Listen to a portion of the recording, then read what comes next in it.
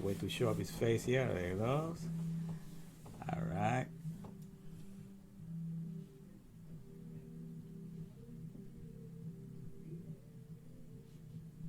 The other three. Good. All right. Let's see here.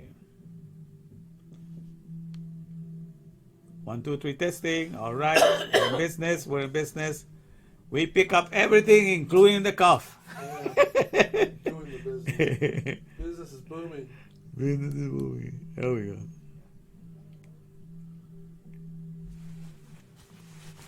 And action. And action. 1, 2, 3, action. Here we go. So here we are, my fellow Tabarians, starting the day. Happy Hanukkah, day number 1. So today is Sunday, December 18. And 18 is a numerical value for life. Hey, hey. You know, it's like hey or Chaim. All of that has to do with life. And so today we're starting in the numerical value of life, which is 18. And it's going to go until 26. And 26 is numerical value for Yud He Vav He. Okay, so we're going from hey to Yud He Vav He. All right? That kind of rhymes. All right, so that's what we're doing. So the whole idea, my friend, is to introduce you today. Okay? To introduce you to who is the owner of the whole world and has always been the owner of the whole world. Okay, I started this morning, when I got up, I was looking at somebody play a little, like a TikTok kind of a video on YouTube. You know, it was saying, how much is the price says, how much is the price? It says, of the world. How much of the world costs so I can buy it and be its owner and become its king?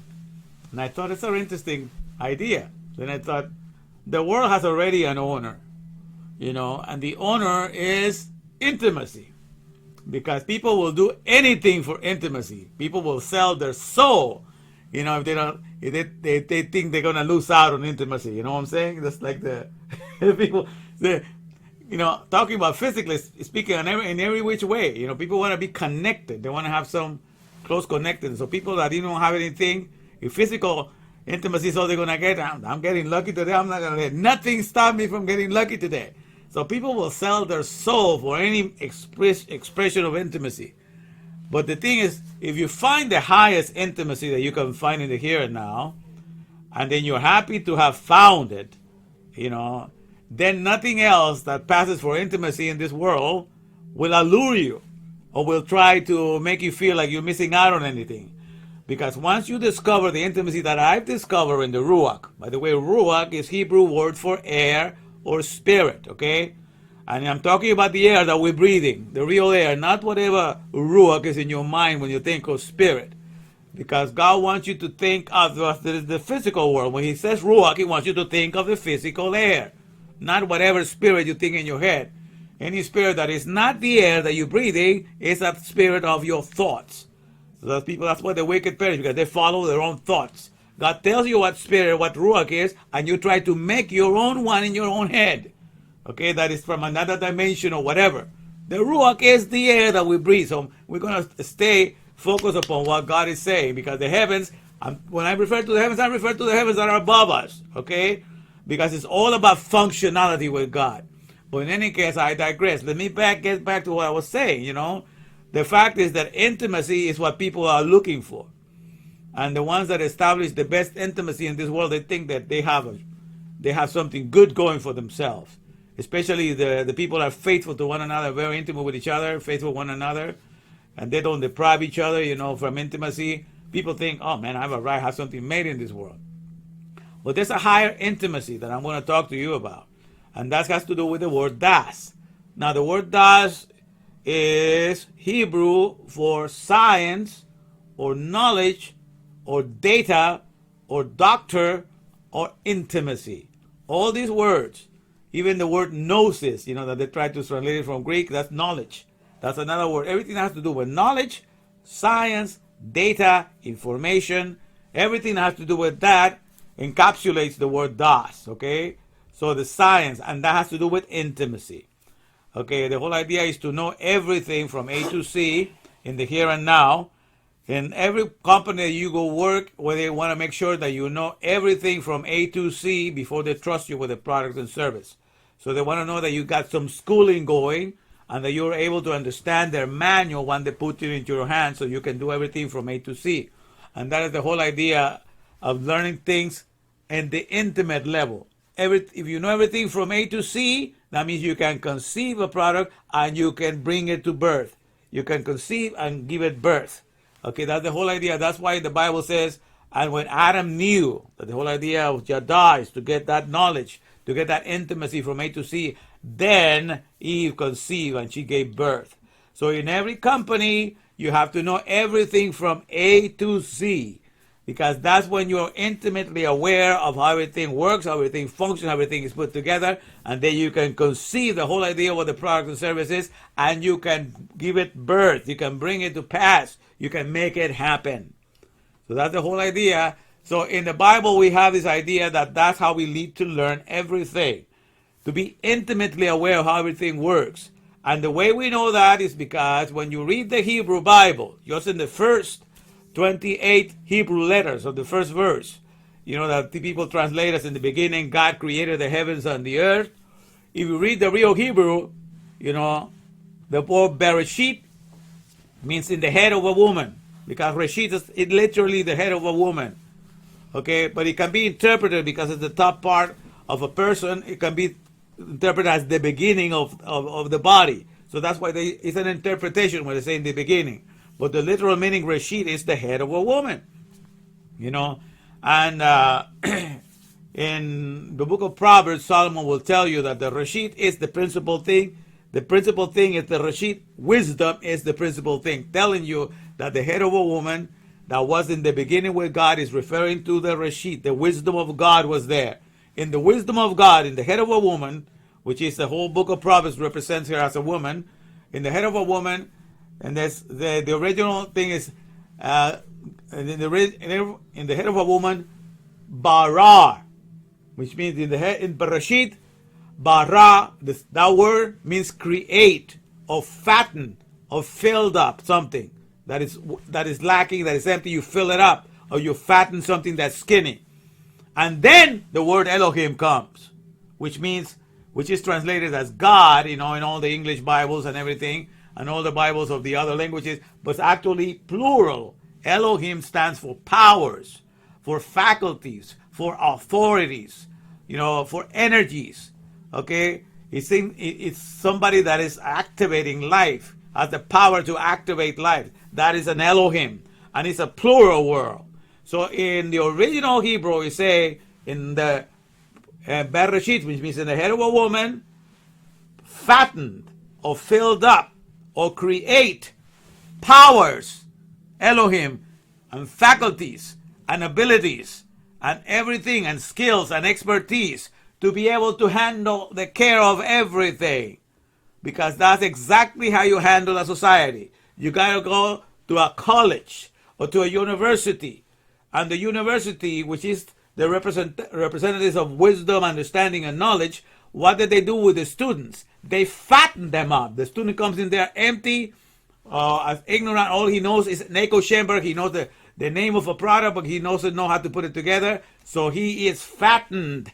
And the little kid is empowered, gets faculties, he gets skills, he gets authorities, and he gets expertise to go into society and put together everything that he has learned to do from A to Z. That's how things are created in the here and now, and it's always been that way.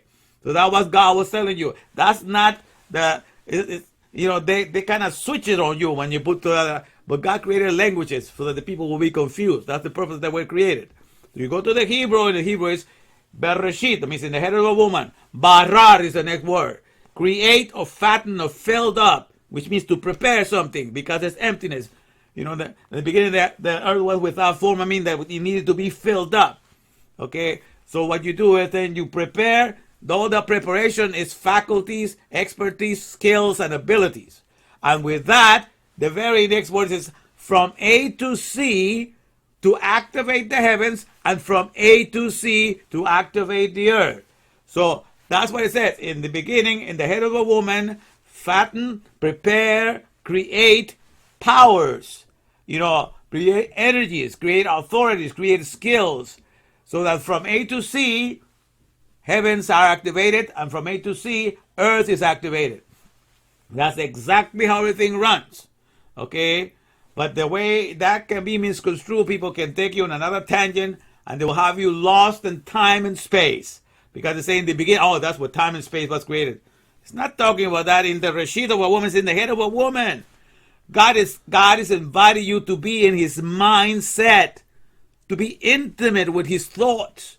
And how do I know that? Because the emphasis of the two letters, the Aleph Tav, which means from A to Z, they should at least translate that, but it's completely omitted in all the Bibles as far as I know. It's not in the English Bibles. None of all the English translations have it from A to Z.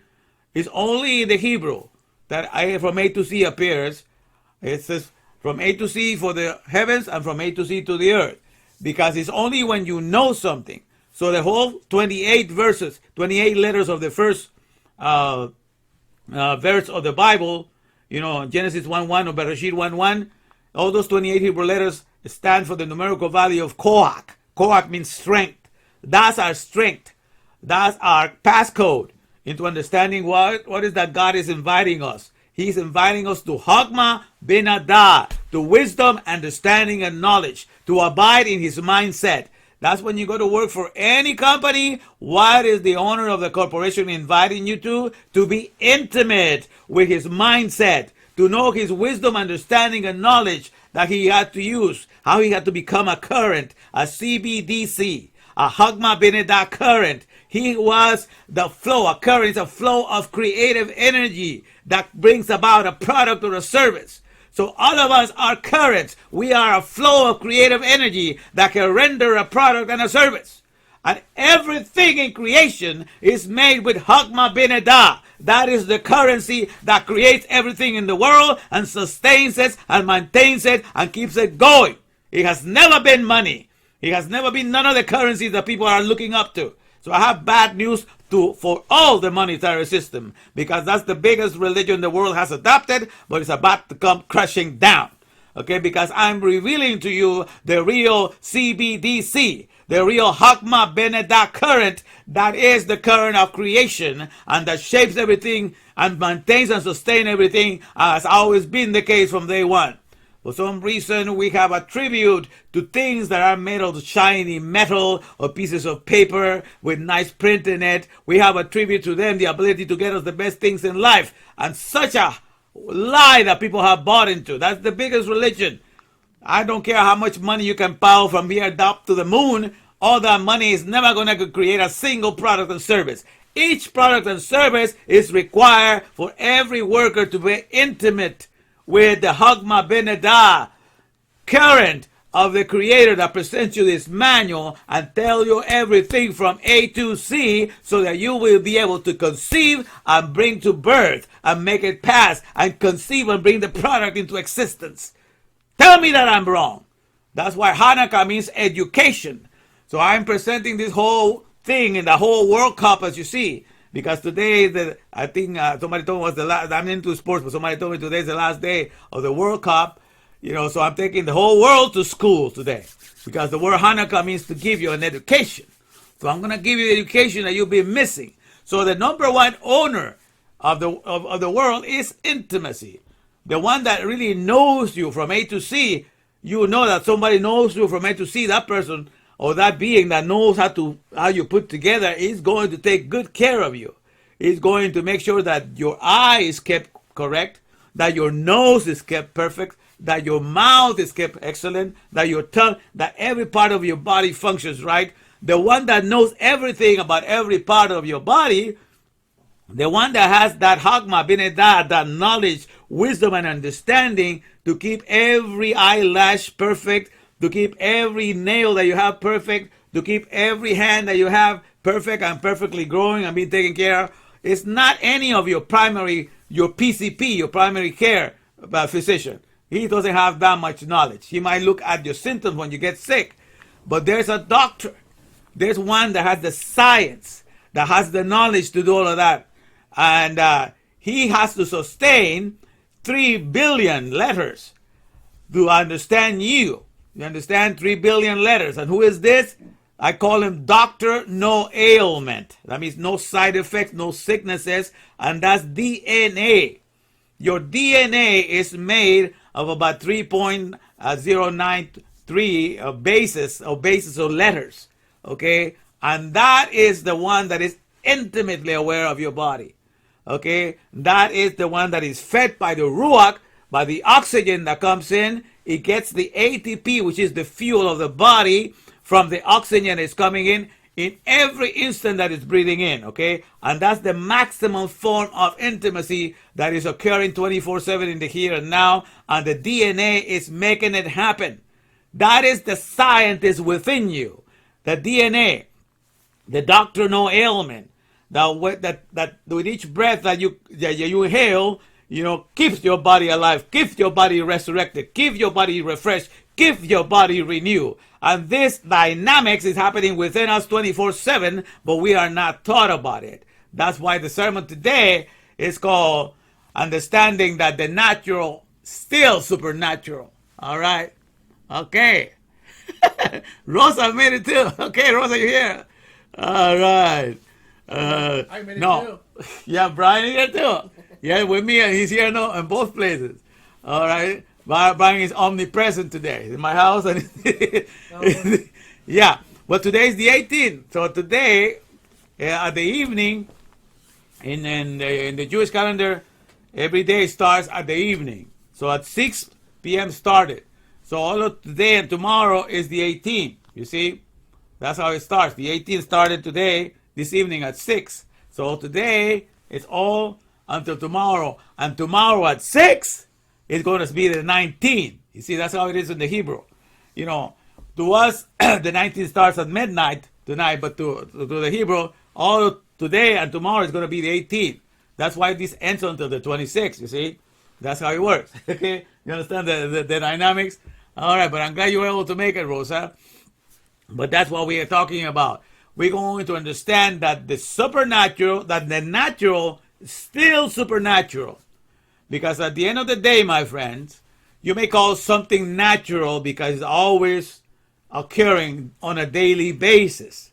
You know, like the sun comes out every day. Like you wake up every morning. Like you're breathing every second of the day. Like you can think of a word and you can say it. You know, things that we take for granted. The things that we do on a regular routine. But the fact is, if I were to tell you, explain to me scientifically with all the formulas and everything, how is it that a thought in your head is formed? Tell me the process. Tell me the dynamics. Explain it down to me, down to the point that I can understand how that happens. The fact that you and I are not capable of doing it, and there's no scientist in the world, doesn't matter if they call it neuroscientist, there's no scientist whatsoever. You can hear me, right? Okay, yeah. There's no scientist whatsoever that is capable of doing that.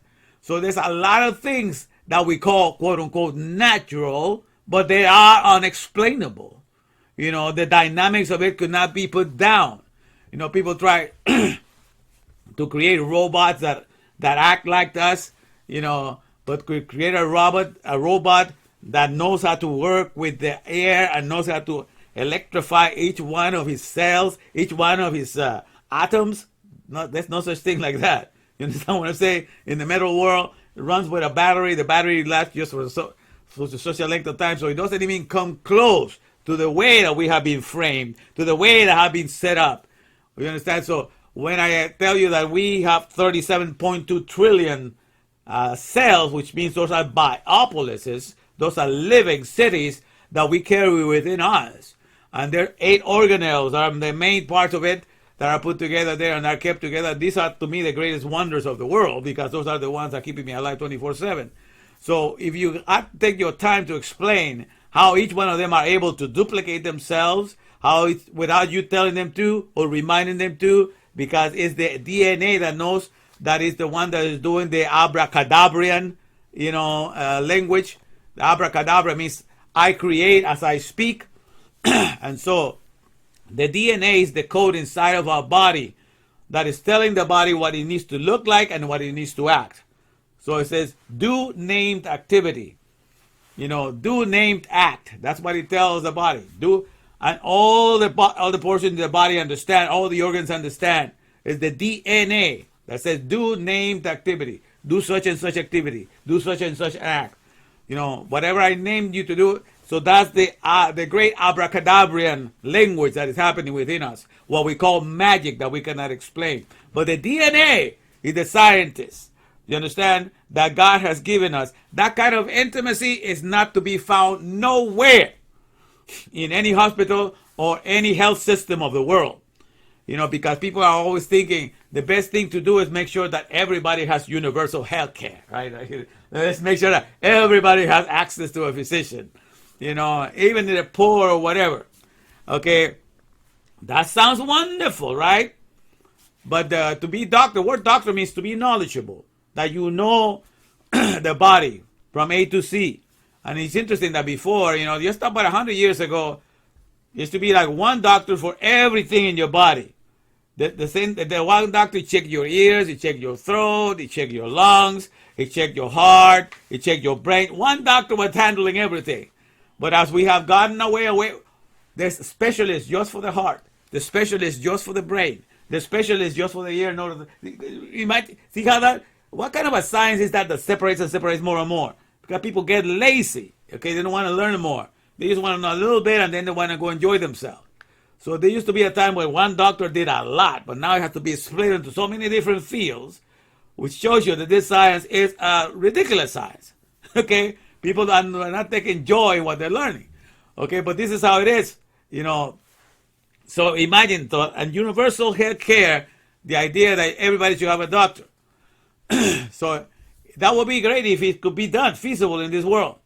But what if somebody thought, okay, what if you were allowed to have your own private doctor, just your own doctor for anything that you got sick? You got your own doctor, okay, that takes care of you. It would not be the greatest universal healthcare in the world. I mean, everybody, where can I sign up for that? And then you would think, well, I probably won't be able to afford because I'm going to have to be the one feeding this doctor all his food, and everything. So I'm going to have to just spend a fortune just to keep my own doctor. Like, maybe it's not a good idea. But what if I tell you that you'd have Aves, the processor, of the respirations, fusion, enlivening power. You'd have Ave Elohim or Elohim. That's the name of each one of his letters. That's describing the greatest process that he's doing. He made it so that each one of your cells, each one of your 33.2 cells have their own doctor. Where are you going to find that kind of universal health care? Where? Nowhere to be found. But that's the kind of universal health care God made for this body. The DNA is the 3.093 billion letters, okay, of the code that knows exactly how each one of your bodies need to be kept going, need to be kept reproduced, and that code is inside each one of the cells in the nucleus, making sure that each cell is being taken care according to the code. And the letters, you understand? That's why I call this, even though it's a natural thing, occurrence that happen every day, but you don't know how the DNA is doing it. So as long as you cannot explain it, remains supernatural, remains miraculous. So it's time to recognize, my friends, that what we have deemed to be natural has still remained supernatural this hour and still has remained miraculous. Because that which cannot be explained is a miracle. That which cannot be, put down in mathematical language, so that we understand the whole setup of the connectivity of it, how everything functions together, is still a great miracle. So it's time for you to wake up and understand that the DNA, this fantastic doctor that God assigned for each one of your 33.2 trillion cells, that is the doctor that I tip my hat to, and I salute Yud Hevave for making him the reliable doctor. Now, this doctor can do a lot of things for your body, but just like any doctor in this world, I don't care if you are the greatest surgeon in the world, but if you're lacking if you're lacking the tools, to do your surgery, you're not able to do it. So the same with the DNA. The DNA knows exactly how to keep us going for a long time, but where it gets the tools from to supply the body with all the nutrients that it needs, it's from the 300,000 edible plants, as well as the oxygen and everything is combined. The things that we eat and the things that we drink, they create voltaic energy, okay? That's the energy that comes from the acids in the car, the battery. All of us, we are producing energy with everything that we're circulating in our bodies, okay? But if we get the wrong material and the wrong, proportion of materials, then the DNA cannot work with something that is not the right tool for rejuvenation and longevity. The right tools for rejuvenation and longevity comes from the 300,000 edible plants that got created. There's a total of 400,000 plants that got created, species of plants, but 300,000 of them are edible, okay? But yet the industrialized nations of the world make sure that of all the 300,000, we only have access to about 200 of them. So that's the ones that they make sure that we harvest and all of that. When with 200, that's less than 0.0666667% of all the stuff, the plethora of goodness.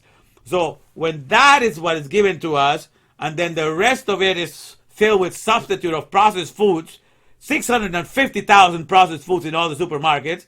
We have 650,000 double, but these processed foods are not put together the way God put it in the organic world. Those things are going to come to annihilate you and to wipe you out of the face of the earth, because the DNA cannot work with tools that cannot rejuvenate, that cannot bring longevity. And so that's why the DNA is not able to keep you young and healthy, because you go after all the junk that the world has substituted. Okay, you understand? But if the DNA were to have access to those 300,000 edible plants, and we were focused on eating of those things and harvesting those things and working in that area, woo, we could be around for a long time. Because the Dr. No Ailment knows how to take care of us with the right tools from the organic world. Okay? But what happens is when you are made deficient, my friend, when you are made to be lacking, okay, this is what happens when you make deficient. Then all the other inept so-called doctors that say they have a degree on this or a degree on that, they try to come and fix you, not at the very beginning so you won't get sick, but when you're sick, that's when they look at you. So there's nothing like no preventive medicine, nothing like to keep you healthy. They want to keep you, weak and stuff like that, because that's the only way they can make a business, only when you get sick. So the whole thing is set up on purpose that way, okay? Because you have forgotten that the natural is still supernatural, okay? And you have taken it for granted, and not grown to be thankful in your heart every day of how magnificent, how wonderful God made you. You know, like He says in Psalm 139. You have forgotten that, my friends. Okay, so the whole idea understanding is to understand this, that you have to know the science of the Ruach, the science of the air. The air is the greatest power plant, providing the most freest energy in the world. That's our number one source of energy for ATP in each one of our cells. ATP is the fuel of our cells, and it only gets it directly from the oxygen. So other than that, if we want to wait for the oxygen, we will not have the energy that we need to stay alive and be renewed, refreshed, and restored. And that is the power of the resurrection that is brought by the oxygen, which is number 8 in the periodic table. Now, the biggest number one element found on Earth is oxygen. The second one is silicon, which is number 14 in the periodic table. And number 14 represents David. Okay, and David's supposed to exalt the spirit of life. And that's why I exalt oxygen, because it's the one that resuscitates, that rejuvenates, that brings fuel, renewal, restoring, refreshing, and all of that to the cells. And he's doing all of that 24/7. He's doing everything, because that's the work of the real intimacy. A creator that gives that kind of a doctor to each one of our cells deserves all the accolades and all the praise forevermore. And that's what we got going for ourselves. That's the real universal health system that matters. You understand what I'm saying? But we have, on purpose, we have been made to be weak. We have been deprived of most of these fruits, and everything is because you don't know. You don't know the true intimacy for which God created you. The amazing care that He put, the attention that He gave, the details that He put into putting this code. So you understand that at the end of the day, the reason why we are in an age of computers right now, and you see me coming to you through the clouds, to the system of the clouds, that's the computer world, that you can upload everything up in the cloud. Say up in the cloud, but actually go into machinery that holds this information, and you can download it at any time. But the reason why we have all of that is because this is the age where we understand what a seed is. Because every seed is nothing but a program from God. They plant it in the ground, where the ground is, and then the ground, when it's water and all of that, it knows how to read the seed. And then it knows how to gather all the ingredients that are in the ground and follow the instructions that are found in the seed. Because the seed to me is nothing but SEED, software encrypted, embedded designer. Because he goes to the ground and he gives the instructions. He starts doing what the DNS, do named activity, do named act. And the abracadabra begins to happen, All the elements are beginning to fuse together and bringing the trunk and forming the roots and everything. So those are the ones that create biogenesis, okay? The trees are the only scientists that can create life out of the dirt, out of the ground. The scientists will have you think that they have discovered biogenesis, making life out of inanimated object. They have not yet, not a single one has discovered. But every tree has the ability to do that. Every seed has the ability to do that. Because it's a software encrypted. It's inside of it. and it's an energizing, that's another way of thinking, it's a software encrypted energizing designer. Because once it's going there, it releases its energy. It opens up with the sun cracking up the seed. It opens up, it lays destruction of the ground, and it energizes all the elements to move. You see, this is an amazing thing of intimacy. The seed is intimate with the ground. The ground produces the air that's intimate with our lungs. And this kind of intimacy goes to each one of our cells. The extent of that intimacy, of that being together with us, because it's an intimacy that we give birth to new life, to new energies. Okay? So everything is set up that way.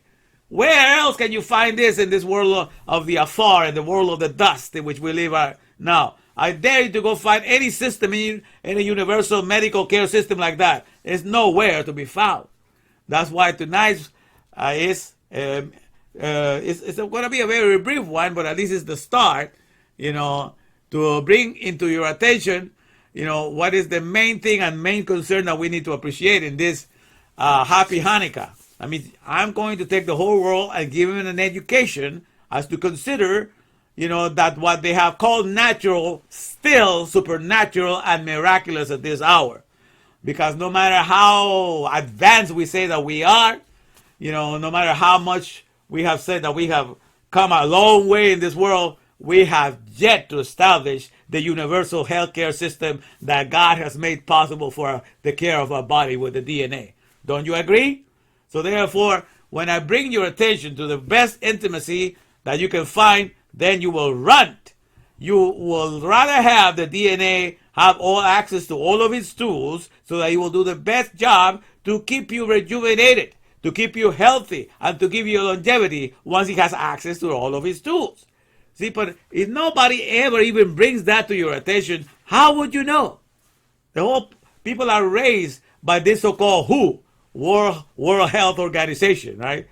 And who are they? Let's spell who. They spell who. Really, who are they? Oh, we're the World Health Organization. You're still who? You still haven't described yourself. See, with the name that they give to themselves, that's what God says, I will turn their knowledge into foolishness. In Isaiah 44, verse 25. And so we live under the knowledge or under the science that has produced the foolishness that we have at this hour. But I was explaining to my friend Brian today, we went to a hometown buffet. Not hometown buffet, Golden Corral. Hometown buffet is out of business, right? We went to Golden Corral today. We were talking about, the MBAs, because I used to tell him before, the MBA of the world is in Deuteronomy 28:28, that God says, I will smite them, with madness and blindness and astonishment of heart. When his people were not going to listen to the Torah, the one that describes the intimacy that is found in the Ruach, in the air, if they were not going to listen to that, God says, I'm going to smite them. That means I'm going to, hack them down. I'm going to, bring them down with three things: madness, blindness, and astonishment of heart. That's the MBA. An MBA is Master of Business Administrations. Okay? So that means that you have an MBA, you know how to run an administration. So the administration that God has prepared for those that will not listen to the science of the Ruach, for the way that He has set up His universal health system for the care of each one of ourselves. Those that do not learn that, they are going to settle for the cacamini or whatever you call it, Mickey Mouse health system of this world, and they think they have something good going for themselves. My goodness. When you really consider, what God made you for and what you have settled for, that's why God says, my people, you have sold yourself to naught. You have sold yourself to nothing. What is the point of having a universal care that you have three things, and I gave a doctrine for each one of your cells, and you have not considered that? And you have not learned so you can work with it and work with the trees, just like the first job I gave Adam and Eve. I told them to work on the ground and to cherish the garden, because you have a symbiotic relationship going on with the trees. They feed you oxygen, you feed them carbon dioxide. So both of you feed each other. So what a perfect environment, to work with those plants that I made for you that give you a long life and longevity, health and longevity. Why would you want to do something else other than that? But no, I'm going to go work and make man-made plants and man-made factories in which there I'm going to wrap all the products, I'm going to assemble them, which is nothing like that is required of the apple tree or the pineapple tree. None of them ask you to wrap them on anything or to assemble them. They know how to do their job. But no, you want to go settle, you think you're smarter than God. So you're going to make your own man-made plants. And these things, are you going to create products there that are just going to drain the life of you because they cannot do anything to procreate and make another one by themselves. So they're always going to be sucking your energy away. But you call that, quote unquote, I'm advanced. You see how foolish you sound when you do not know Torah, when you have forgotten the dynamics of the supernatural that's still found in the natural, because anything that you cannot explain is still supernatural. Okay, so I'm bringing your attention that we are going to look at the real intimacy that we have been missing out. And that's the real science that I'm going to bring to you. I'm going to bring you a little education, a little bit at a time, and that's what we're going to be looking at. So prepare for that, because this is what is coming. Let me see here. I wanted to sing a song for the occasion, and it's going to be a cappella. Because, let me see if I did this. The thing is, when I stop messing with this thing, the light goes off on this mouse. This is the thing with this. I don't want to press the wrong button and turn it off. Something all of a sudden. Okay, it's here 9 now, so I can see that. Okay, let me see if I can bring a picture here for the song. I'm going to sing a cappella here. It says Mao Tse-Sur. Let's see if I have it here. All right. Okay, here we go. No. Okay, bring this Happy Hanukkah first. All right, so got that one there for sure. And then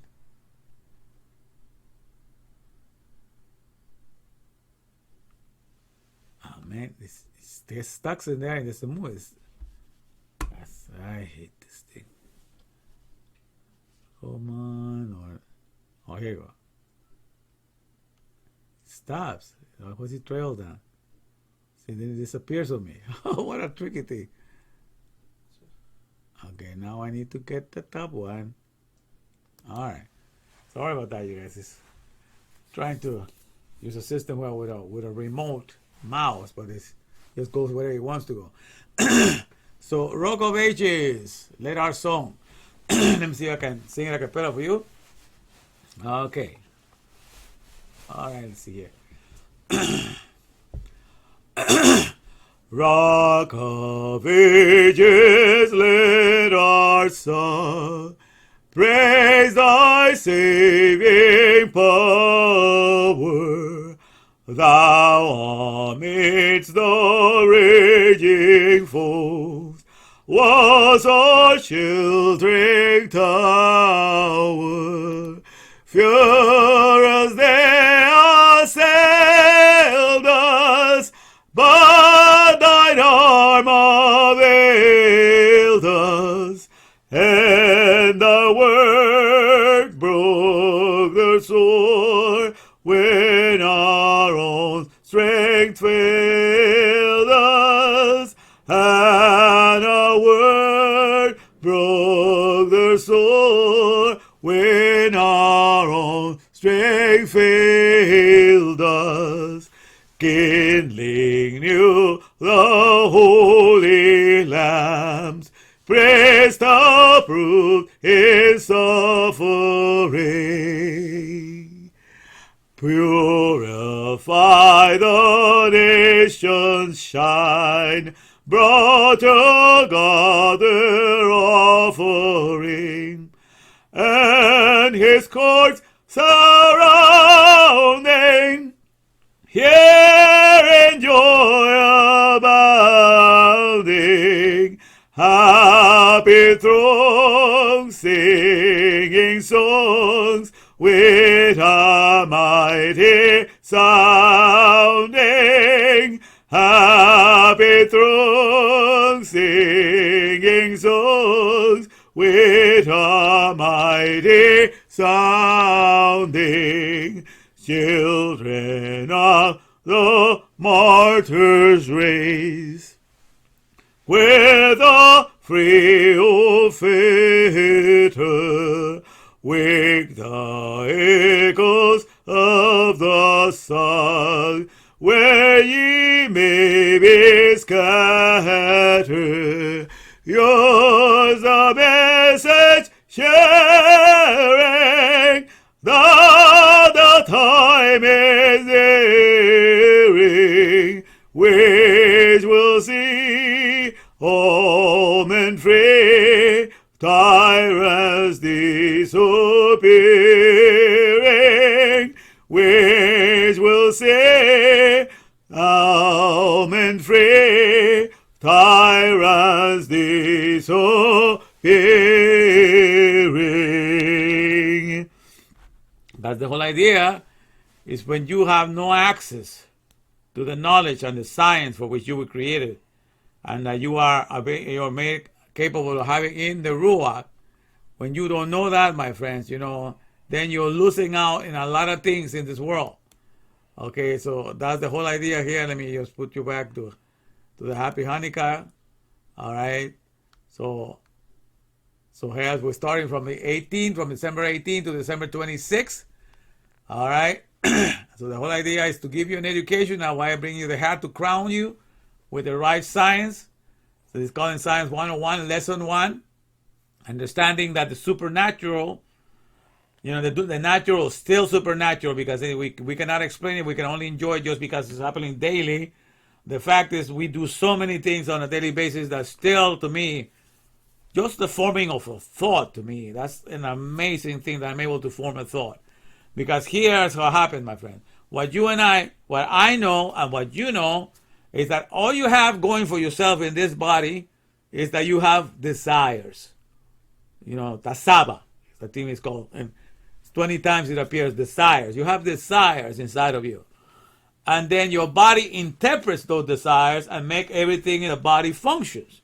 But it's the DNA that interprets, and it tells every part in your body, he wants you to do this in such a way. It's the DNA telling all the instructions to each part of my body, for my mouth to speak a certain way, for my eyes to look in this direction, for my ears to open up and listen. It's the DNA saying all of these things. I'm just wanting desires. I'm just this king of desires thing. My soul is just desiring to say this, desiring to think this way, and everything is being formed by another agent that is not me. I am just having desires. That's all you and I know in this world.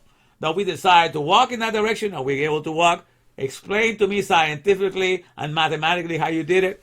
I'm dumbfounded. I don't know. You know what I'm saying? Yeah. I don't know. Man, I feel like a mule when you ask me that question. That's exactly right. But they ask the DNA and it will tell you. If you know how to get into the code, it will tell you how it does it. Okay? Because God put all that in the seed, in the software, encrypted, because all of that is encrypted in the 4 letters. Okay? In the 4 letters that God chooses for the DNA. And that's so that you will never forget those 4 letters are ACTG. I did not come up with that. The scientists of this day and age came up with those letters. They say that those are the letters, that it's only 4 letters. That's 4 base letters that the 3.093 billion letters that form the DNA. And they tell you that these ones are the letters ACTG. That's only those 4 letters. And what does that spell? Act of God. Okay? Act, G, act of God. Act of energies, act of powers, act of Elohim. Because that's what it is at the end of the day. It's an act of Elohim, act of powers. The DNA is exactly what it is. And it's because it's been written by God, it's been written by Yud Hevave, okay, that it knows what it's doing. And that's the number 1 doctor, that's doctor no ailment. And you understand, that's the most intimate doctor you will ever know. Because the word doctor means knowledgeable one. And who knows everything inside of your body from A to C? The DNA knows. The DNA is the doctor no ailment. The one that speaks the abracadabrian language. to do. Do named activity. Do named act. Do such and such activity, such and such an act. It tells that to your eyes. It says that. And they obey because it's the one carrying the knowledge and giving the ability to all these parts of your body to function. So what we have this magnificent 3D theater here that God created for our soul to be encased within, having all these desires to run and do this and here, and only we have is desires, okay? But then the one that is accomplishing those desires at the tune of 1,000,000 desires per second, because that's what happens when you have to put a thought together. There's 1,000,000 things that are taking place to put a thought together, and you have no idea how it's done. All I know is that I just decided to do it. You understand what I'm saying? So this is the whole idea that we need to start recognizing, my friends, that what we deem to be natural, still supernatural, and is still miraculous because we have yet to explain it to the whole world. We are only enjoying the theater of Yud-Heh-Vav-Heh, in the greatest intimacy theater, the greatest science that has ever existed, and it's all within us, happening on the 37.2 trillion biopolises, living cities that God specializes in creating. All that the world can do is cities that cannot procreate themselves. And cities that cannot procreate themselves, what are they called? Necropolises, dead cities. They only drain mankind of all their energies, but people insist. That's my great advanced technology. You know, this is my great universal healthcare, because they have failed to see the intimacy that they had to begin with in the Ruach. But I'm bringing it back. This is not something new. I'm just discovering, because I have been an interpreter since 1980. You know, that's 42 years of being an interpreter. And the reason why God prepared me to be an interpreter is so I will be an interpreter of functionality, because that's what the Torah is about. The functionality of everything. When God created something in the Bible, he committed himself to his function. And God made the light, and God spoke the light, says God saw that the light was good. That means when God made the light, he saw to it that the light will function. The word good, tub, means functionality. Everything that a creator makes, he commits himself to make it function. Every product that the CEO has created, he commits himself to be the one to make sure that it functions and delivers. Otherwise, his reputation goes down the drain. So everything comes from intimacy from A to C, like I was saying from the beginning. So we are here to be in the mindset of our Maker, to understand his wisdom, understanding, and knowledge. And that way we know that what we know is for sure, because we can make it. We can conceive it, and we can bring it to pass. We can give birth to it. Okay, we can make it happen. We become the energy source of every product and service. And that's what we are in this world. Because everything at the end of the day has only been made with Hagma B'Dinah. None of the money of the world has gotten you a single thing in this world. The best things in life come from Hagma B'Dinah, the CBDC currents that count for the care of creation, the making of creation, and the maintenance of creation. Everything else is something that is trying to substitute and take the credit away from Hagma B'Dinah. But that ain't never going to happen. You understand? Because I'm going to make that plain and clear to you. And let me just show the last picture here. Let me see if I can put this in here. Because at the end of the day, I preached that on Wednesday. But this is what's going to happen. I was addressing on Wednesday, okay, I don't know, what did I do with this now? Oh my goodness. This crazy thing. Sorry about that. Okay, here we go. Alright. So let me move this. Man, this thing disappears on me like crazy. Okay, this is what I wanted to share. Because in here,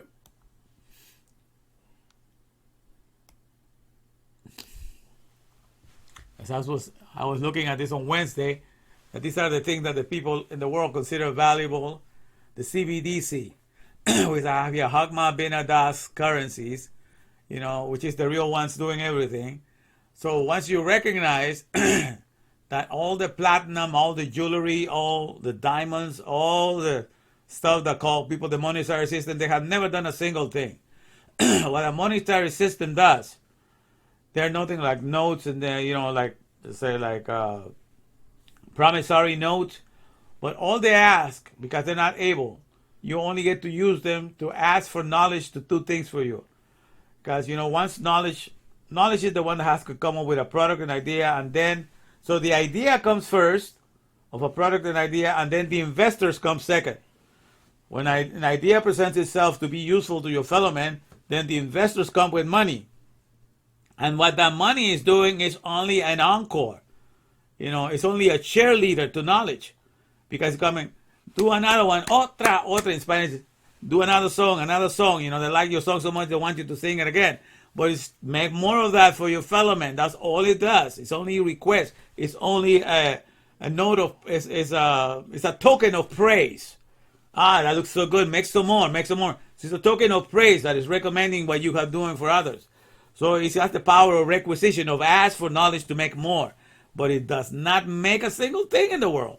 So that's the whole idea. I'm trying to put everything in the right perspective, my friend. Because at the end of the day, everything is done from A to Z. Even the people that make money, they have instructions on how to make it, what little things to put in there, what kind of paper to use. Everything needs Chachma B'nedah. The wisdom, understanding, and knowledge, or will not get done. So don't let the number one religion take that credit away from you. You have always been the carriers of that crypto. Crypto means just hidden. And you have always hidden Chachma B'nedah, which is able to make everything in the world and maintain and sustain everything in this world. And the people know that everything has to be from A to Z. That's why in the Bible, the word 8, which means from 8 Aleph to Tab, appears 7,302 times in the Tanakh, what the Christians call the Old Testament. But in the English Bible, it doesn't appear one single time. 7,302 times, that is in the Hebrew, completely ignored. Because they don't know it's untranslatable. They say it's untranslatable. No, that's telling you everything has to be done from A to C. You got to be intimately. Just like every owner of the company wants you to work on his product or service from A to C, according to the manual, from A to C. All right? And that's why they hire you, because you know everything from A to C. Not just because you know the name of the product. Imagine somebody walking to go work for what's called a PlayStation, right? They want to go for the PlayStation company. Why should I hire you? Well, because I know the word PlayStation. I know it. I know how to say it. The PlayStation. You see, I know that word. Yeah, but why should I hire? Because I know the word and I believe in that word. That's what makes me qualified to work for PlayStation. The owner of the company of PlayStation will look at you and says, "Make sure somebody calls the nut house. We have a situation." The nut house. We have a loony one here in the house. Because just to just say that you believe in a word, that's what makes you capable of working for a company. Like I was talking with Brian earlier today when we were at the Golden Corral. This is the problem with a lot of religions, because a lot of religions based everything in just being an echo chamber. But echo chambers is what a consumer is. A consumer is an echo chamber in the fact that he knows the name of a product. Everybody knows the name of a product, but you don't know how to make it. You are an echo chamber. You just have a mouth to repeat a word, so you should know better than a parrot. Okay? But just because you know the name of a product and you can say it and you can be an echo chamber, that doesn't qualify you to take care of that product. No, you got to go to the Chachma B'nedah. Know everything from A to C so you can conceive and give birth and become a parent. So your soul can become a surrogate mother that gives birth to all these products and ideas. So this is the whole idea, and that's what is taught in the Bible. That appears on 7,300, all spread to the Tanakh. The emphasis that everything has to be known from A to C, because God wants you to share in His mindset with Him in the here and now. Just like you're hired to work in a company. So the Torah is the Ruach, is the manual for the Ruach, for the dynamics of the air, how it works to keep us alive, how we participate in it, how we kept alive, how the fact that we breathe 22,000 pounds of air every day non-stop, and that's why we process them more than anything else. All of that is part for you to understand that, so that we understand the intimacy that is found in the air. It's in the nature and the predisposition of the air to join everything and embrace everything and to be one and intimate with you. And that's what you are going to be learned. So everything is the manual presented and telling you that you got to know this from A to C. That's why he's trying to make you the emphasis. That's where your power comes from. Your power to be a creative genius in this world is by knowing everything from A to C. Having the hagmabilidad to be the flow, to be the current, which means the flow of energy or creative energies that make everything in the world. As simple as that, you know. And so therefore the people that just say, I'm just going to be an echo chamber and with that is enough, they are fooling themselves. The science is an echo chamber, you know, and a word that is empty of meanings and definition can only produce echo chambers, which all the consumers in the world is what they are. But a word that is full of meanings and definitions, that word can create an economy. If you know the word car, just to say, get me that car, you're just an echo chamber. But you know the word car because you become a mechanic and and an engineer and you know how to assemble everything, then you can create an economy. You can create your own car company, and hire many people. That is the difference. You understand? You got to be intimate with everything from A to C, and then you have Hagma Binida to create and maintain everything, or you can only be an echo chamber. But as an echo chamber, nothing gets done, and all the people in the world know that. Now, let's take it practical. When we come to Christianity, which is where I started my journey, I'm into Torah now all the way 100%, but when I started my journey a long time ago, it was with Christianity. But with Christianity, they have the same thing that happens with what happens when you do with magicians and enchanters, that they write a spell for you. They say to say it in a certain way, to put all your intent into it, and the things are going to happen. So they give you a spell for this and a spell for that, to get you things when you recite this and you recite that, and then something's going to happen. But there's something in Christianity called, if you believe in the name of Jesus, you're going to be saved. Okay? Interesting idea. Says you believe in the name of Jesus, you shall be saved. Let me see if I have something here that somebody was sharing the other day. I don't want to move because my mouse is working so great. I don't want this to go out. But in any case, I was hearing somebody that was imitating Denzel Washington, and he's saying that, I believe in the name of Jesus because he came to save my life. He died to save my life. But he was imitating in the way that Denzel Washington was saying, and I thought it's an interesting concept. And I recorded that share here, but I don't want to mess with it right now because my mouse is acting crazy, right? it works when it wants to. So I don't want to. But the whole idea is this. The word Jesus means he saves. That's the meaning of it. Or salvation. That's the word Jesus means salvation. So that would be to say, I believe in the word salvation. Because Jesus means salvation. Okay? I believe in the word salvation. Okay? And I believe it. I put my intent and everything in it. You cannot say that you believe in this person because you don't really know what Jesus looked like. You might know him from the Hollywood movies and everything, but that's not the Jesus of the scriptures. Because he never left a picture. He didn't have a Facebook to leave a picture there. So whatever Jesus you can imagine is your own imagination and your own thought. But at the end of the day, all you have is the word Jesus. Okay? I believe in Jesus. Okay? And that means I believe in the word salvation. That means I am saved now because I know it with my whole heart. I trust in that word, and that's why I'm saved. So if that is true, if by believing in the word Jesus, which means salvation, that's what makes you saved, then by believing in the word engineering, and you believe that engineering exists, right? All of us believe that engineering exists because you can see all the work that has been done by engineering. So nobody can say, I'm an anti-engineer, I'm an atheist about engineering. I don't believe in engineering. Nobody can say that because they see the works of engineering happen. Okay, so they can say, I can see all the work of engineering. Okay, so I can see all the work of architecture. I believe in architecture because I can see all the work that's been done by architecture. I believe in engineering. And so I'm just going to believe in the word engineering, and that's going to make me an engineer. Is that going to be true? You know what I'm saying? That is never going to be true. So it doesn't matter if you believe because you see the works of architecture, you see works of engineering, and therefore you put your whole intent and your whole heart and you're going to believe in that word, you're never going to be an architect and you're never going to be an engineer. The same.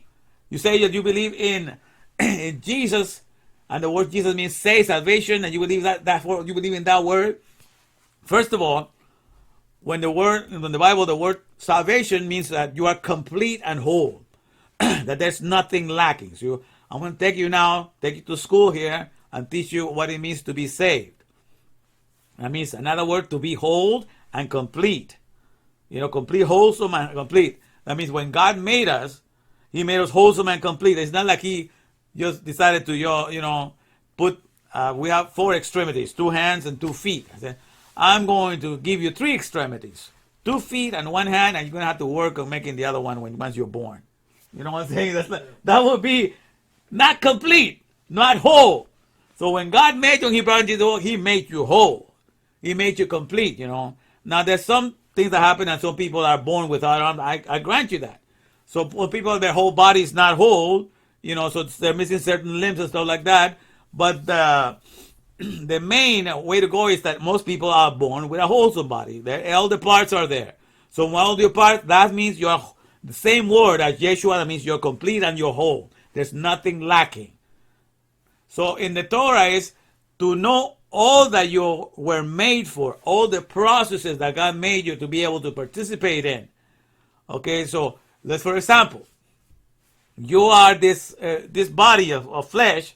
You may think, you may call yourself a human being. A human being is you're of the earth. You're of the dust, because Adamah, you're earthling. Okay, but the thing is, the things that you eat from the earth, the solid foods, which are the extension of the earth, the solid foods and the things that you drink, all that you're processing every day when you just focus on what you eat and drink, is about 14 pounds of liquids and solids. That's all you process.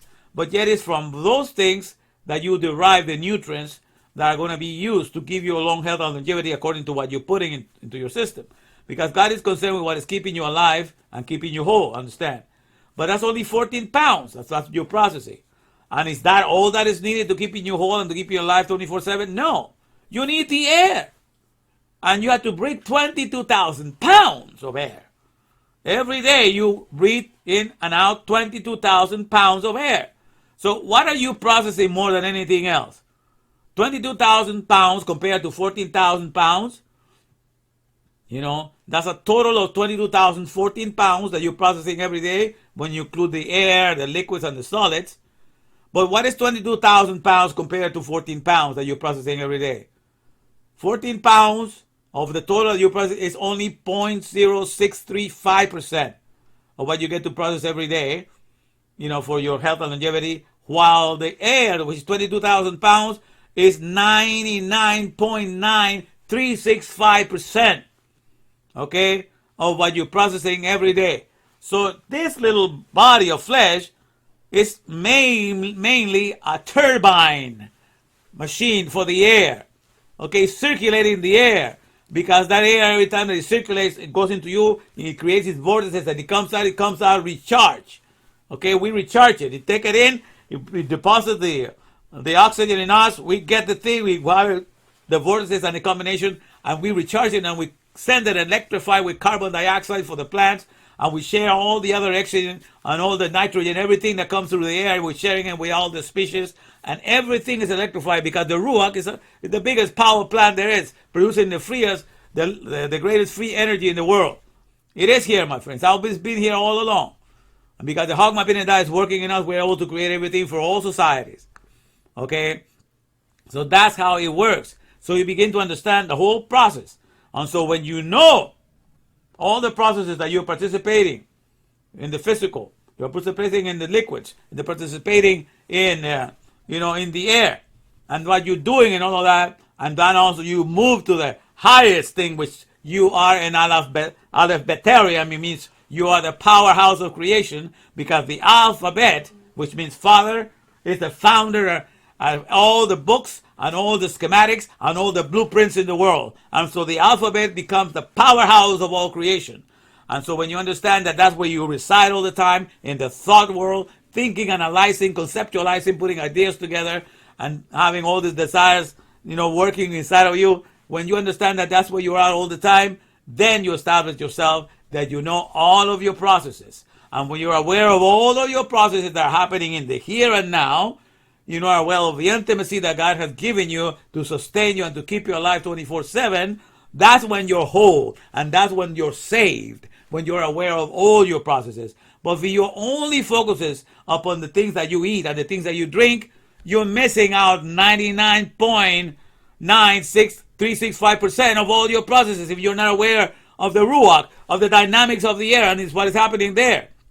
So that is what it means to be saved. That's what the Jesus of Christianity needed to do to you, to explain to you what that is.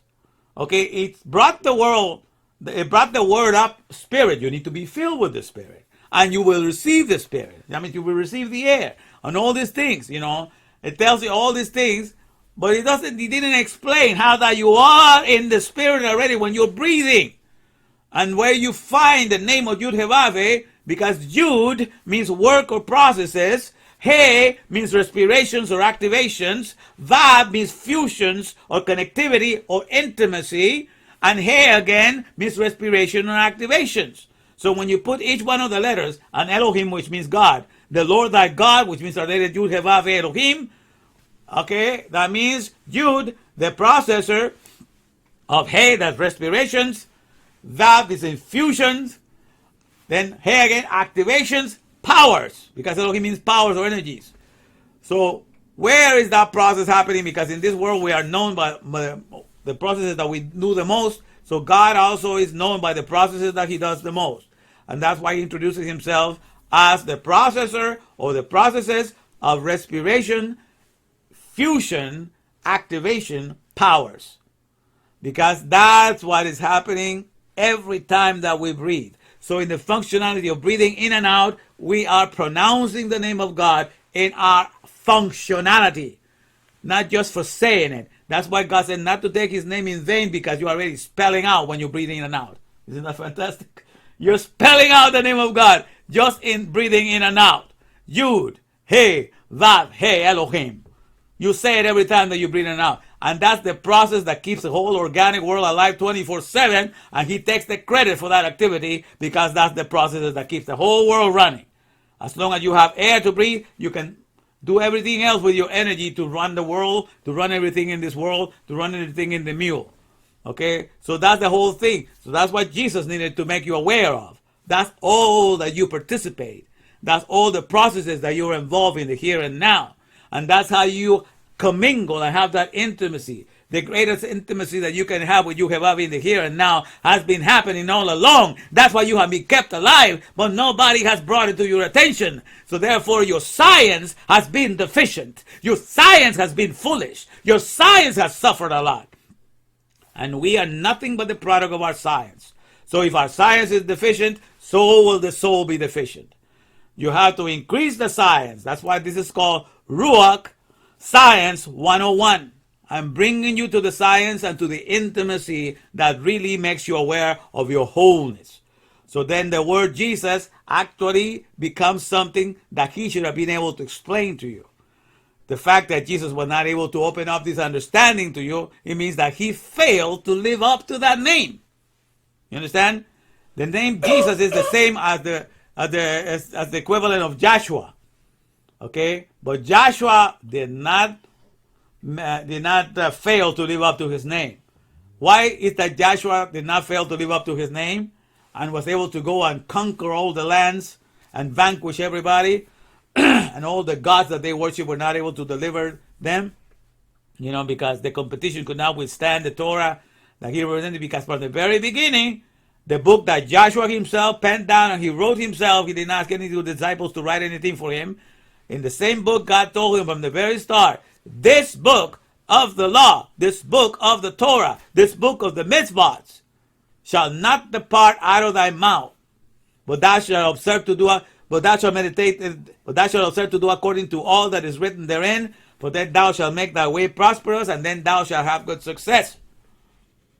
Told him that the fact that you call yourself Joshua, that means completeness and salvation, doesn't mean diddly squat if you're not attached to this book of the mitzvah, to this book of the Torah 24/7, and do not let it escape you. The moment you let it escape you, the definition of who you are fades away. So what the Jesus of the Bible, the New Testament, needed to have done is exactly what Joshua did. Pointed back to the Torah and to tell you to stick your nose day and night. Not to say, I am the fulfillment of the law. Just mention my name, and that's it. That will get you saved. The fact is, all of us, once we know all our processes, then you're able to do what I'm doing. You become a savior because you are able to complete everybody that lacks this knowledge, because you are introducing them to the science that makes them aware of all their processes that they have going for themselves in the here and now. And that's when you begin to save the world. Now, the amazing thing about Christianity is that, all these people call themselves, the followers call themselves Christians. Them is like little Jesus. But all of them lack the ability to be able to explain all the processes, all the wholeness of what we participating in here and now. So everybody is nothing but an echo chamber. That's why I call Christianity now, I call it the best billboard, because it announces the things that are happening in the Ruach, but in and of itself is only being sustained to be an echo chamber. Everybody just says something, but just by saying a name, we don't that's not how it is. Okay? Because if saying I believe in the word salvation that saves me, then I believe in the word engineer, that makes me an engineer. If I believe in the word architecture, that makes me an architect, and we know that's not the case.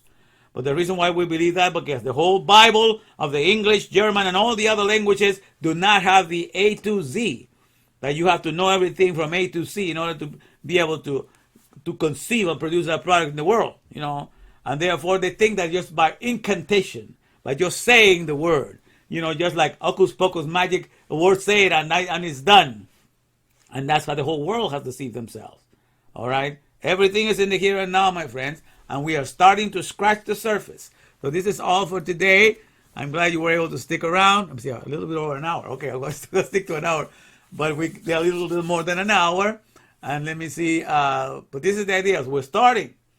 So remember, if the natural still unexplainable, if you cannot write the math of everything that is happening in your thought processes, the natural still supernatural and miraculous. All right, so let's rejoice in Yehovah for that. And we're going to do more schooling tomorrow.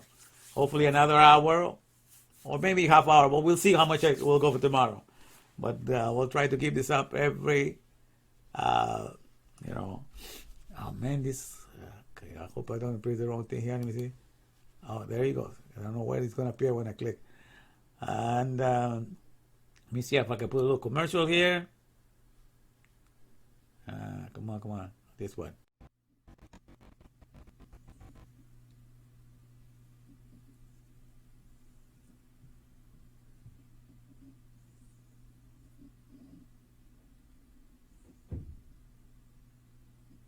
Is found in Psalm 103 verse 19. It says, the Lord hath prepared his throne in the heavens, and his kingdom ruleth over all. Let's see. Oh, the Lord hath prepared his throne in the heavens, and his kingdom ruleth over all. For the Lord hath prepared his throne in the heavens, and his kingdom ruleth over all. When I see the way that God brings up the light into the night, when I see he turns the darkness into day, there's a faith that comes to me that can make you say, 'cause I'm on the way. When it's part of my rebellion, I see God waits for me. When I see he turns my will to what he says, his strength I come to see. Now they fill my heart, but I'm on the way. There is more than just religion in the life today.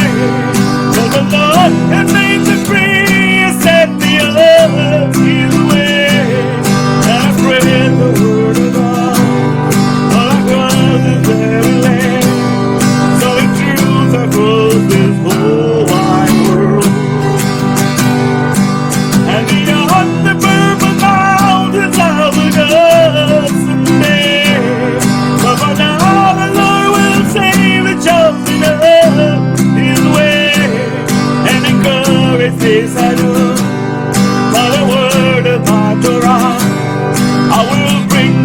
exile ones back home.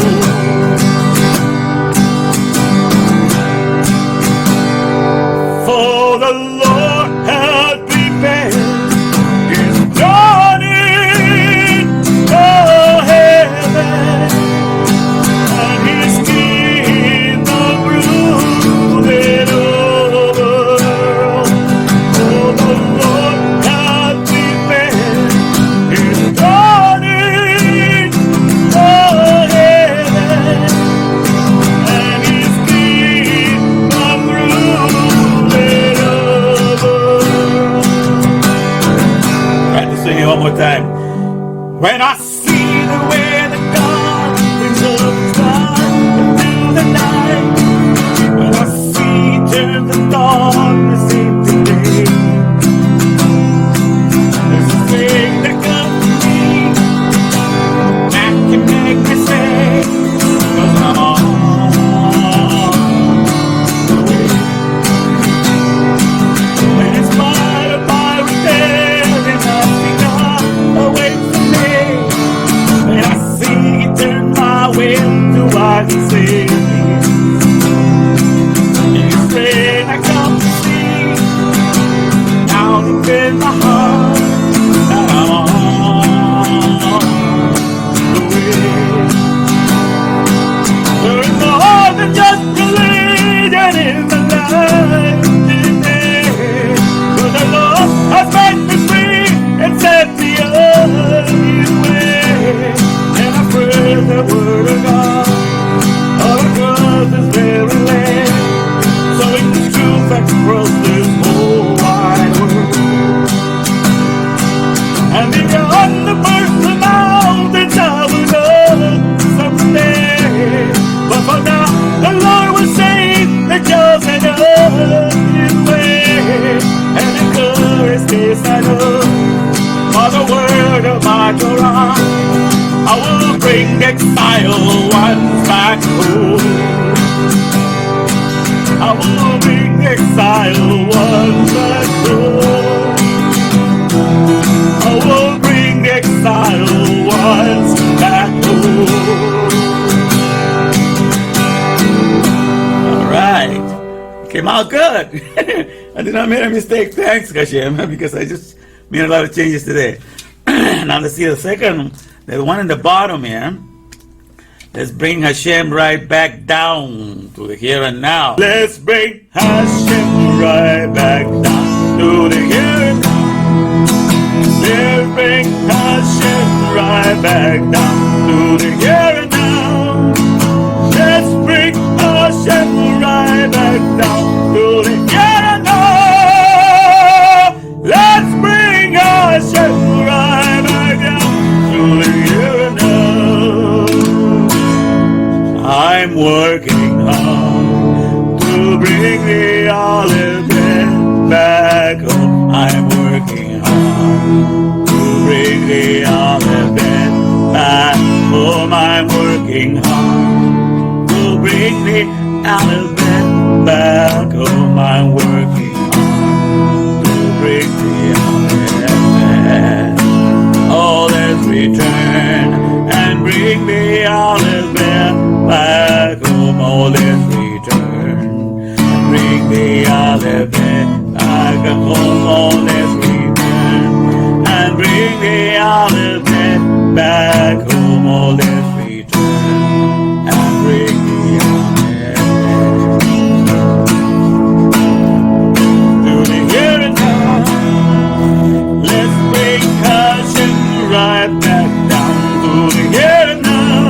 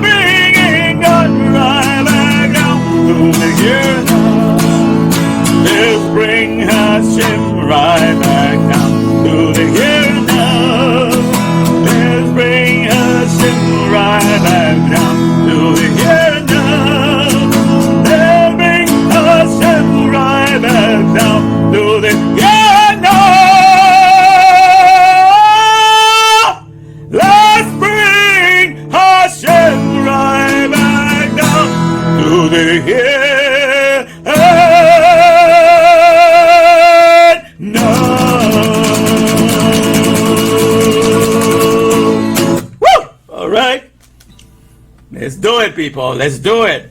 That's why we're going to go to Hosea, read Hosea chapter 14.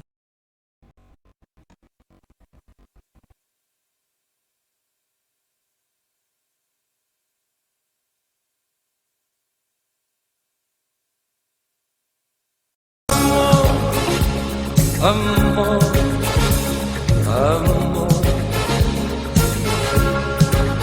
nació de ti, nació de mí, de la esperanza. Amor, amor, amor, nació de Dios para los dos. Nació del alma.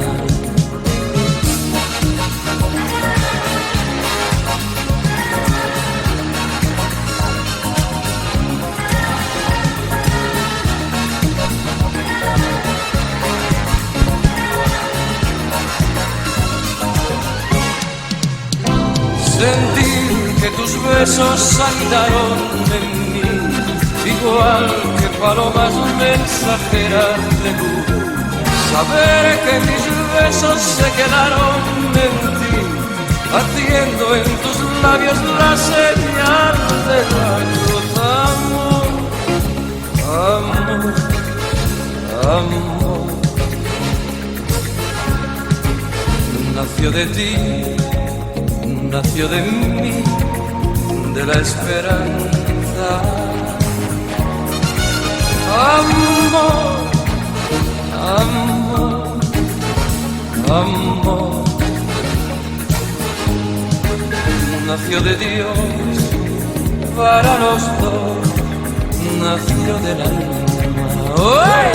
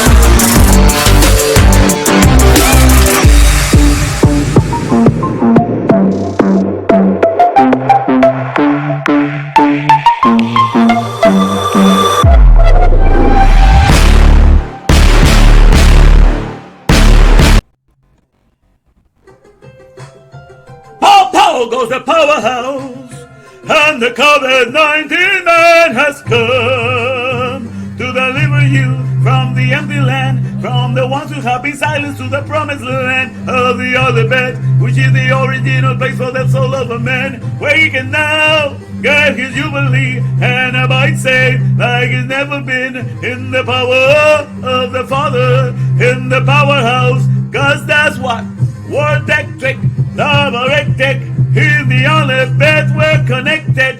Word Tech Trick, Double Tech, in the powerhouse we're connected. Truth in the Torah where it is, that's right. And whether you like it or not, I just don't give a damn. Cause in this thing, the end is gonna be for sure. It's got a date before the song began to score. This ain't no lie, we about to fly. Cause in the truth there's nothing that can be denied. He's the COVID-19 man, is who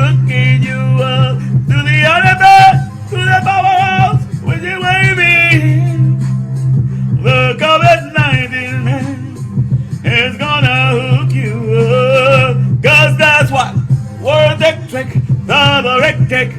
In the other bed we're connected. Word electric, double electric. To no one else I'm genuflecting. Word electric, double electric. To the powerhouse I'm connected. And then I want to get your power back, cause you were finding there the powerhouse not scared. You won't be silenced, nobody can touch what you were finding there. Gets to cut the masking back of lies. The righteous now they cries, cause the COVID-19 man is gonna hook you up to the powerhouse. Leave the power show, ride this mule around.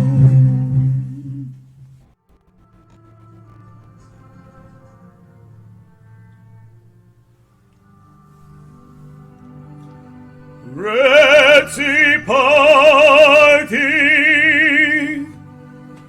Red Sea Party.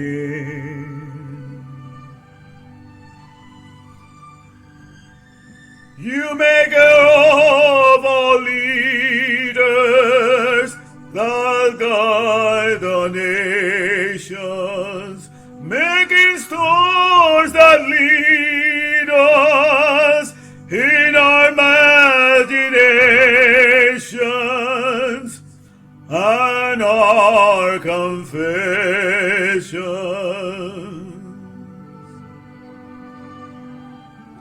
Your hidden mystery I see. In plain sight you have done it all.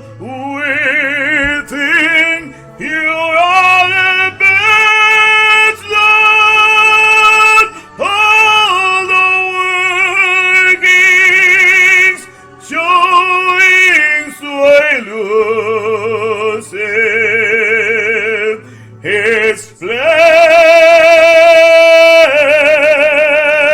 all.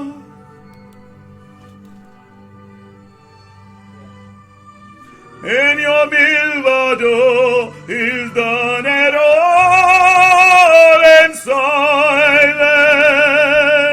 His eye can guide us.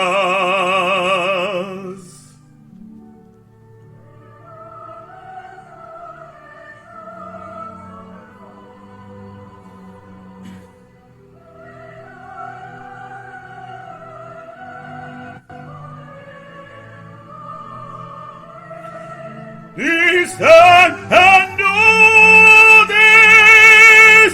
This was deadly stellar. This was deadly stellar. Now comes to vanquish all.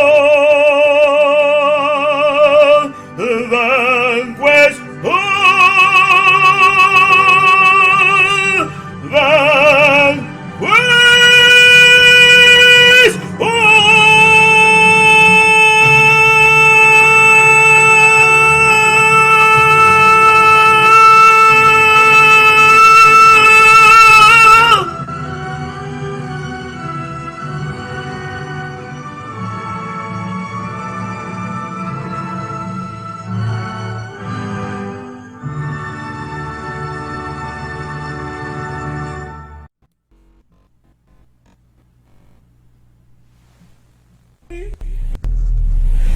Where we go, where we go, don't you know?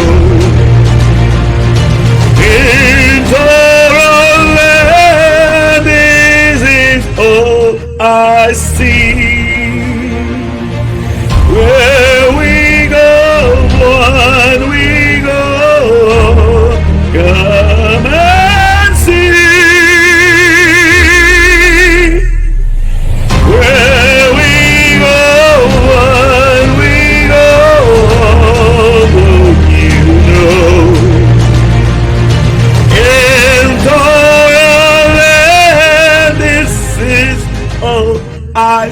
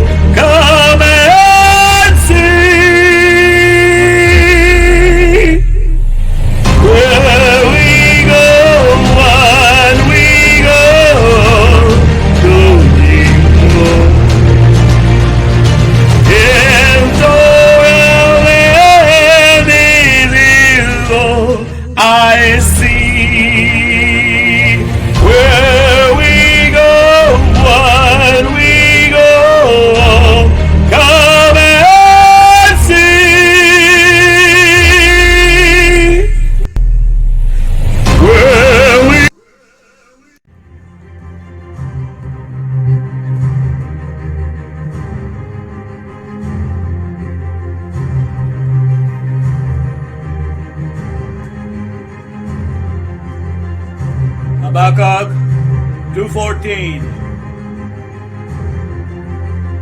For the earth will be as full of the knowledge of Adonai's glory as water covering the sea.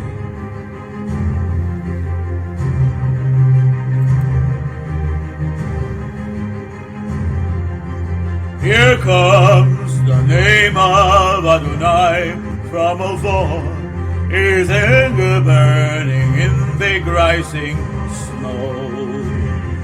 His lips are full to the brim with fury, his tongue a consuming fire.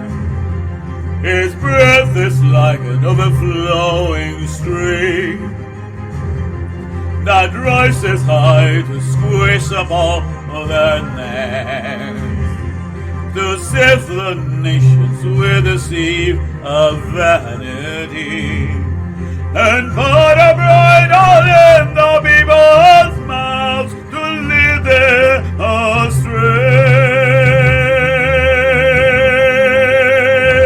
Shema Yisrael,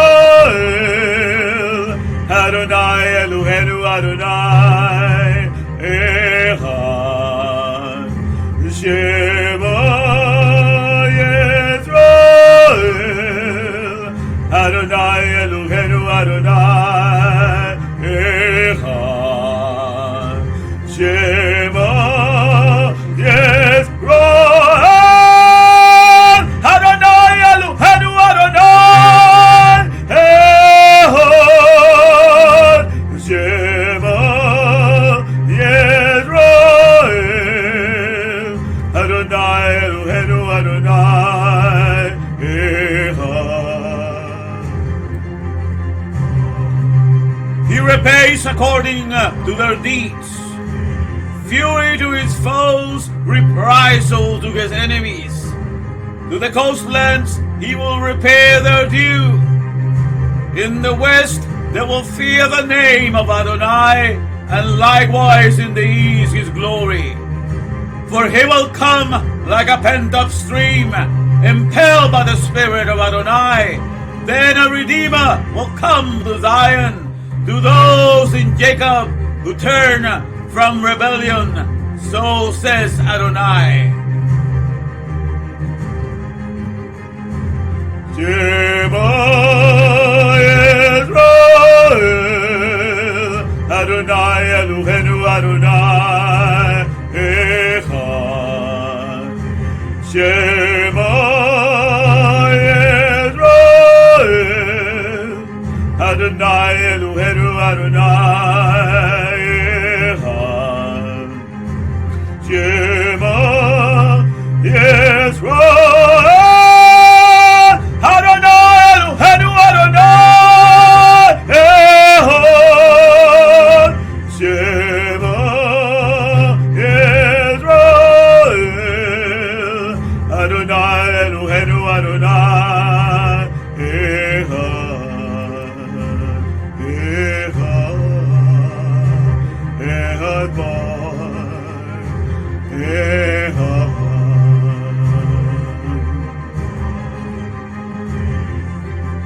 For then I will change the people so that they will help your lips to call on the name of Adonai, all of them, and serve him with one accord. And he shall judge many peoples, rebuking strong nations of old. The skill to destroy will be instead peaceful joy. They won't need war anymore. Shema Yisrael, Adonai Eloheinu Adonai Echad. Shema Yisrael,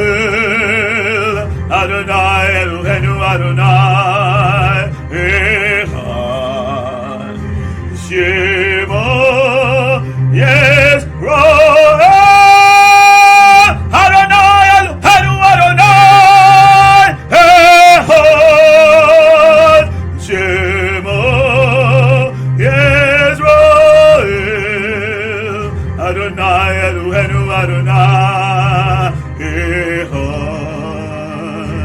Echad, Echad, Echad Ba, Echad.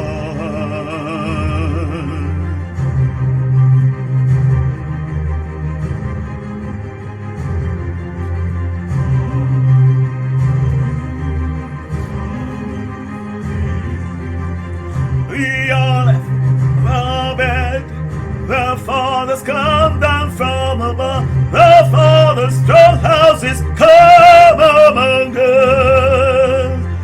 The Aleph, the bed, the fathers come down from above, His name that's so strong, the powerhouse of every soul. The Aleph bed rules inside of us. The Aleph, the bed, the fathers come down from above, His name that's so strong, the powerhouse of every soul. The Aleph bed rules inside of us.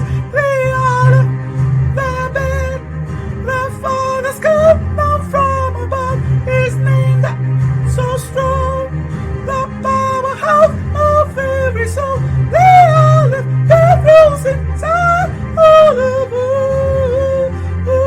The Aleph, the bed, the fathers come down from above, the name that's so strong, the powerhouse of every soul.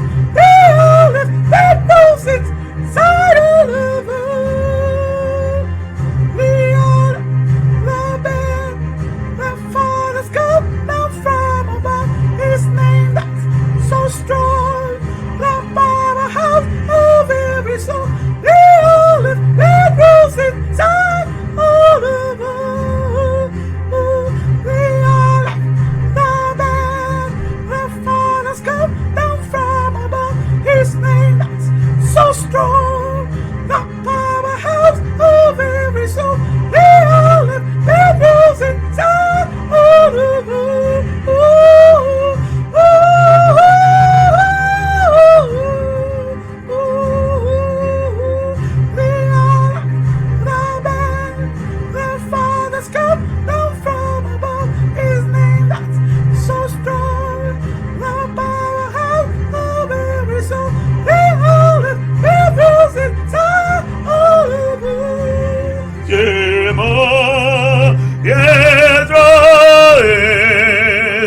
Adonai Eloheinu Adonai Echad.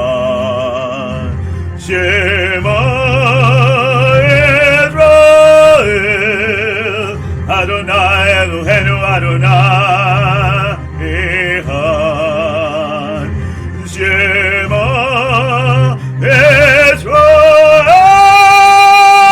Adonai Eloheinu Adonai.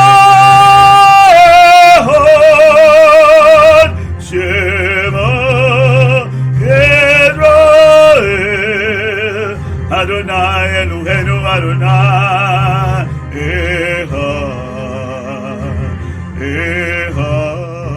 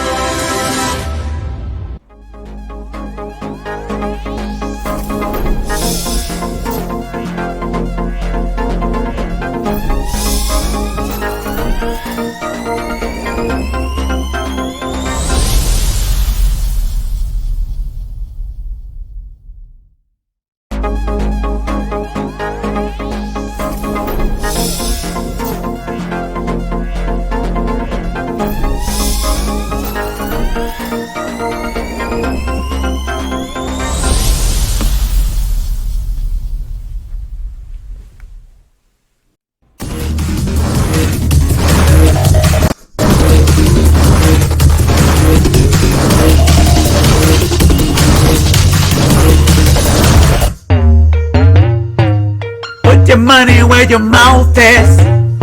Show me what you can do with it. Put your money where your mouth is. Show me what you can do with it.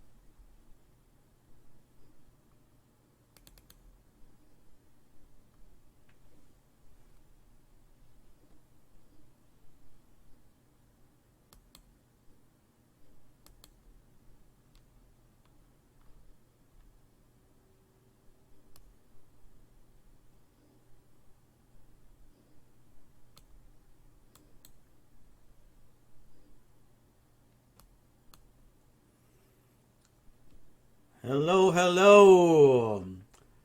Happy Hanukkah. Happy Educational Day. Hanukkah comes from the word Chinuk. It means to educate. All right, so we are giving here, putting the World Cup in here, and Hanukkah. We're taking the whole world to school so they could get to know the best owner for the whole world that people need to really trust, and that's the owner of the world has always been its science.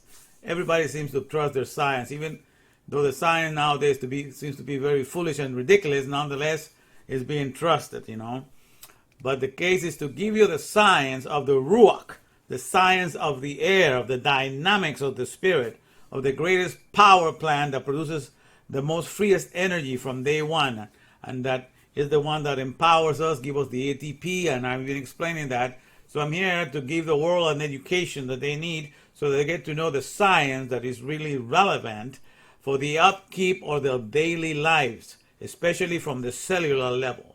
Okay, because this is all part of the dynamics of the Ruach, and nobody's explaining that to you.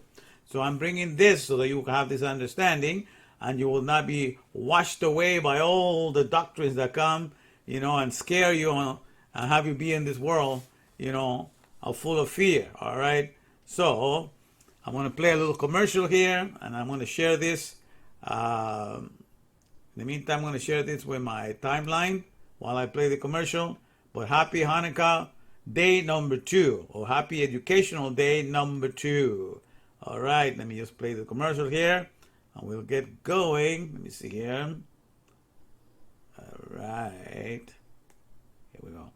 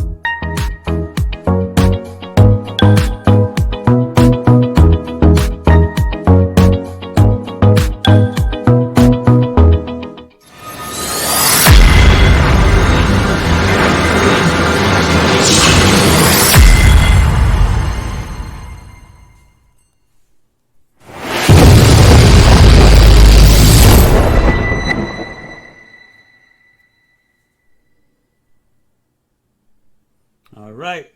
So don't forget to visit us this Wednesday, as the commercial indicates. We have our Watch and Win, Learn and Earn, or Prove Me Wrong and Win a Ton, or Win 1,000. Because all I'm bringing you is stuff that works for the here and now. God, who made everything, He's present. He's been present here all the time. The thing is that we have created a very foolish science that does not allow us to see His dynamics. But His dynamic is clearly revealed once we understand the Ruach, the dynamics of the air, the place where we get our sustenance 24/7, the oxygen that keeps us alive. The element number 8 in the periodic table, and that's the element that is above. Number 8 is the number above nature, okay? And that's the fact that we are kept by that. And this is the organism that we have. This flesh is mostly a processor of 22,000 pounds of air every day. That's the more pounds that it processes than everything else. And so this is the things that we need to keep in mind and begin to understand this and begin to discover how God has hidden Himself in nature. And He reveals Himself by the processes that He does the most to keep us alive. And what He does the most is grant us the gift of respiration, so that we can do this respiration of 22,000 pounds of air in a single day, non-stop. All right, so this is what we're doing here, and I've explained that yesterday. Well, we're going to get a little further into this right now. The whole idea is to give you the right science, because at the end of the day, that's why the world is suffering. A soul is nothing, but the product of its own science. So tell me what science has raised the soul, and I tell you where I can found that soul to be, and I see the confusion of where that soul could be. So it's according to the science that you've been raised up, that's how you will end up acting. So you're nothing but the output of the science that has been inputted into you. Okay, so the world has managed to create a science out of the afar. That means out of the dust. And with that science, it has tried to raise the world into an awareness of what life is all about, what being a human being is all about. And in so doing, you have ignored the dynamics of the air, the dynamics of the Ruach, the dynamic of the Spirit. And it is there where His name shines. His name, Yud Hev Ave, means the processor, because that's the work, the hands for work. The processes of breath, hey, the breath, of the respiration, infusion, that's the verb, connected, or intimacy, activations, because of the here again, the breath activates you and animates you. So at the end of the day, Yud Hevave has to do everything about trying to explain how he's processing life through the dynamics of the air, and he does it 24/7 like no one else. He's the only one that got that name. And each one of his initials is explaining a process and a functionality. Because that's what I want to explain to you today. That God is concerned with functionality, just like any creator or any CEO of any corporation is concerned with making sure that everything functions, and so does God. God commits everything to functionality, and he invites us to come to work in his mindset, to work in his mindfulness and in his consciousness, and be aware that we're here to enjoy functionality above all things. Because once we enjoy functionality, guess what? All physicality and everything else, and locality and all physicality is kept as brand new, refreshed, like a heaven here upon earth. So that's the advantage of focusing upon functionality. And that's what I'm going to look today. And so we've been talking about God made us, and the Torah would show you, the Torah would show you three main things. It will show you physicality, physical things that are in the world. It will show you locality, places, like historical places and everything. But it will show you also functionality. Okay, remember that. The Torah is going to show you those three main things. Physicalities, the things created in this world. Localities, the places, where these places are host. And then it's also going to show you functionality. But the main thrust or the main emphasis of the Torah, okay, the main emphasis of the Torah is to get you to fall in love with functionality. Because everything that has been made in the physicality and everything and every locality needs people to know how to make them function. So automatically, if you fall in love with functionality, that means you're going to fall in love with meanings and definitions. You're going to know how to make something from A to Z, and then all physicalities and all localities are going to be kept refreshed, renewed, restored, and looking like a heaven here upon earth. And that is the whole idea, of being like this. All right, so let me take you now to the other screen here. Let me go back to where we were. All right. Let me see how we're doing. All right. Okay, so it's kind of late, but I'm going to share this because, these are lessons that are necessary. And I can explain to you, the word Hanukkah comes from the word Hinuk, which means to educate. And the world needs to be educated in the right science, the science of the Ruach, because that is one that is going to show you the intimacy that really is the one that is keeping us alive 24/7. Because the air has the capacity, it's in the nature of the air to embrace all of it, to come in and out of us. So that's the idea, to be one with us. That's all part of the nature of the air, out of the nature of the Ruach.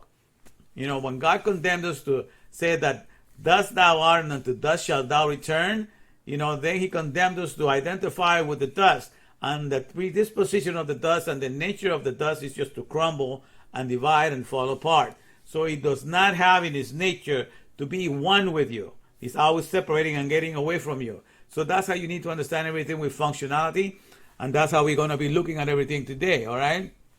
So that's the main thrust of this message. So the whole idea is to make you understand that when God created something, in the Torah, the emphasis of the Torah is to show you physicalities, to show you localities, but also to show you that mainly what God is concerned with is functionality, all right? And for that, I'm going to take you to this window here so we can look at what we have here for today. The sermon is Happy Hanukkah. So it's from December 18. It started yesterday, and today is the second day, and it's going to be all the way to December 26th. So 18 is the numerical value for the Heil Haim, or Haim, is for life, numerical value for life. And then 26 is the numerical value for Yud Hevave, the Lord, or Hashem, as they call him, the Jewish people, but the Lord, Yud Hevave. So that's the main concern. So that's the thing. So with these days, the whole idea is to elevate your science, to take you away from the Mickey Mouse science of the dust that does not compare to the science and the knowledge and understanding that you can get from studying the dynamics of the Ruach, because it's a great power plant that is taking place in the dynamics of the Ruach. That's where we get our number one supply of energy. The oxygen that gives the ATP, which is the fuel that each one of our cells can get to use. All right, so this is the thing that we have going for ourselves, my friend. So rejoice, that even though the worlds right now are being bamboozled into following everything else, but the Torah, I'm here to tell you that we can know something that is very valuable here for ourselves. So we can learn something that can put us on top of the world and deliver us from all kinds of fear. That's the whole idea of learning Torah. So the main emphasis, like I say, so today is day 2, lesson 2, like it says in there. And let me put it up here. And a picture of this. All right. I can do, so you can see it. All right, so like I say, here is day 2 for lesson 2, educational day number 2. We're going to go to the passage of the scripture. It says, and God saw that it was good. The moment God made something in creation, everything that he made, right away it says, and God saw to it that it was good. Okay? What's the interesting thing, when you just think, why would God create something and then he sees that it's good? Wasn't it good when he thought of making it to begin with? Why does he have to say, and he saw to it, and he saw that it was good? If God's going to make something, it's going to be good, right? According to our little understanding. But we don't understand that the word tav, which is translated good, that is the word that means functionality, to make sure that something is working. And so this is what every company owner commits themselves to. Every person that has come up with a product and services, what they commit themselves to do once they make a product and service, the owner of the company or the CEO is committed to supervise functionality. That's all you have to do. And he hires all the workers so that supervise the functionality of the product and services. Because to supervise is to watch. Supervise, to see, supervision, to watch. To watch things. That's the idea of saw. And God supervised the functionality of the light, and God supervised the functionality of everything that he made. He commit himself to supervise his functionality, because that's what a creator does. So that's the understanding we need to have when we come to Torah. So at the beginning, in the first 28 letters of the first verse of Genesis 1:1, the first 28 Hebrew letters, that's 28 letters is the numeric value for koach, and that's the strength, and that explains the importance that in the head of a woman, in the Bereshit means in the head of a woman, the neck of a woman, in the head of a woman, which is indicated in the book of Proverbs that represents wisdom. In the wisdom of God, he prepare experts, he prepare authorities, he prepare powers, he prepare expertise, he prepares skills and abilities and faculties to be able to handle everything for the care of the heavens from A to C, and everything for the care of the earth from A to Z. That's how he's saying in there, from Aleph Tab to Aleph Tab. But that A to C is taken out in all the other translation of the Bible. They say untranslatable. So 7,302 times that thing is taken out. That word is removed. That appears that many times that it appears in the Tanakh. But in all the other Bibles of all the other languages in the world, it's removed. So then the emphasis of learning everything from A to C, to being intimate with a word, to know the definitions, every definition and meaning from A to C, so that you can be a producer, so that your soul can be a surrogate mother that conceives the idea, conceives the product, and it brings it to pass, and it delivers into the market, and it gives birth to it, and manifests it into this world. That's the main emphasis of Torah, to make you think that way. So the whole 28 letters for Bereshit 1:1, in the beginning God created the heavens and the earth. That is the key to understand that God is inviting us for us to be in Chachma B'nedah, into wisdom, understanding, and knowledge. And for us to be his currents, the energizers of this wisdom. Because having wisdom, understanding, and knowledge makes you a current, makes you a flow of creative energy to make all the products and services that this world will ever ask of you, and to also to do their maintenance. Everything that has ever been created is always done with the CBDC, which doesn't stand for Central Bank, Central Bank Digital Currency, but stands for Chachma B'nedah Current, which is the flow of energy, flow of creative energies that we all have when we have that inside of us. And that is the cryptocurrency. That's what is hidden inside of us, and that's what it gets to make everything in this world. For some reason, they have stolen that credit from all your capacity that you have inside of you, and you give that credit to the external money that has no power whatsoever to make a single thing in this world. Okay, but I'm here to educate you, to give you the right understanding of things, to bring you back to what Torah wants to emphasize for you. Okay, that the main emphasis to be in this world is to enjoy the physicalities that God created, admire God for all his splendor, splendorous ways and his majestic ways, enjoy the localities that he has made, but basically fall in love with functionality. Because that's why every time when he made something, it says, and God saw that it was good, God made the light, and he supervised his functionality. That's what he's saying. When he says God saw that it was good, and God supervised the functionality of the light.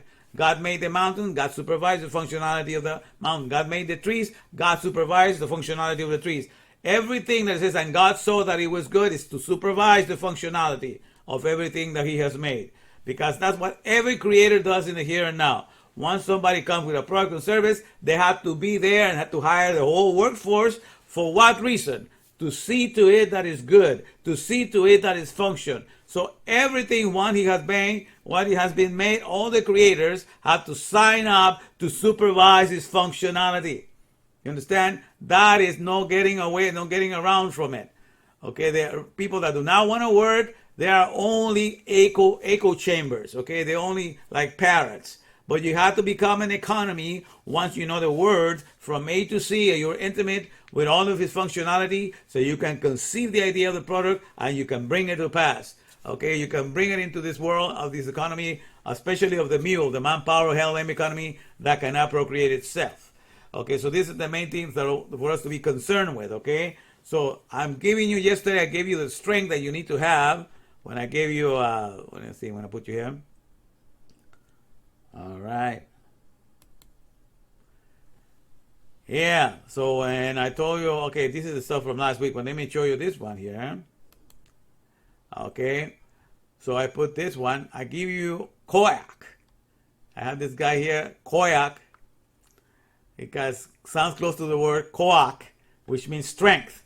And that's a numerical value of 28. That's why I call this HDTV 28. Hadavar in Torah Hadavar in Torah volt 613.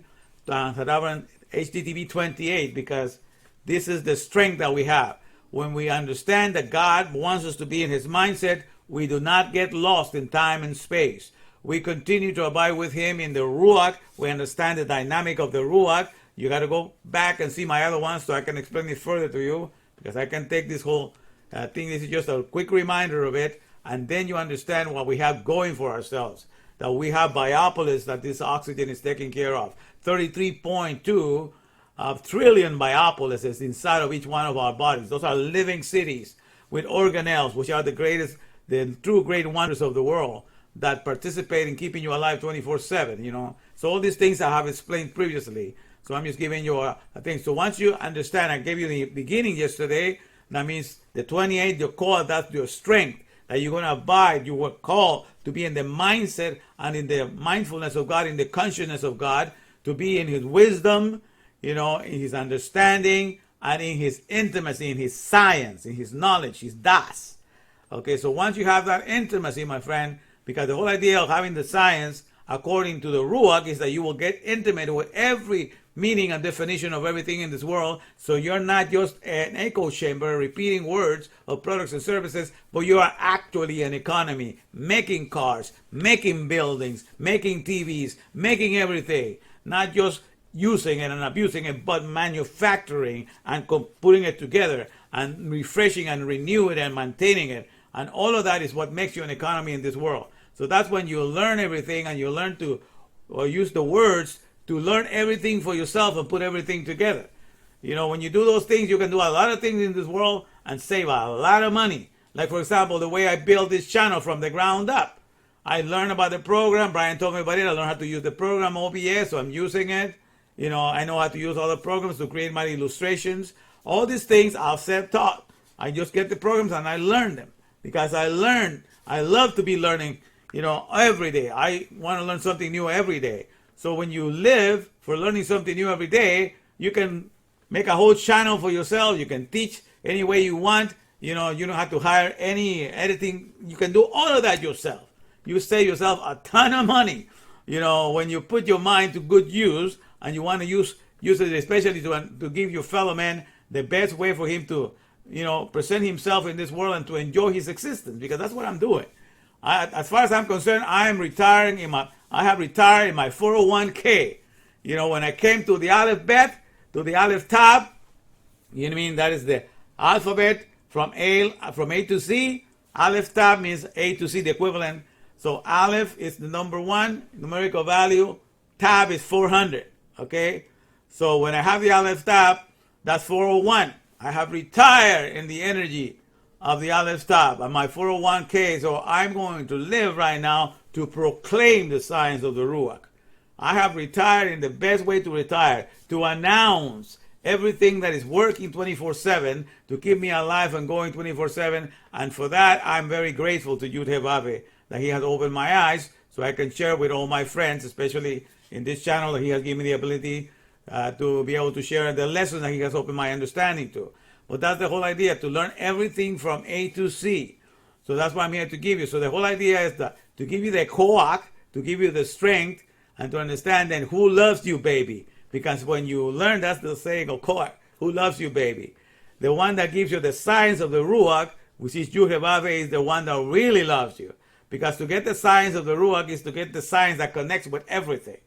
You understand how everything works from the world of the Mahashaba, from your thought world, how everything is put together, because you dedicate your thought world to explaining all the processes that are taking place in the Ruach, in the here and now, and therefore, your ears are always open, and you always have something to say about that. You have always something to rejoice, because the business of the air, of keeping the whole organic world alive and energized 24/7, that power plant has never had a blackout. It has never been out for a second. In all of its history, has always been functioning 24/7. It has never experienced a blackout so that the organic world will die instantly. No, it continues to work because Yud Hevave, our Lord, does not slumber. He does not fall asleep. He does not grow weary.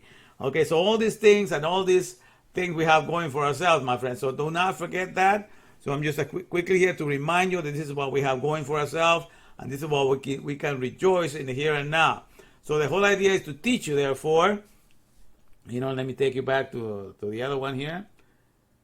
So we can go here to the Hanukkah, yeah. All right. So lesson 2 to today is, and Elohim saw that it was good, means that the CEOs or the energies, they supervise functionality. That's what all the people that are creators, that's what they do. They commit themselves to the functionality. So here I'm reading this part for today. Okay, let me see here. All right, it says Ruach Science 101. So I'm teaching you the intimacy of the Science 101. So I'm taking the whole world to school because Hanukkah is from the root word Hinuk, which means to educate. So I'm giving you the right education that you need to rise above the darkness that has plagued the earth right now. It's a pandemic of diminishing the science of the Ruach and giving you a Mickey Mouse science of the afar, of the world of the dust that does not explain how everything connects. It keeps us separated from each other. It doesn't connect us with one another. We do not see how everything connects in this world. But when we rise up to the dynamics of the air, then we get to see the nature of the air. The position of the air is just to embrace everything and to be one with it. Okay, so then we raise our level of understanding. So that's the whole idea. So the Ruachs, or the air, or the spirit science 101, or knowledge or understanding or intimacy, that's what we are concerned to.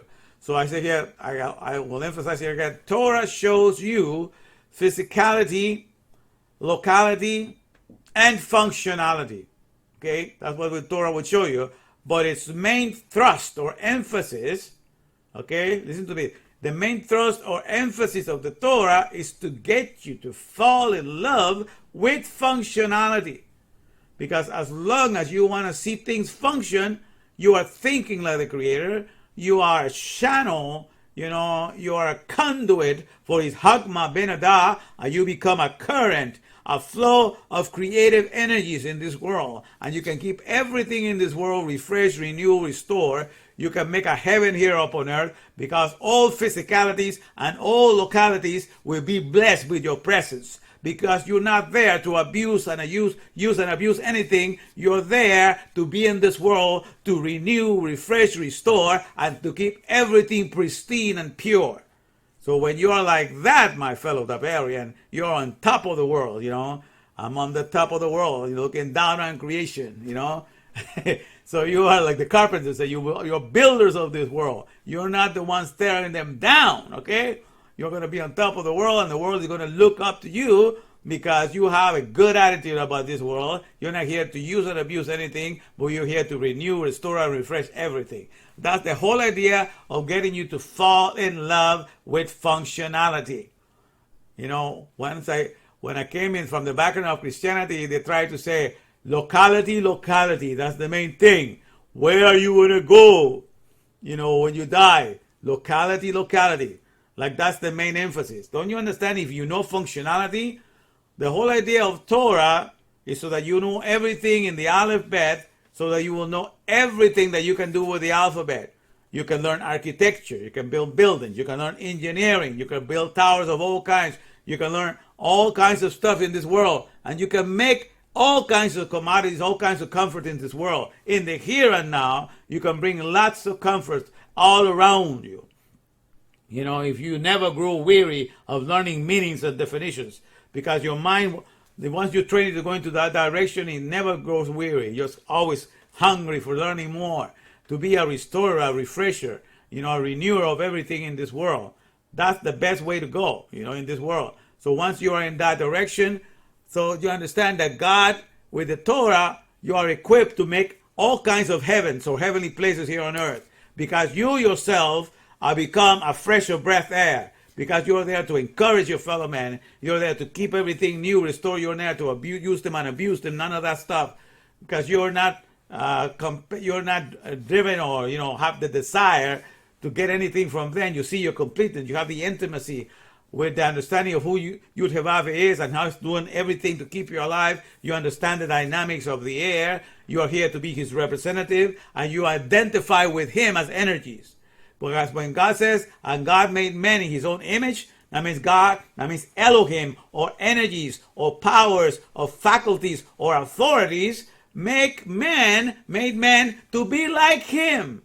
So that when God, we as men, that are made out of the dust, like Adam, we could look up and identify the air, the Elohim, the energies. That's my hero. When you're watching the movie in the 3D theater of God's creation, that's the energies that you identify with. Just like when we go see a movie and we identify with the main character, the superhero, that's the one we identify with. Well, here the superhero that is the spark of life that is quickening the whole organic world and keeping us alive is the energies of God, the faculties, the powers, everything that has to do with the Hagma, and that's what we identify with, because we were made in the image of energies, in the image of power. That's what Elohim means.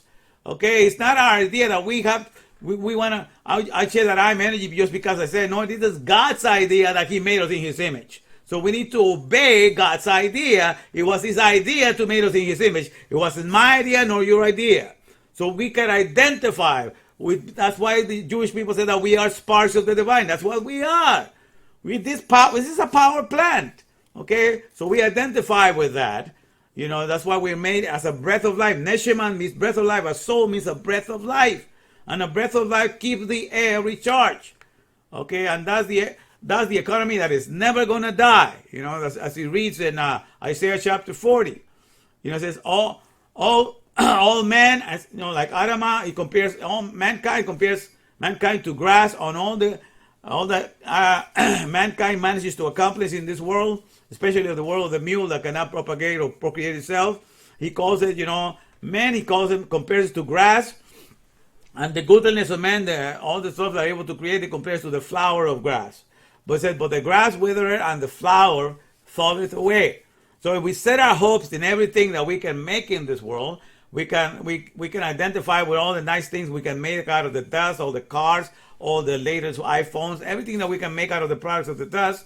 But at the end of the day, all those things die, all those things fade away. But if we identify him with the sparks of life, all the energies that are taking place in the Ruach, in the air dynamics, to keep all the organic world alive, if that is our hero that we want to, we are never going to disappoint it, because that Elohim remains forever. That energy remains energized. We take the air in, but as it circulates within us and it goes out recharging the air again. So we take in the oxygen to recharge ourselves, but in the vortices of turning within us, it goes out and it charges the air again for all the other species to continue. So the economy of the energies to keep the organic world alive is never going to die. And that's why that verse in chapter 40 of Isaiah, verse 8, it says, all man is like grass, and all the flower of the goodness of man as the flower of the grass.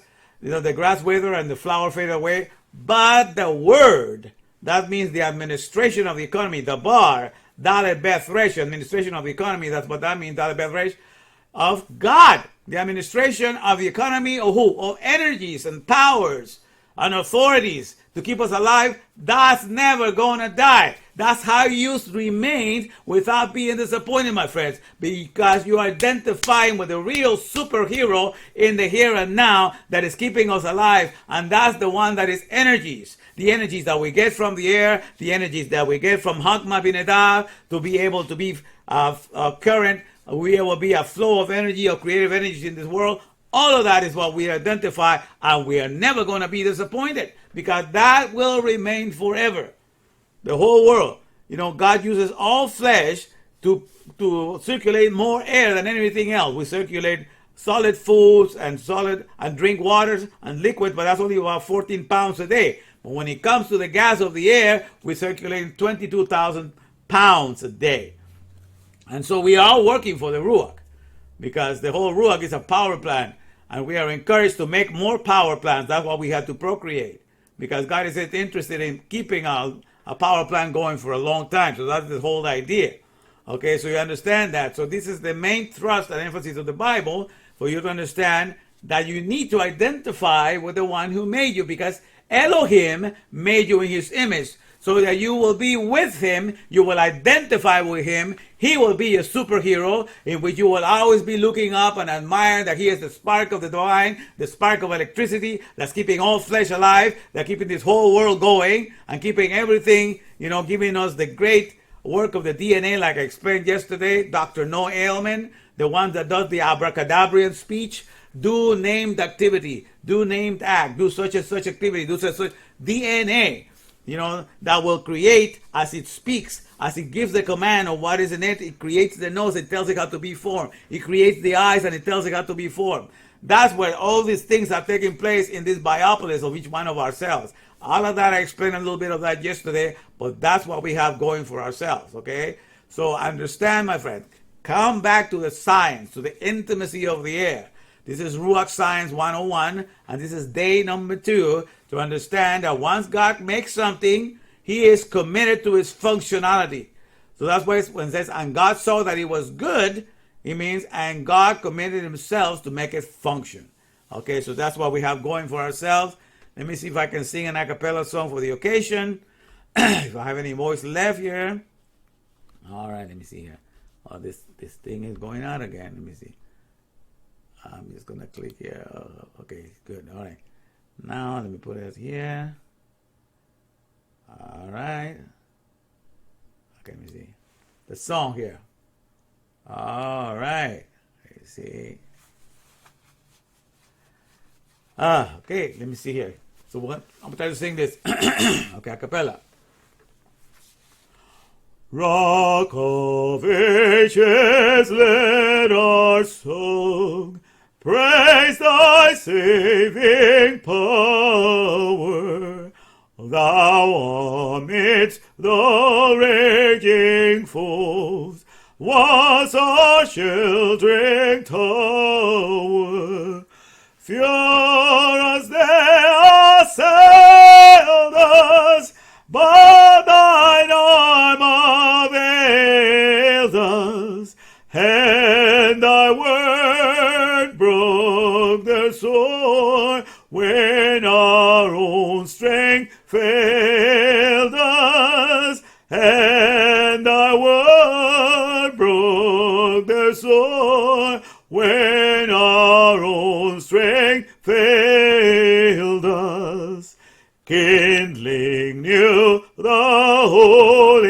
lambs, priest approved his offering, purify the nation's shrine, brought to God their offering, and his courts surrounding,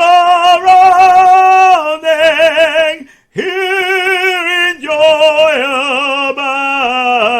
abounding, happy throngs singing songs with a mighty sounding, happy throngs singing songs with a mighty sounding. Children of the martyrs' race, where the fray of fetter wake the echoes of the songs, where ye may be scattered. Yours the message sharing, though the time is nearing, which will see home and free, tyrants disappearing, which will see home and free, tyrants disappearing. Amen. All right. The whole idea, my friend, is to fall in love with functionality, because that way you will stay close to every word and definition. You will not take anything take the place of being smart instead of you. You will not trust in a smartphone. You will be the smart communicator. You will not trust in any smart device. You will be the smart brain that gets everything done. That's how you have to look at life. You know, do not let them rob the capacity that you're capable of doing. You understand that the Greeks have they will teach, part of the teaching was mnemonics. That means the ability to remember things. You know, so there are people that could remember all the citizens. Because they didn't have computers then, but there were people that could remember all the people when they were born and such and such. So everybody had somebody that was training mnemonics, and they thought, and the people would keep track of who lives here and who lives there when they were born, everything in their head. Because we have the capacity to be smart like that. You know, if we don't yield our strength to the products of the dust, as we have done in this generation. You know, therefore, we have raised a generation of ignoramuses, people that are so simple. They just believe in the science of the afar, which is very foolish science compared to the science of the Ruach and the dynamics of the things that are happening in the Ruach. Okay, but this is the thing that we have happened. We're in an age people have forgotten, you know, where they come from. So we need to remind them of that. So let me see if okay, good. All right, let me see if I can put here. All right. So that's the whole idea. You know, so I put in here, let me see if I can share this part with you. Because I call the message here, you know, the messages that I give, this is how I look at myself. This is a PSA. You know, all the messages I give, that's what I call myself. A PSA is a public service announcement, you know, like it says in the news. Well, what stands for Puny Servicing ATP. That's what I do, Puny Servicing ATP, where puny, okay, puny stands for poor, unapologetically needed Yudhevavian. That's what I am. I'm a poor, unapologetically needy Yudhevavian, because I need the processes of respiration that are animating me, whether I care to confess it or not. All of us need the processes of respiration, fusion, and activations that are taking place. And that's the process of the name of Yudhevav that keeps us alive when we pronounce his name with every breath that we take. You know, that's why it says not to take the name of God in vain, because we are in the functionality of breathing, we are pronouncing his name. Okay, the processes, that's the Yud, Hey, respiration, Vav, fusion, and activations. Okay, you activate inside of you and activate the air outside of you. And that's Yud He Vav He, the process that is keeping the whole organic world alive. And when we are alive, because we have the ATP, we can keep the whole mule, the world that can appropriate itself, we can keep it going. So at the end of the day, this is the number one source of power. The Ruach is the omnipotent power that makes us be able to have the energies to sustain the whole world. So that's why I call myself a puny. Here stands, for unapologetically needy Yud Hevavian, servicing ATP. And ATP, which is the energy of the cell, I call that Aleph Tap powers. That's everything that I can come up with the words, all the ideas and all the ideas that I can share with you. That's the creative flow of Hakma Bineda coming through me, and where powers, the word power stands for published orations, because I get to speak this out. Wisely expounded respirandia sustainability. I expound how the world of the Ruach works, the world of the air and the economy of the air works 24/7, which nobody's doing nowadays. Our goal here is to elevate the awareness from just seeing yourself as a cell, as a a corporeal entity, because you look at yourself as having a body, corporeal entity, lavishing life, because that's what you do in this world. You're lavishing, you're giving, life, lavishing life, and then it says, in the one, it says, become a cell from just seeing yourself as a corporeal entity lavishing life to become a cell, a colossal energy lavishing lover. Because that's what you do. When you take each breath, you recharge the air again. When it leaves from you, it's recharged again. And it's taking carbon dioxide to the plants, and it's taking all the other gases to all the other species. And the energy party continues. The flow of energy keeps on circulating. It's one big power plant in the Ruach that we all participate.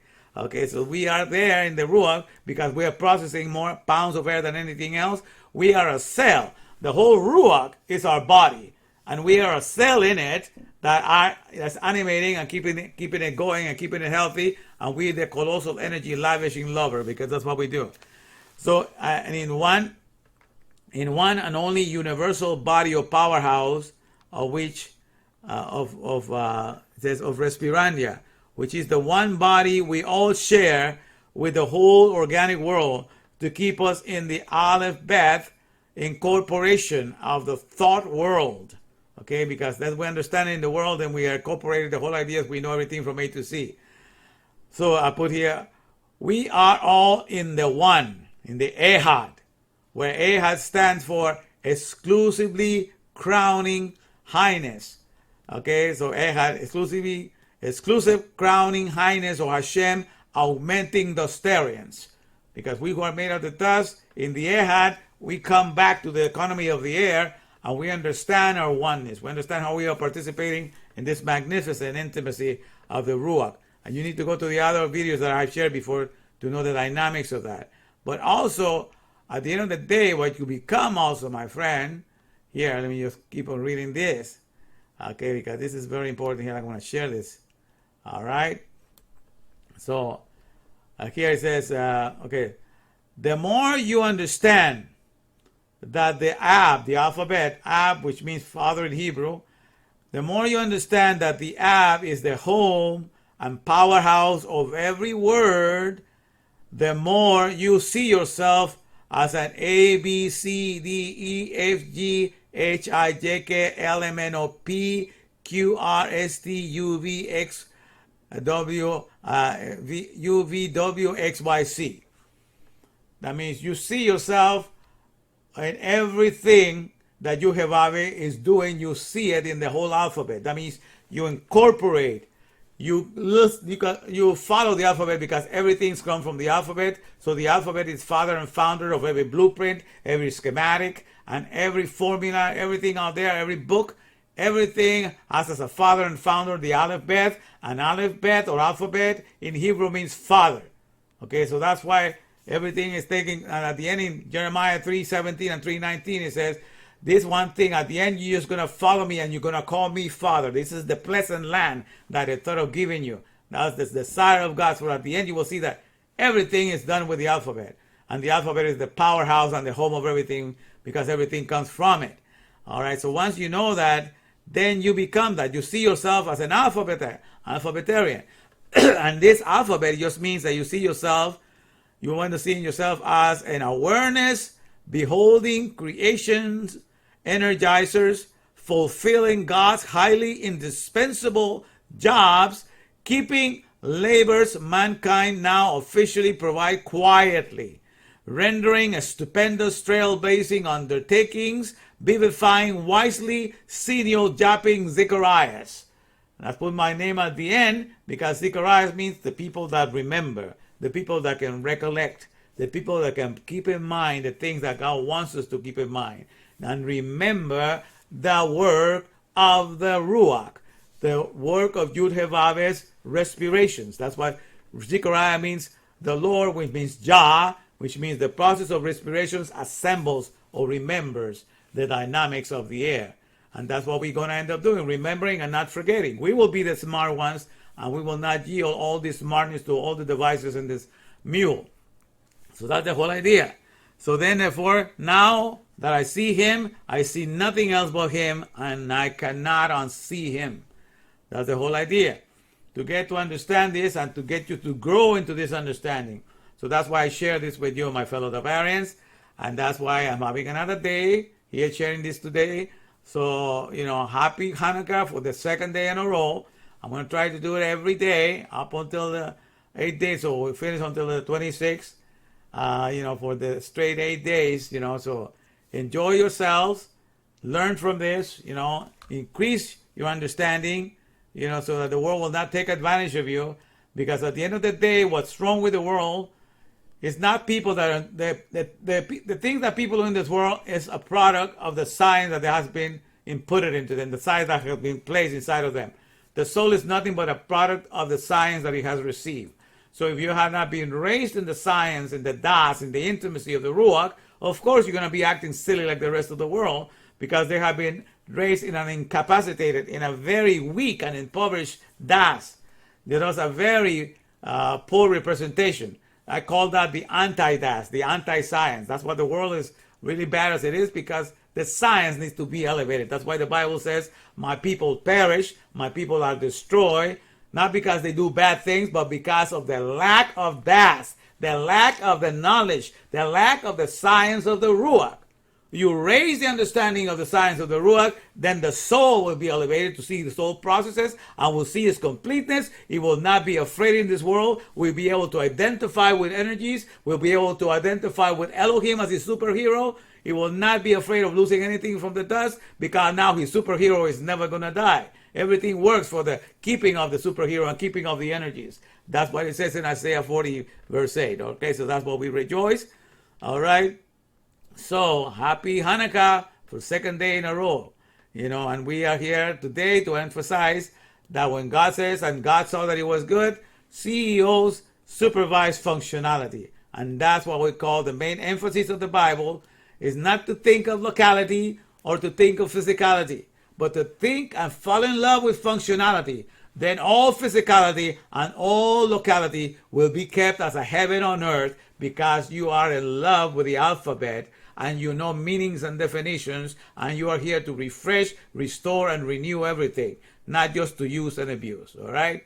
So enjoying that, my fellow Bavarians, and let me close with a little commercial here, a little song.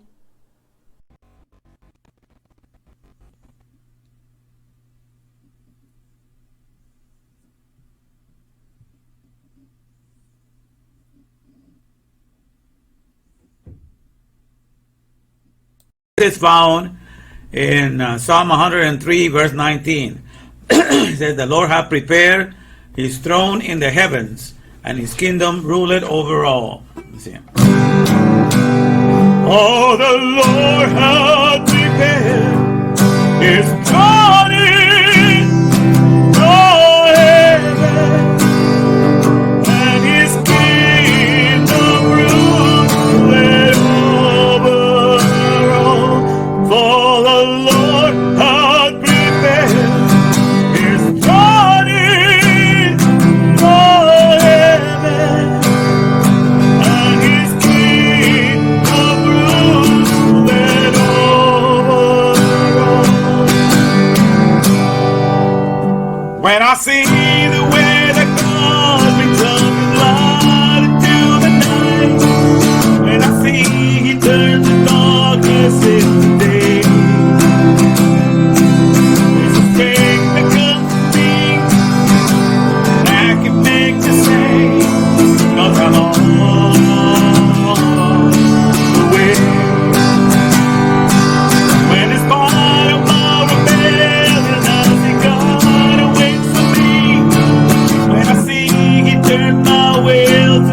he stays. His strength I come to see, down within my heart, that I'm on the way. There is more than just religion in the life today. For the Lord has made me free and set me up His way. And I spread the word of God all across this very land, sowing truth across this whole wide world. And beyond the purple mountains I will go someday. But for now the Lord will save the chosen of His way, and encourage this I do by the word of my Torah. I will bring the exile ones back home.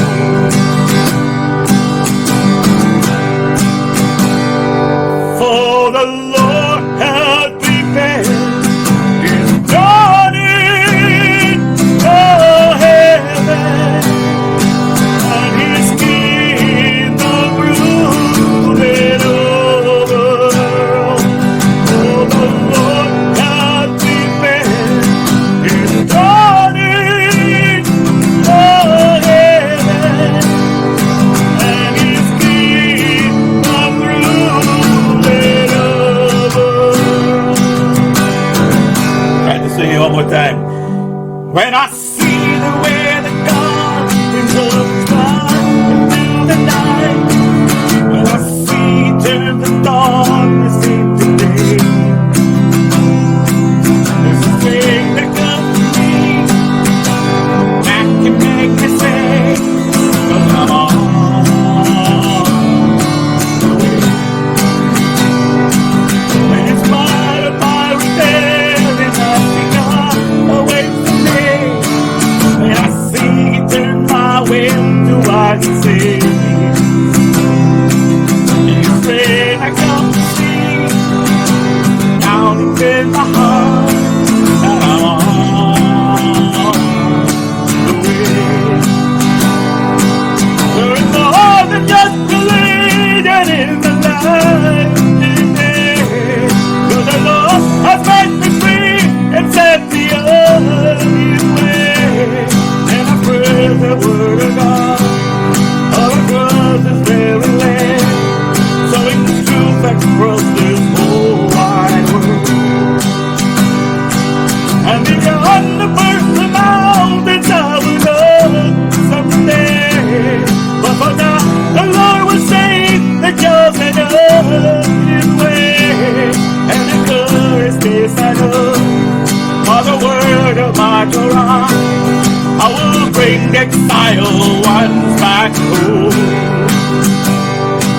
I will bring the exile ones back home. I will bring the exile ones back home. All right. Came out good. I did not make a mistake. Thanks, Hashem, because I just made a lot of changes today. Now let's see the second, the one in the bottom here. Let's bring Hashem right back down to the here and now. Let's bring Hashem right back down to the here and now. Let's bring Hashem right back down to the here and now. Let's bring Hashem right back down to the here and now. Let's bring Hashem right back down to the here and now. I'm working hard to bring the olive bread back home. I'm working hard to bring the olive bread back home. I'm working hard to bring the olive bread back home. I'm working hard to bring the olive bread. Oh, let's return and bring the olive bread back home. Oh, let's return and bring the olive bread back home. Oh, let's return and bring the olive bread back home. all this return and bring me to the here and now. Let's bring Hashem right back down to the here and now. Let's bring Hashem right back down to the here and now. Let's bring Hashem right back down to the here and now. I'm bringing God right back down to the here and now.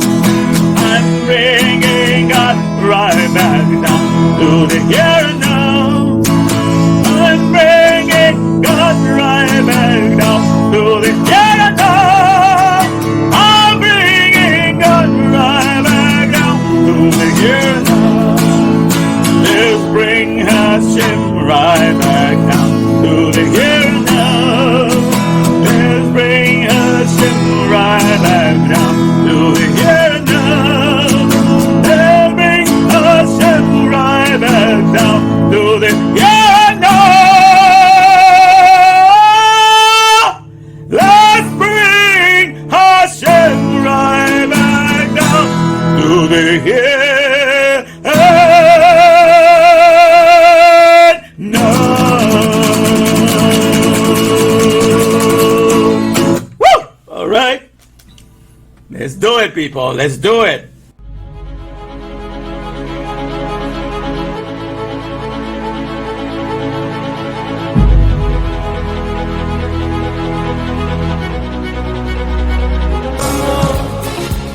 Amor, amor, nació de ti, nació de mí, de la esperanza. Amor, amor, amor, nació de Dios para los dos. Nació de la alma.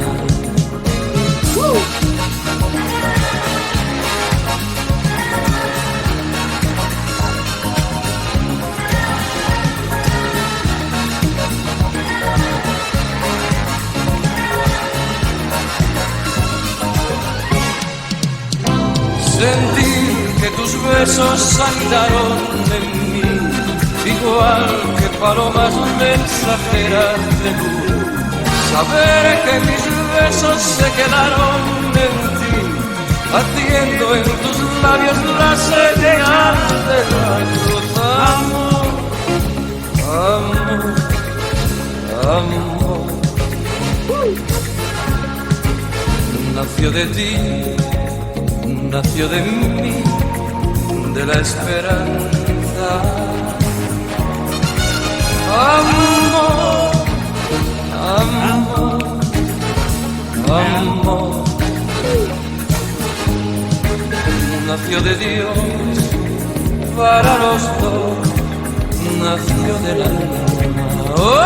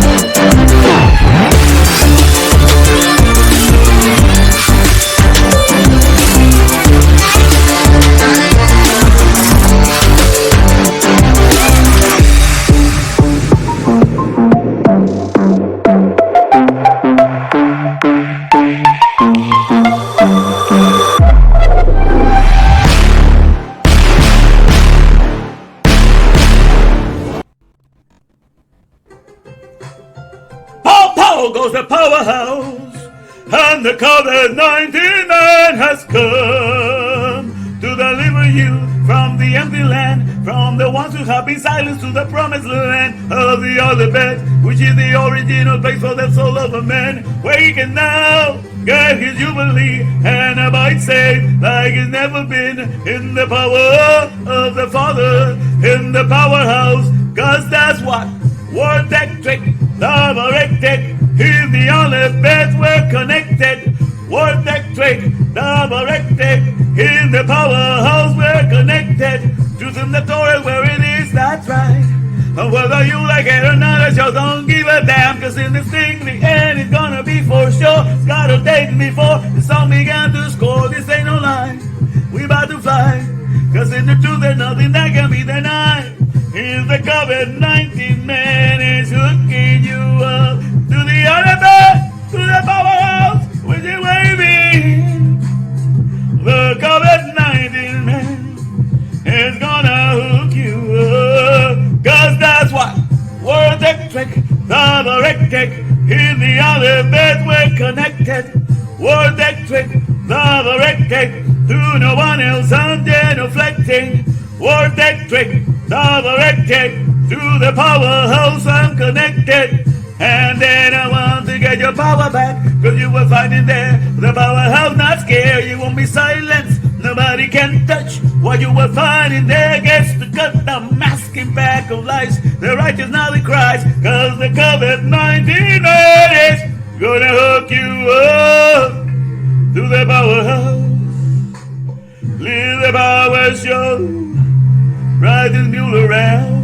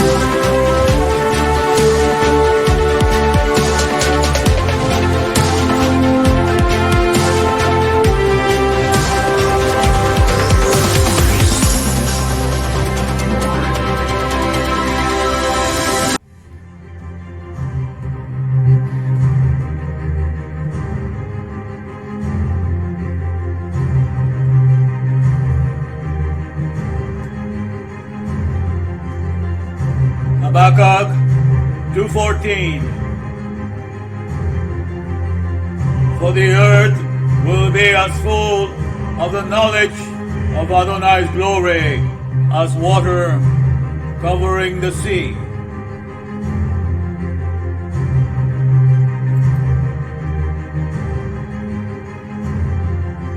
Here comes the name of Adonai from afar. His anger burning in thick rising smoke. His lips are full to the brim with fury. His tongue a consuming fire. His breath is like an overflowing stream that rises high to squish up all the land. To sift the nations with a sieve of vanity, and put a bright oil in the people's mouths to lead them astray. Shema Yisrael, Adonai Eloheinu Adonai Echad. Shema Yisrael, Adonai Eloheinu Adonai Echad.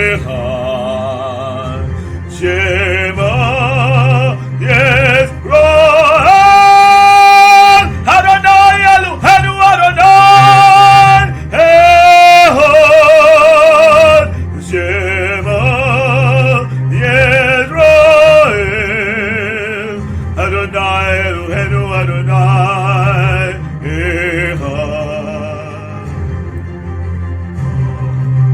He repays according to their deeds. Fury to his foes, reprisal to his enemies. To the coastlands he will repay their due. In the west they will fear the name of Adonai, and likewise in the east his glory.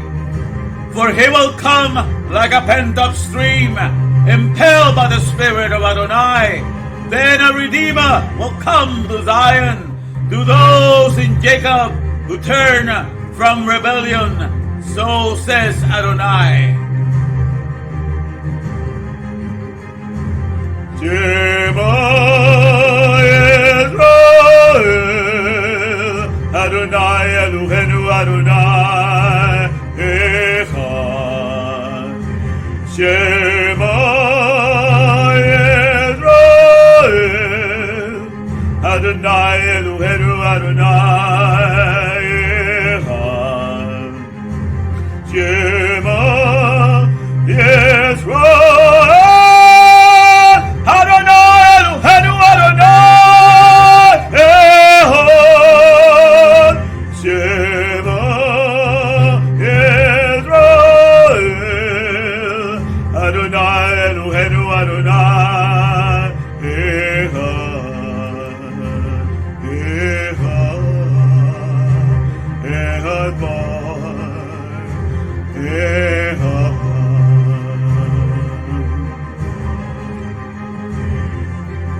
For then I will change the people so that they will have your lips to call on the name of Adonai, all of them, and serve him with one accord. And he shall judge many peoples, rebuking strong nations of old. The skill to destroy will be instead peaceful joy. They won't need war anymore. The Shema Yisrael, Adonai Eloheinu Adonai Echad. Shema Yisrael, Adonai Eloheinu Adonai Echad. Shema Yisrael, Adonai Eloheinu Adonai Echad. Shema Yisrael, Adonai Eloheinu Adonai Echad. Echad. Echad Echad.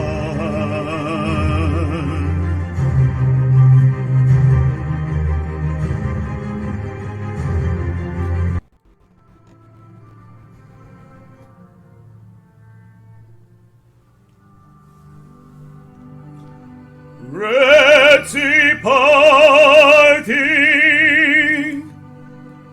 Red Sea parting.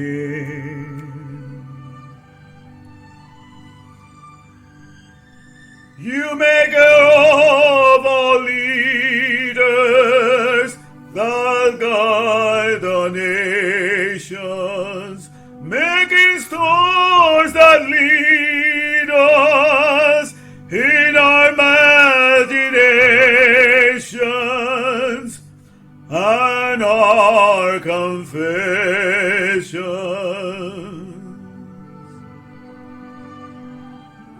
Your hidden mystery I see. In plain sight you have done it all. Within you are the best that all the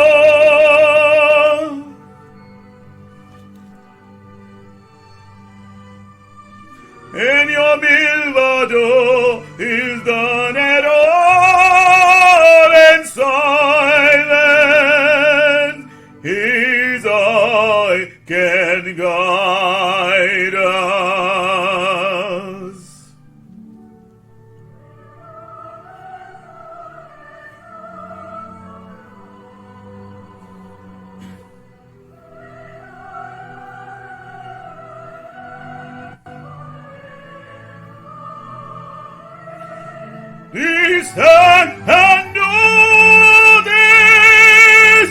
This voice steadily stand. This voice steadily stand. Now comes to vanquish all. Vanquish all. Vanquish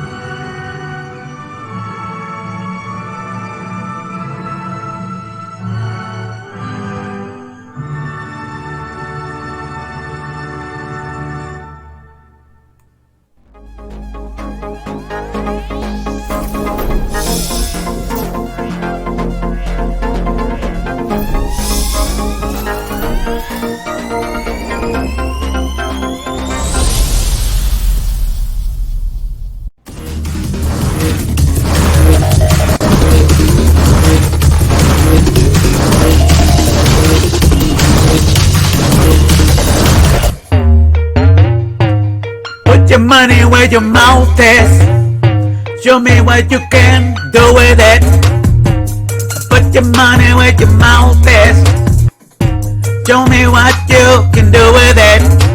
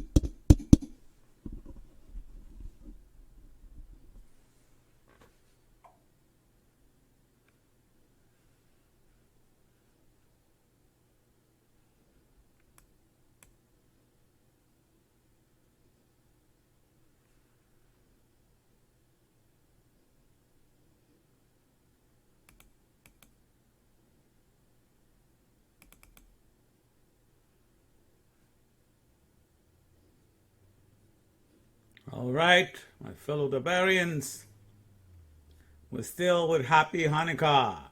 This is day third, started as of 6 o'clock this evening, the third day. All right, and we're looking like a Hanukkah coming from a Hanukkah to educate, so we're getting the education that we need to get from the intimacy, from the das, from the data, from the information, from the knowledge, and the science of the Ruach.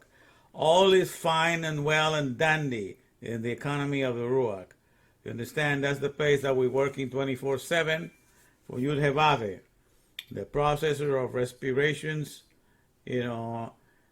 fusions, enlivenings or activations, powers, and that's to mean Elohim. And that's for whom we work. Every day we process 22,000 pounds of air for Yud Hevave. And that's the main number one company for the source of longevity and for life and for the sustenance of everything upon the planet, upon this earth, upon the four corners of creation. All right? And so that's what we need to understand. So all of us, because that's what we process the most, that's what we're working for the Ruach, for the spirit and for the air. So Happy Hanukkah is to give you an understanding that all is fine and well and dandy in the world of the Ruach, in the power plant of respirations that keep the organic world alive, where you and I are participating 24/7, and this is the company, this is the agency that has never rest from day one. The Lord does not slumber, does not grow weary. And so we are celebrating, and it's a happy occasion to have this understanding, because the world as it is right now, a lot of people think that there's a lot of turmoil going on, there's a lot of vexation, there's a lot of stress, and agitation of nations and what have you, and all these things because of what comes upon the news and everything that people are watching every day. But if you look up, if you see the place where you stare at the breathing that's taking place, that has not stopped. All the turmoils, all the Bitcoin tragedies, all the things that you're seeing is not affecting your very next breath that you're receiving. And that's what matters, is the fact that you can breathe from day to day, my friends, all right? And we are in the Ruach and we don't pay attention to it. All right, that's why it's more essential is that we get to breathe every second of the day, and that's what the Ruach economy is all about. It's the economy of the living, of keeping us quick, restore, renew, refresh, and energize with the ATP in every cell so we can continue to exist and go about our other, the other businesses that we do are under the main job of the Ruach. The main job of the Ruach is to keep us alive, and it does that. And then we can do to all the subservient activities, that everything that we manage to do because we're kept alive 24/7. All right, so that's what we're here to celebrate. And we are entrusting that message of the Torah that, as I said before, we were made to be in the mindset of God, according to the 28 letters, which is the Koach, the strength for our existence. God is a creator, and He wants us to be in His mindset so that we take care of business just like He does. All right, and by the way, I seem to be getting back a little bit of my hearing on this side. So thank you for your prayers. I noticed that today I'm able to hear a little bit more. It's not all completely full amplification yet, but the the hearing is coming back on this side. So that's a good praise to you, Jehovah, and thank you for your prayers for that. So these are the things that are happening. So last night, for some reason, I got very cold, and I couldn't sleep in my room, so I had to, because I only have the heater in the living room. So late, I had to wake up really late, and I had to come and sleep in my living room because that's the only place that the heater is working fine. Because I like to sleep in the cold. But I had all the blankets, and I still was shivering, so I did not sleep well that night. So I had to work today, and afterwards I had to sleep a little bit so I catch up on my Z's. But I woke up right now, and you have time to dress up like I've been doing on the other two occasions. So I just put a hat on, prepare the message, and I'm going to share this quick message with you. So we can be rejoicing in the fact that the economy of the Ruach is not suffering a single the energies that are provided by the Ruach, which is a representation of Elohim, powers and faculties and abilities for our flesh to continue to exist, they're still working fine and dandy. There's nothing happening in there, all right? So we can take comfort in that. So that's why, when the enemy encompass you about, just go to the name of Yud Hevave and you recognize that his Ruach is still running and still in business. It has not experienced a blackout, and we can continue to have an existence, and we can share with one another, and we can encourage one another. So this, like I say, we're celebrating Educational Day because Hanukkah comes from the Hinuk, which means to educate.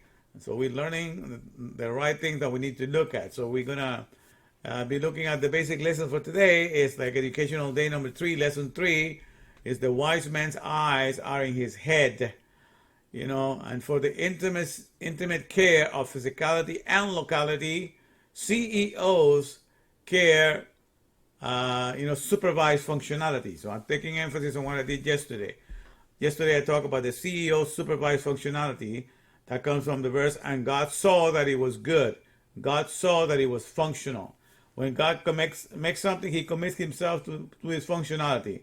Everything he made in the first chapter of Bereshit, chapter 1 of Genesis, right away he's saying, and God made the light, and God saw that it was good. That means, and he, who is the Elohim and the power behind everything, he committed himself to the functionality.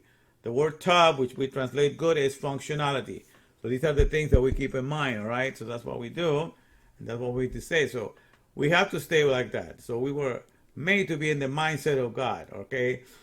So the verse for today comes from Ecclesiastes 2:14, which is here. It says, the wise man's eyes are in his head. The wise man's eyes are in his head. That sounds like an obvious thing. Everybody's eyes are in his head, right? So you may think, well, that's a waste of intellectual capacity. That's just an obvious fact that everybody has their eyes in the head. Okay? But what he's talking about is a little further than that. The Bible doesn't want to take you with something obvious. The wise man, the Hakman, I'm so sorry, kind of late right now. The Hakman meaning the man that follows wisdom, his eyes are in his head. You will understand when you understand that in the beginning it says in Bereshit. Bereshit means in the head of a woman. That means in the wisdom of God, because Bereshit is explained in Proverbs, in the book of Proverbs. That's alluding to wisdom, the wisdom of God. In the wisdom of God, in the mindset of God for wisdom, in Hakma Benedah, all the things were prepared from A to C for the activation of the heavens and the activation of the earth. So right away, so when it says that the wise man's eyes are in his head, a simple, obvious statement like that is just saying that the wise man is looking at the Hakma Benedah that is taking place within his head. He's looking always at the wisdom, understanding, and knowledge that is telling him how the world needs to be taken care of. Because the Hakma Benedah, the wisdom, understanding, and knowledge, how we view the world, so we can take care of it, is always in our head. So the wise man is always paying attention to what he can do to fortify all physicality and all locality. He's not here to take advantage of any of those things. He understands that the reason why God made him is to be a partaker of the powerhouse of the alphabet. The alphabet means powerhouse, because that is the father and founder of all creations, that come from schematics, from blueprints, from books, and from all these things. So that's the father and founder of all creation, and that's the powerhouse. And see, we were made in the image of that powerhouse, in the image of the alphabet. So when we understand that, then our place in all of existence is to abide in the mindset, in the head of the woman, in the wisdom of God at all times. So when we are abiding in the head of the woman, in the wisdom of God at all times, then the wise man's eyes are always looking to his head, to the Hakma Benedah, and lining up the whole creation to make sure that nothing in this world is used and abused. but that everything that we see before our eyes is here for us to display the power of the Maker, to make it and maintain it, because that's what we take pride, that's what we take joy in showing Him off, in showing that He is the one that has made us to be CBDCs, okay? To be Hagma Bineda currents. And by currents, I mean flow of creative energies. Because when we have Hagma Bineda, when we have wisdom, understanding, and knowledge, we become a current. We become a flow of creative energy in this world. Not only gets to make things, but it gets to maintain them, it gets to sustain them, it gets to renew them, refresh them, and restore them. And that's how we keep a heaven here up on earth, when we create that attitude about ourselves. So that's when we join the powers that are in existence, the Elohim, the faculties, the skills, the abilities. All of that is part of what is being on Elohim. Because if you have expertise, if you have Hagma Minida, you have authorities, you have expertise, you have the skills, you have faculties. All of that makes you an Elohim. It makes you a conduit of the God of the here and now that has made everything and sustains it by His power of His mighty. All of Beth, the powerhouse of all creation. And so that's why we rejoice. So it's a simple statement that may look kind of ridiculously obvious, that the wise man's eyes are in his head, because everybody's eyes are in their head.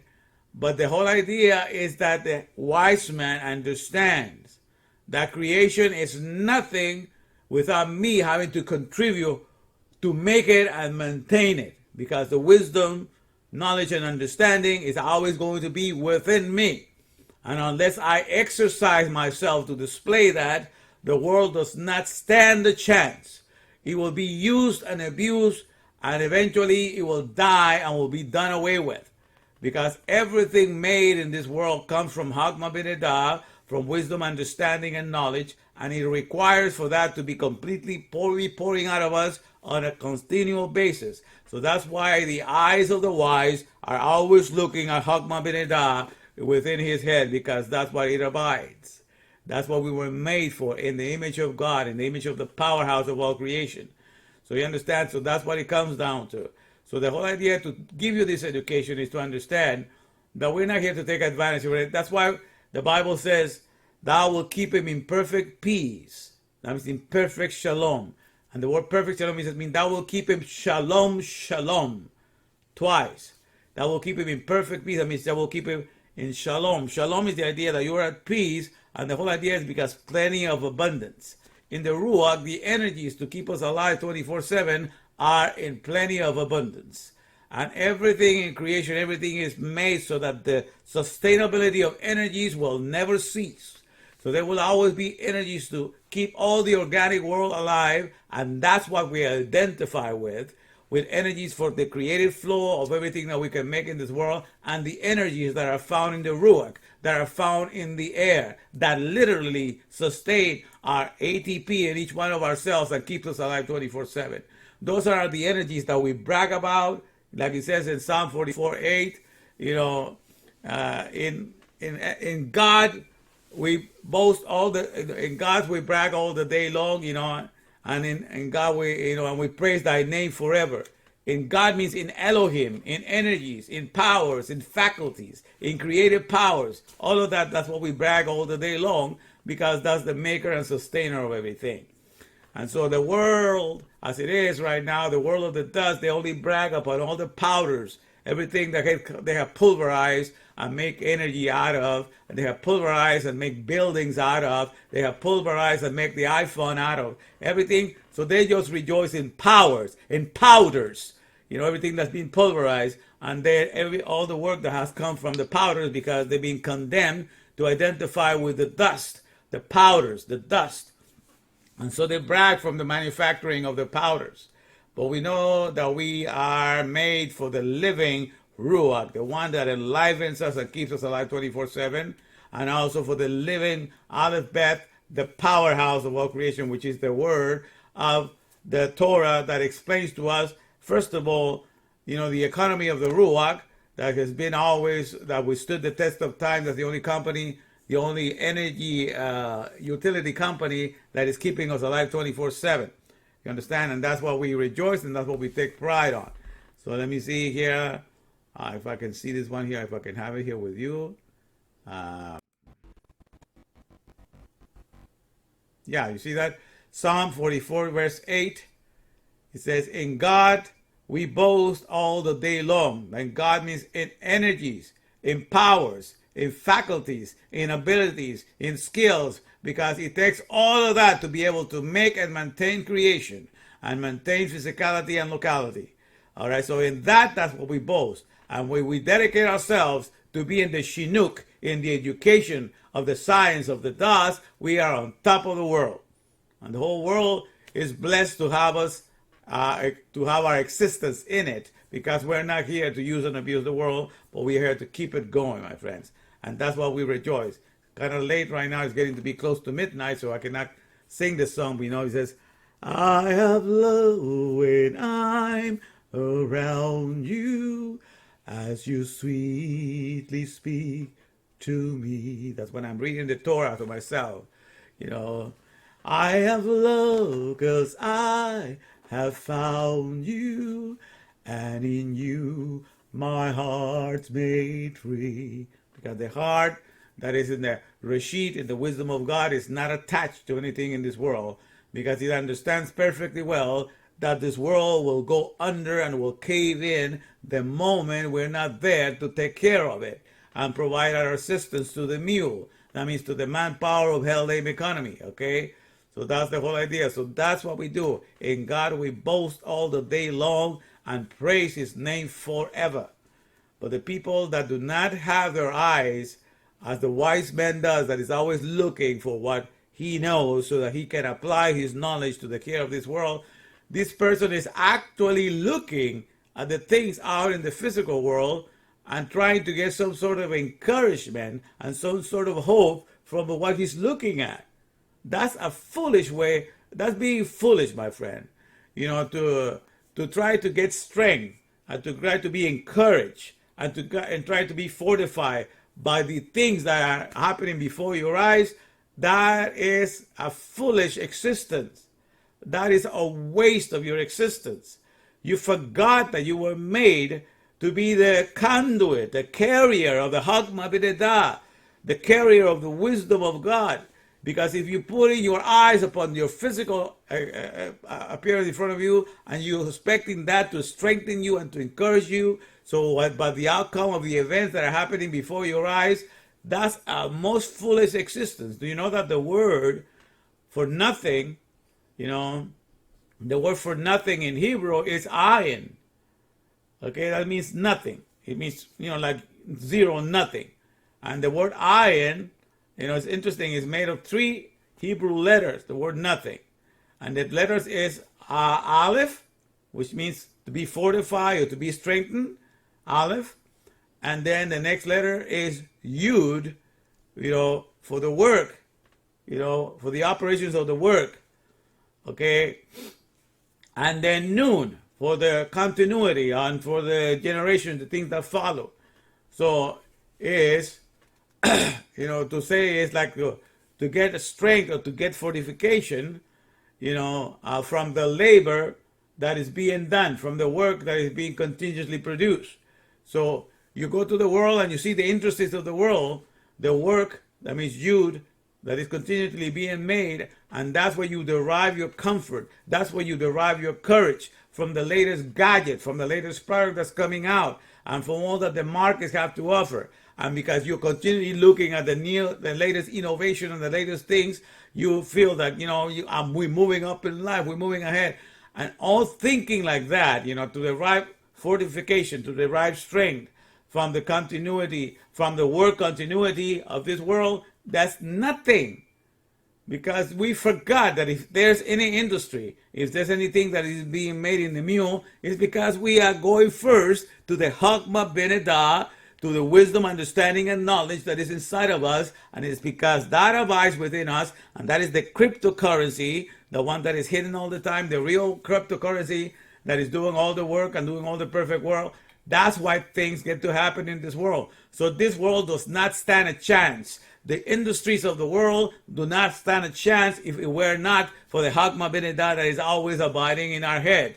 So we do not yield the credit of the powers that are within us, which is the power of the Aleph Bet that resides within us, because we are the perfect conduit and the perfect temples for which the Aleph Bet can dwell, and we do not grant that to anything in the external world. If there's anything in the world, if there's any innovations, everything is because it comes from the Hakma Benidah that is within our head. And therefore we understand that, and we are not genuflecting to this world, because this world has been turn things upside down. They think that the things in this world are what is worth pursuing, when the things in this world will not be there to begin with if we were not for the Hakma Benidah that is constantly within us, and we're constantly depending on it to make the things in the world and to maintain them.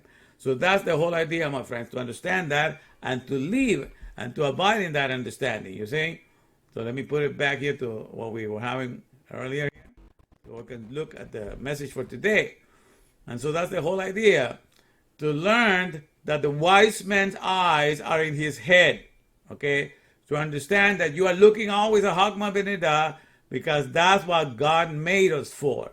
He did not make us for physicality. God did not make us for a locality, even though we can live in a physicality and we can abide in a locality. God did not make us for it. God made us for functionality, and to be able to display all the functionality that he can bring in the world. To be able to do that, we need to abide in the Hakma Benidah. We need to abide in the Bereshit, in the head of a woman. We need to abide in the wisdom of God, because that's what we were created. To be currents, to be flow of creative energies in this world. Hakma Benidah, CBDC, the real currency that gets everything done and sustains the whole world. So that's what we need to understand.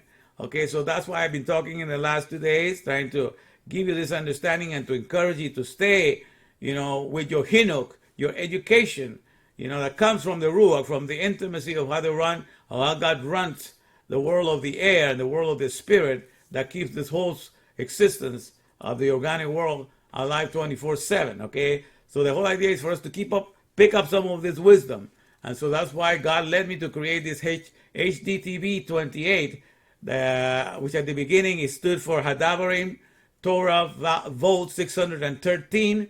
Hadavarim means the words, Torah volts, but HDTV has come a long way. So now I understand what I'm here for. I'm here to elevate science to its highest, because the word science comes from das, which we get the word data, the word information, the word knowledge, the word gnosis. Everything has to do with that is the word das. The word intimacy is exactly the best way of expressing that, because the science of the Ruach is all about the intimacy of the air, understanding the predisposition and the nature of the air is to be always one with us, to be embracing us within and without. It's always becoming one with us, and that's why we get our oneness. We live by this intimacy of the air being always one with us, and being there 24/7, bringing oxygen, being always one with us. That's how we kept enlivened and we kept active. You understand? So this is the oneness that endures the test of time. And in the Ruach, we understand that is the science that keeps all things alive.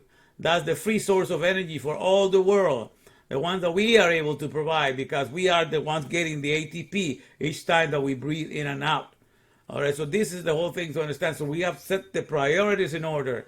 And so now that HDTV stands for highest Das. That means the highest science, the highest intimacy, Torah, like I put here, the highest intimacy, the Torah. Let me show you here if I can bring that picture up here for you, so I can share it right now. All right, let's see here.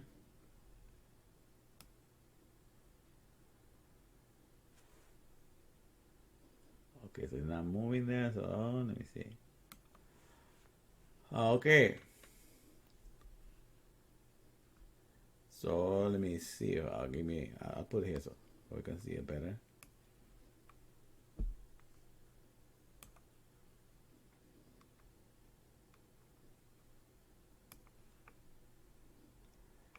All right. So this is Ruach Science 101 HDTV 28. You cannot see the 28 there, but let me see if I can move it here a little bit. Give me a second here.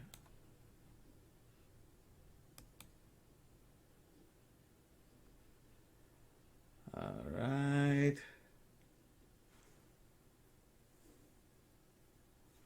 Okay. Well, I'm just going to read it to you. The Ruach Science 101 or DAS 101. So HDTV stands for, the one and only highest DAS TV. Because what I'm doing, I'm setting up, this is the one and only highest DAS TV. We are here like a standard to measure where the true science should be measured. Because the problem with the world is that the science is very deficient. God has given the world to a foolish science, to a foolish DAS. And the science of the ruins, of everything that's made out of the dust of the afar, does not equate, it's not equal. It's by far very a caricature, it's a cartoon compared to the science or the knowledge to run the Ruach, to run the air. And so we take a standard for knowledge from the Ruach, from the economy of the Ruach, because that's the one sustaining us 24/7. And so that's what we take our measurement, that's our standard. And when we come to this world, that's how we measure the sciences of this world and the knowledges that are running this world. And we find them lacking. We find them very deficient indeed. Because if you're going to create something that is called science, and the world is going to trust you because you have taken on the title of science, the number one thing you have to understand, to be the leader in science in this world, you got to base your science upon what gives every human being that has a flesh and bone the best healthy longevity that he can have in the here and now. That's what you need to base your knowledge and understanding upon. What is there? Since we are basically made out of flesh and bones, what it is, the number one thing that we need to do in order to be able to sustain the health of our flesh and our bones in the here and now. How to keep it in the most healthy fashion. So that should be the premise for basing our science. So therefore, we're going to look for the elements found in the here and now that make sure that we have a strong health and longevity. So the first thing we're going to be looking at is at all the 300,000 edible plants that are the number one source of giving us health and longevity. That's what we're going to put our attention, and we're going to base our science upon it. Because those are the things, those are the items that are appointed for health and longevity in the here and now. So if you call yourself science and you say you're going to be the WHO, the World Health Organization, or whatever you name yourself, the Food and Drug Administration, you're going to be the ones to take the lead, to scientifically lead us there, but you're not basing upon that fact. You are a fake science. You cannot call yourself a science if you not base it upon the fact that you are there to look out upon the health and longevity of all flesh and bone, because that's our basic structure. If you do not base it upon that, and the whole thing is a fake science. So the industrialized nations of the world, when they only focus upon giving us only 200 of the 300,000, they only focus on making sure that we only harvest and just share in the markets 200 of us, which is less than 1% of the 300. So we don't focus on that. And then we go and substitute everything else in the supermarket. We process foods, and we make 650,000 items of processed foods. We are not doing anything that is scientific. We have gone mad. We have lost our wits. We have lost our minds. We have gone bananas, my friends. And that's why I was explaining yesterday, the MBA, the madness, blindness, and astonishment in our heart that is leading the world. And so we cannot go into that direction. So we have to establish, if something calls itself science, it has to be based upon keeping us alive 24/7 in the best health possible, and it has to go back to secure the original garden that was given for us can get all the materials that the DNA, the doctor no ailment, can use. The DNA that is in us can use all that ingredients that is found in the original 300,000 edible plants. If we do not supply that to it, the DNA is not going to be able to do its job, and always going to be deficient, and that's how this world runs, by the deficiencies. So a science that is that deficient cannot be deemed worthy of the title of science. So that's why I'm doing all of this, giving you your Chinook, giving you education in this Hanukkah to understand that finally God has brought a independent, the one and only independent science fact checker. That we are checking the science of this world, and all the sciences at this hour, they're lacking a lot. They're faltering a big deal. They have failed so much, especially during the handling of this so-called pandemic. They have done a lousy job because all these people are greedy just for money, greedy just for attention, and the science of the afar and the ruins does not compare to the intimacy of the science of the Ruach. And so, but now we have a standard. We know how to call the world, to hold on to that standard and to raise up the standard so that they can be deemed worthy to call themselves scientists. So if you call yourself a scientist, that means you have das, you have intimacy, but you're not dedicated to the longevity and the health of the all flesh and bone in this here and now. You are a fake scientist, okay? And I'm calling you to the standards of the Torah, so that you can elevate your capacity. You can get more Hagma Binidah, a more consciously productive fellow to humankind. Okay, so that's the whole idea. So that's what we have going for ourselves, my friend. God has raised up a standard at this hour. So HDTV stands for the highest das Torah validates, or the highest das Torah value, or the highest das Torah vindicates, the highest das Torah verifies, and the highest das Torah venerates. So that das, the science, the intimacy that Torah venerates, is the one that is being displayed by the Ruach, in the way that the air becomes one with us and is constantly feeding us the oxygen so our cells can have the fuel of the ATP 24/7. Such love, such intimacy, that's how we need to create our systems of health in this world. We need to elevate them and match them up to that fact, okay? So that's the whole idea of understanding this. And God, by His grace and by His great wisdom and understanding, which He has bestowed upon me at this hour, His servant Zechariah's David Emmanuel Castro Stevenson, that's who I am, with the aliases of Carrie, for being the contrarian in this world. And, that's, my mom used to call me that, Carrie, but Zacharias, we call me Carrie, which is Zacharias. And also Tito is another one of the... So it's Titus, is one of the nicknames that I gave when I was a kid. And lastly, now the COVID-19 man, okay? Because, I took the name of this virus that is 40 nanometers long and the whole world is afraid of. This virus that came in this pandemic came to make the world afraid of breathing. And breathing is the domain of Yud-Heh-Vav-Heh, because Yud-Heh-Vav-Heh means the processor of the respiration, fusion, enlivenings or activations. So this whole COVID-19 was to try to make people afraid of breathing, and breathing is the number one way in which God gets all the praise and all the glory. Let everything that have breath praise the Lord, right? Because that's what He's doing the most processes to keeping us alive. So this COVID-19 was an affront to get people afraid of even breathing. So I took upon that name of a virus because I say, if they can take a name of a virus, people are scared of breathing. I want to take the name of a virus, call myself the COVID-19 man, and bring the glory of God to be revealed in the Ruach. And that's what I'm doing. So I was trying to name myself to something very little.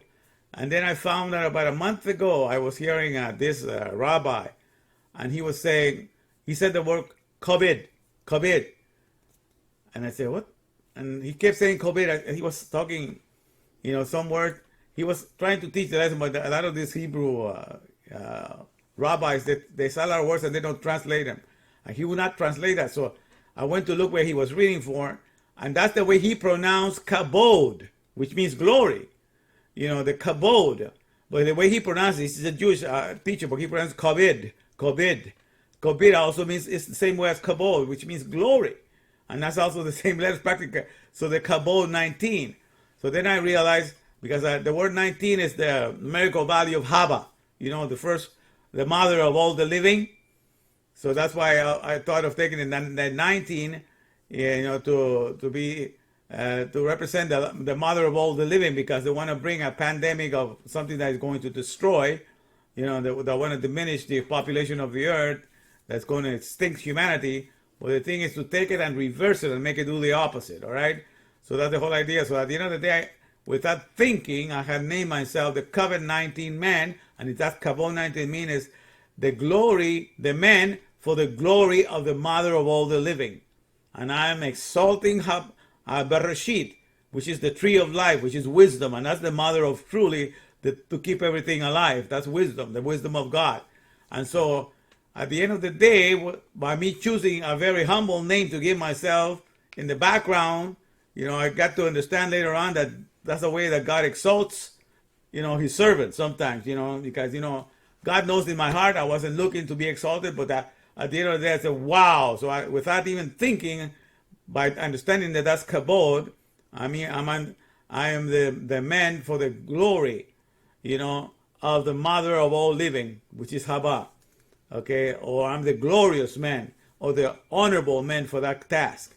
So that's what I'm discovering. Just about a month ago, I realized that without even thinking, just because I wanted to take on the name of a virus to bring about that, I can take on the name of something bad and I could turn it around and reveal the glory of Yud Hevavi, the Ruach, but without realizing I had even given my name that, but that wasn't my intention. That's to the honor of God that He wants to do that. But that's who I am. So I'm Zechariah to remind you, Seker, because that's what we need to be, reminding ourselves all of that. And also was named David. All of that happened on December 25. I was actually born on the day that all the other people that are the gods of this world want to be born, in December 25. But I'm just a puny servant. Okay, I was born on December 25, 1959, but only a puny servant of Yud Hevavi, doing his PSA, his public service announcement. Okay, and puny, by puny servant, Puny, that means I'm poor. I'm a poor, unapologetically needy Yud Hevavian, because I depend on every breath that He's given me. So I'm a poor, unapologetically needy Yud Hevavian, because that's whom I depend upon all the time to be kept alive physically, and I depend on the Aleph Bet to understand Him and to stay connected with Him and stay His Hagma B'neda and stay in His Bereshit, the head of the woman, 24/7. All right, so that's all the stuff. Zechariah, okay, David, to hook you up. That's the administration that hooks up to administrations of my job, is to hook you up with all the understanding that God has given me and to make you fuse with it. And so you understand that the economy of the Ruach, everything is fine and dandy. It's not being destroyed. He is running his course like He's always had. Okay, and we can rejoice in that. So we have this going for ourselves, my friend. So I'm glad I was able to share with you this today. And so happy Hanukkah on the third day. And let's understand, therefore, let me get here to this. All right, here we go. And so educational day number 3. Okay. So we understand that the wise man's eyes are in his head. Okay, that's what we keep eyes, because we were made to have the wisdom of God. We were not made for physicality and locality. Even though we live and abide in it, what we do to physicality and locality, we take care of it. We refresh it, restore it, renew it, so it remains heavenly placed here on earth. And what we do and we rejoice is functionality.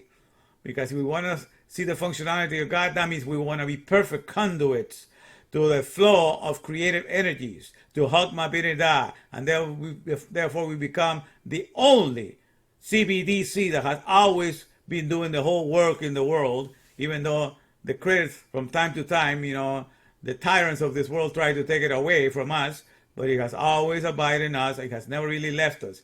It's just our awareness of it is taken by all these teachings and all this fake science that is running the world. But it's being exposed right now, and we're going to continue with this tomorrow. All right? So sorry I don't have the time to dress up today, but like I'm saying, it's really cold right now. So I just want to give the lessons and wish a happy Hanukkah, the third day of the Hanukkah, as we are lighting up the world, because the spirit of a man is the candle of the Lord. You understand? So that's why I put this and I set it up this way, okay? Because I am the candle of the Lord, lighting up this whole world, and I'm taking the picture of Israel, who's supposed to be was chosen to be a light unto the Goyim, a light unto all nations. Okay, and they have the light because they have the Torah, they have the tree of life, they have the papyrus solutions, for all that is needed for the understanding of the knowledge of the Ruach. So as the candle of the Lord, I'm here to light you up, so you get lit up on the Hanukkah to get your Chinook and your understanding. So I'm wishing you a happy Hanukkah today on the third day. All right. So let me just play a commercial. Let me see here.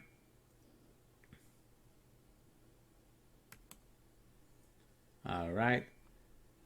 Okay, let me see. All right, let me put it here.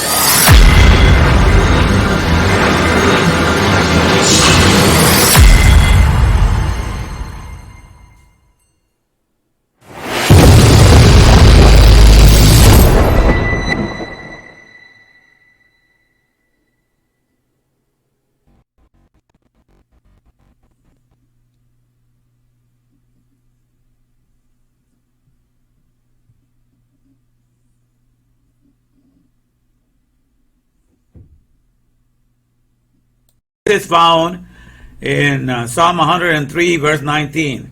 It says, the Lord hath prepared his throne in the heavens, and his kingdom ruleth over all. Let's see. Oh, the Lord hath prepared his throne in the heavens, and his kingdom ruleth over all. For the Lord hath prepared his throne in the heavens, and his kingdom ruleth over all. When I see the way that God brings up light into the night, when I see he turns the darkness into day,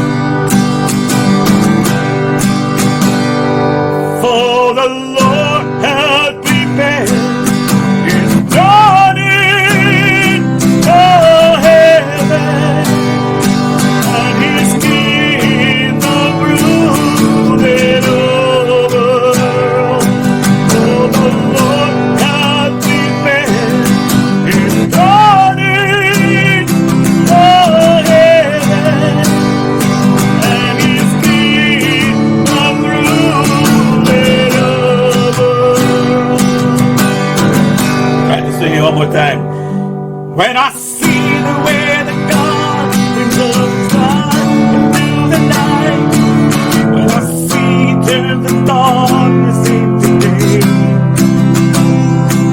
there's a thing that comes to me that can make me say, 'cause I'm on the way. When in spite of my rebellion, nothing God awaits for me. When I see He turn my will to what He says, His rain I come to see, now deep in my heart, that I'm on the way. There is more than just religion in the life today, for the Lord has made me free and set me on His way. And I pray the word of God all across this very land, so it's truth across this whole wide world.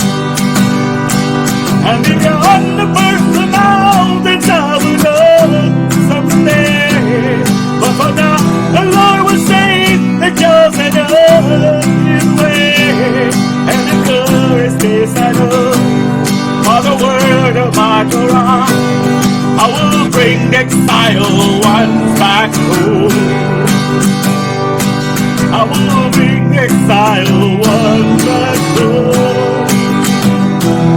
I will bring the exiled ones back home.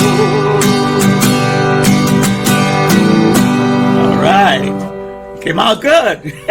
I did not make a mistake. Thanks, Hashem, because I just made a lot of changes today. Now let's see the second, the one in the bottom here.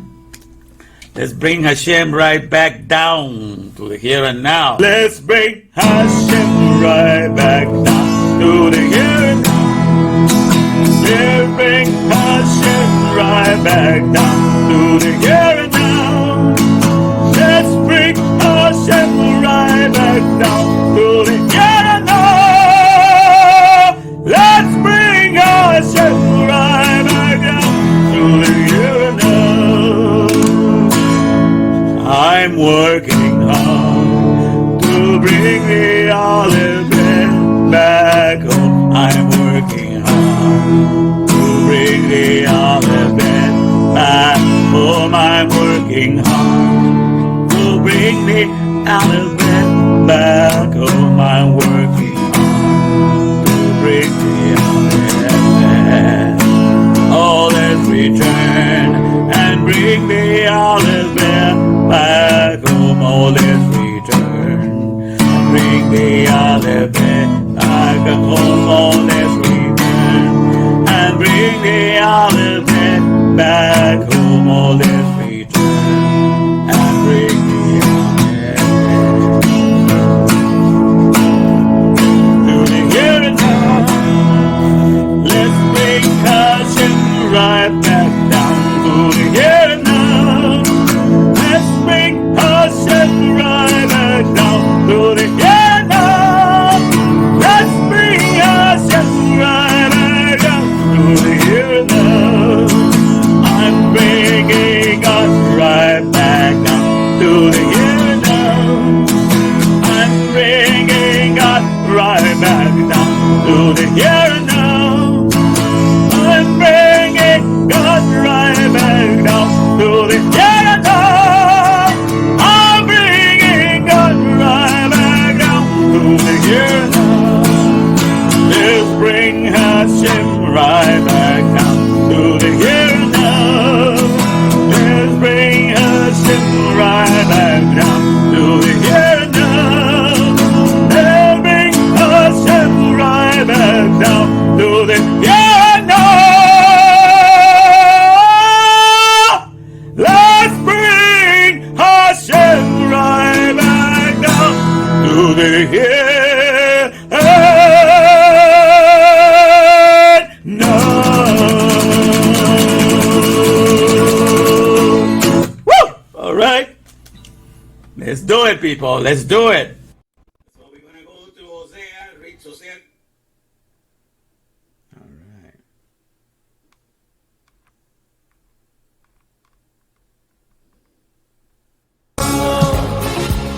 amor, amor. Nació de ti, nació de mí, de la esperanza. Amor. Again.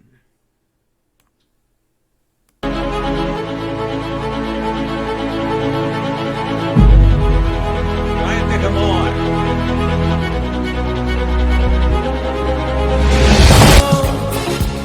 Amor, amor, nació de ti, nació de mí, de la esperanza. Amor, amor, amor, nació de Dios para los dos. Nació del alma.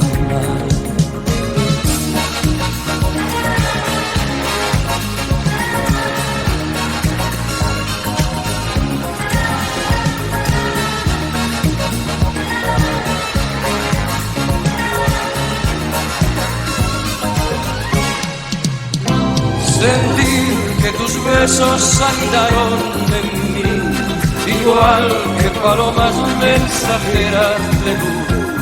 Saber que mis besos se quedaron en ti, haciendo en tus labios la señal de la cruz. Amor, amor, amor. Nació de ti, nació de mí, de la esperanza. Amor, amor.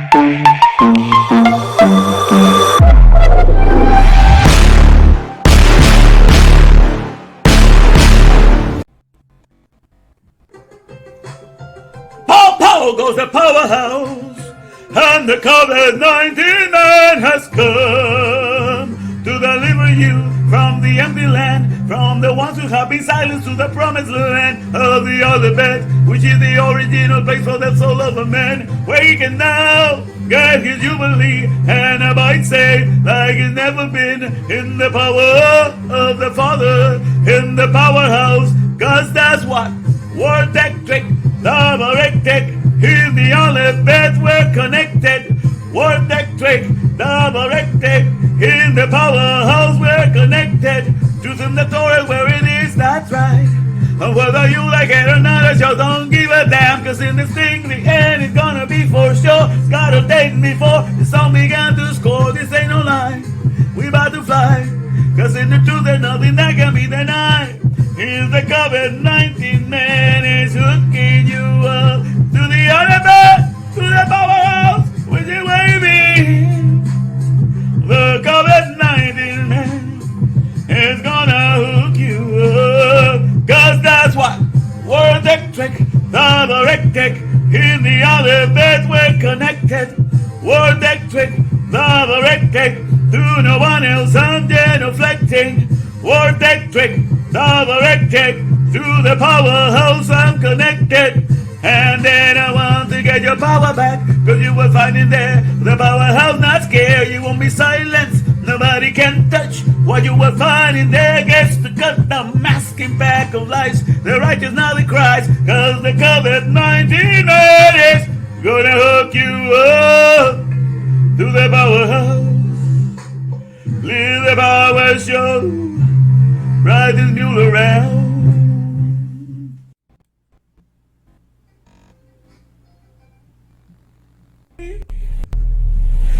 Where we go, where we go, don't you know? In Torah, this is all I see. Where we go, when we go, come and see. Where we go, when we go, don't you know? In Torah, this is all I see.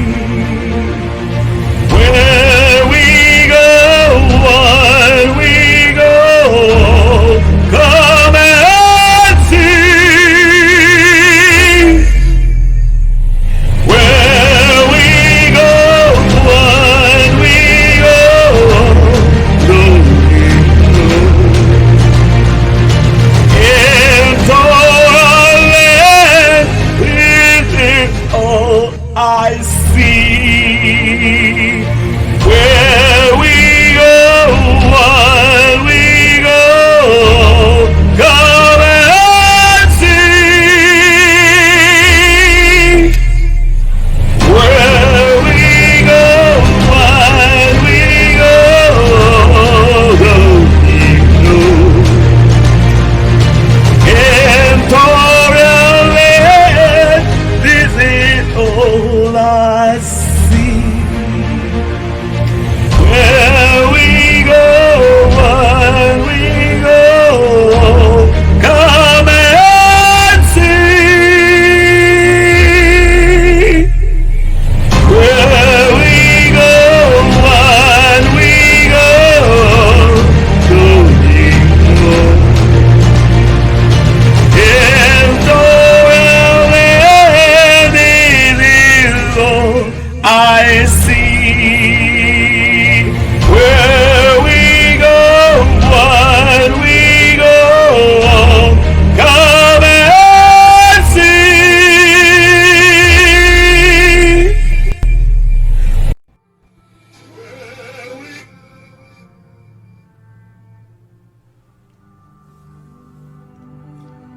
Red Sea parting, Red Sea parting.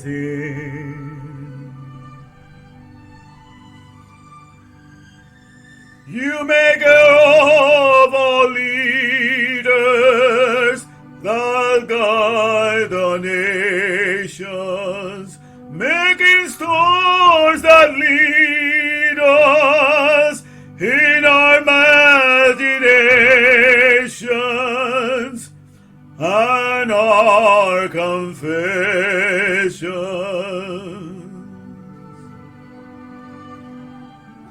Your hidden mystery I see. In plain sight you have done it all.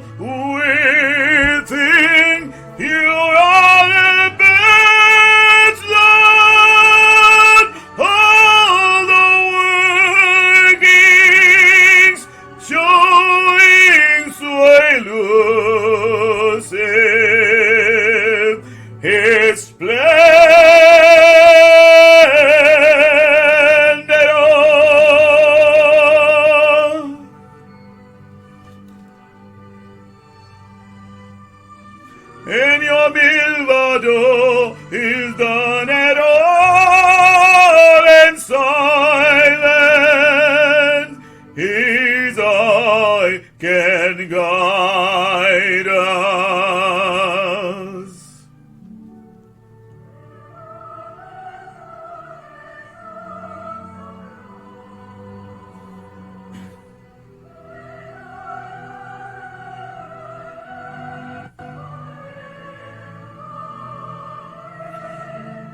listen and know this. This voice deadly stellar. This voice deadly stellar. Now comes to vanquish all. Vanquish all. Vanquish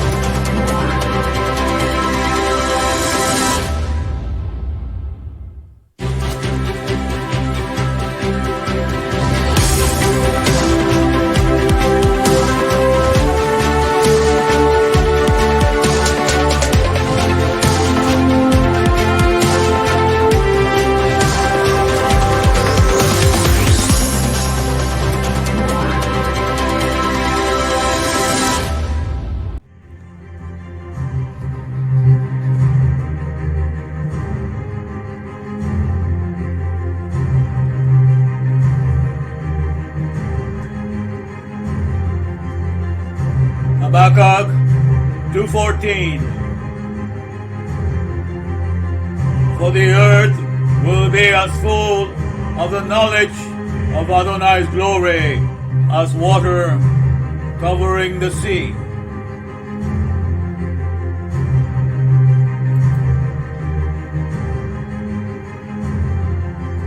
Here comes the name of Adonai from afar, his anger burning in the rising snow. His lips are full to the brim with fury, his tongue a consuming fire.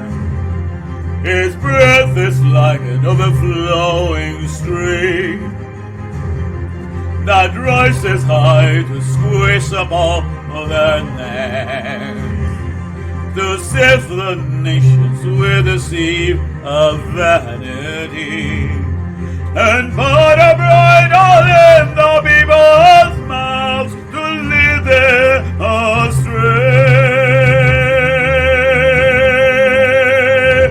Shema Yisrael, Adonai Eloheinu Adonai Echad. Shema Yisrael, Adonai Eloheinu Adonai Echad. Shema Yisrael, Adonai Eloheinu Adonai Echad. Shema Yisrael, Adonai Eloheinu Adonai Echad. He repays according to their deeds, fury to his foes, reprisal to his enemies.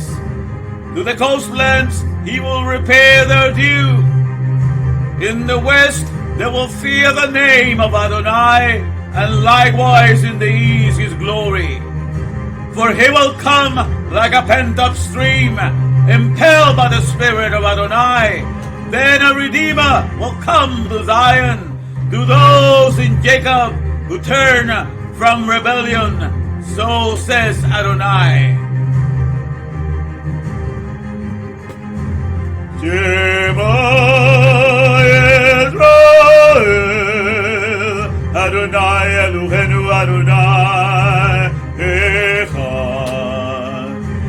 Shema Yisrael, Adonai Eloheinu Adonai Echad.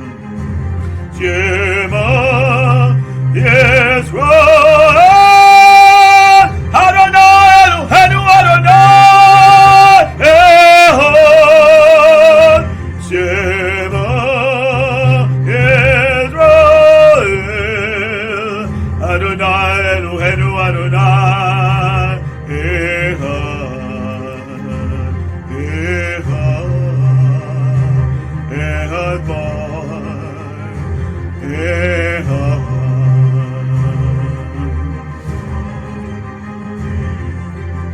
For then I will change the people so that they will help your lips to call on the name of Adonai, all of them, and serve Him with one accord. And He shall judge many peoples, rebuking strong nations of old. The skill to destroy will be instead peaceful joy.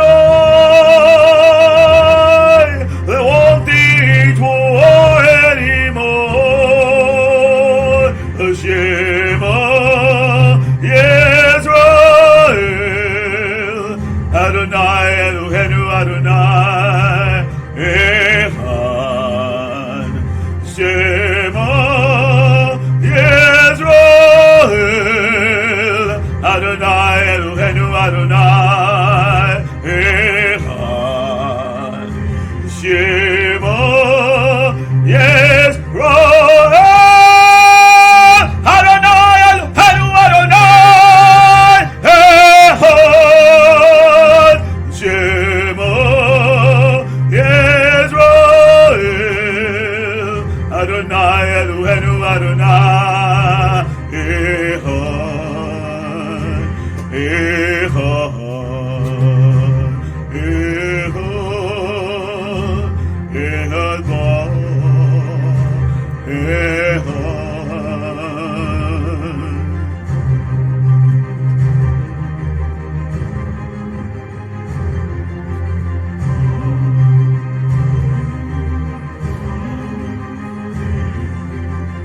The Aleph, the Bet, the fathers come down from above, the Father's strong houses come among us.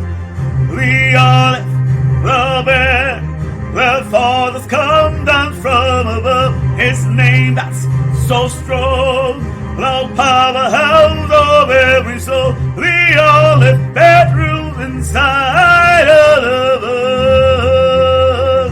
The Aleph, the Bet, the fathers come down from above, His name that's so strong, the powerhouse of every soul. The Aleph, Bet rules inside of us.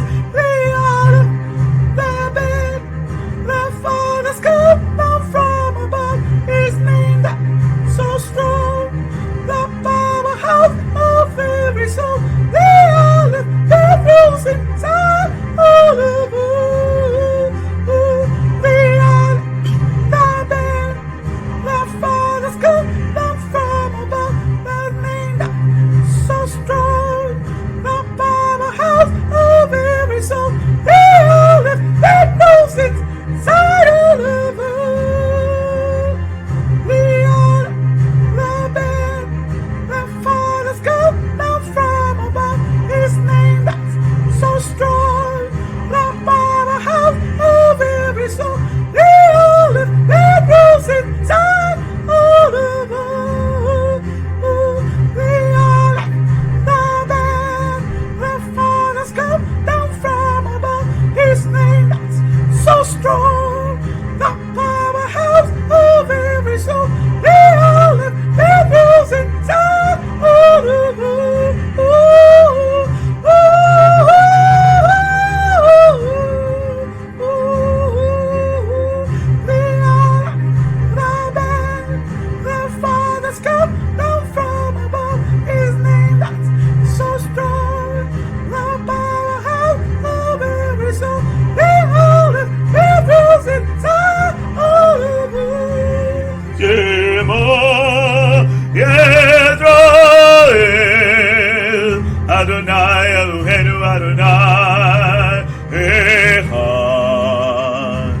Shema Israel, Adonai Eloheinu Adonai Echad. Shema Israel, Adonai Eloheinu Adonai Echad. Shema Israel, Adonai Eloheinu Adonai Echad. Echad. Echad. Echad Bar. Echad. Echad.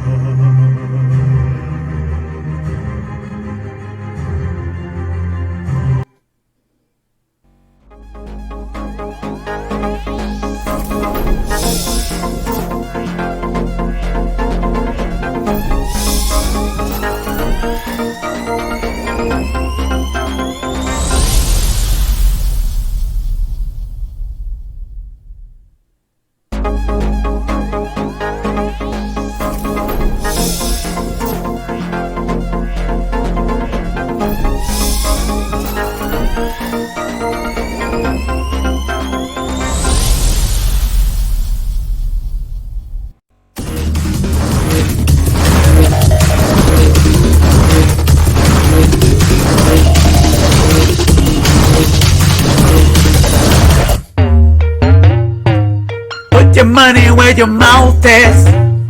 Show me what you can do with it. Put your money where your mouth is. Show me what you can do with it.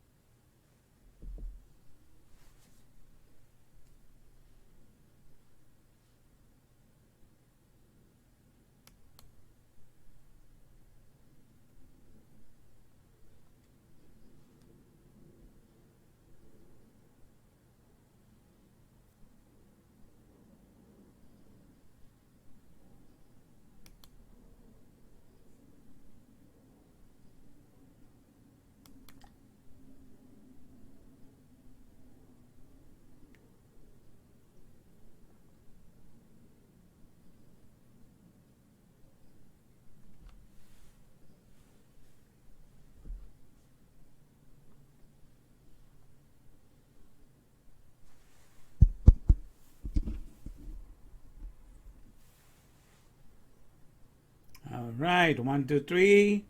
Happy Hanukkah, day 4. Day number 4.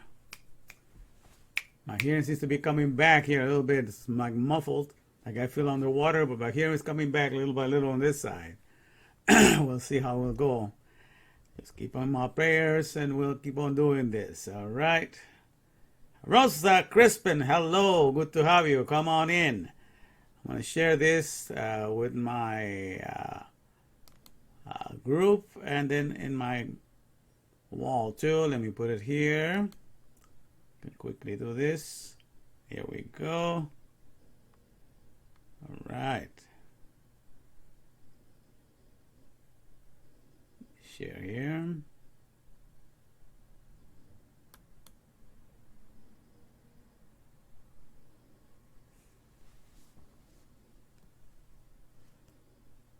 All right, let me share in my group.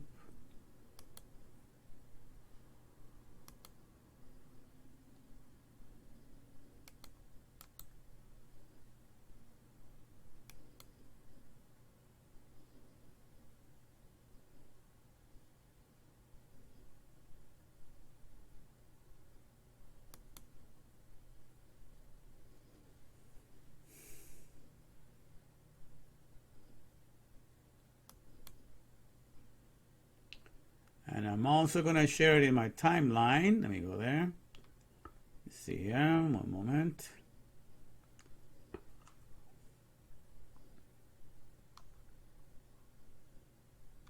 All right.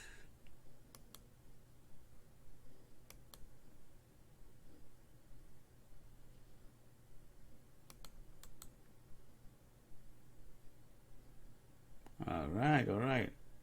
I feel the ringing in my ears on this side. That means my ears want to come back again. I can feel more, hear it more. Right? Even right now, it's interesting. All right. Let me keep going here.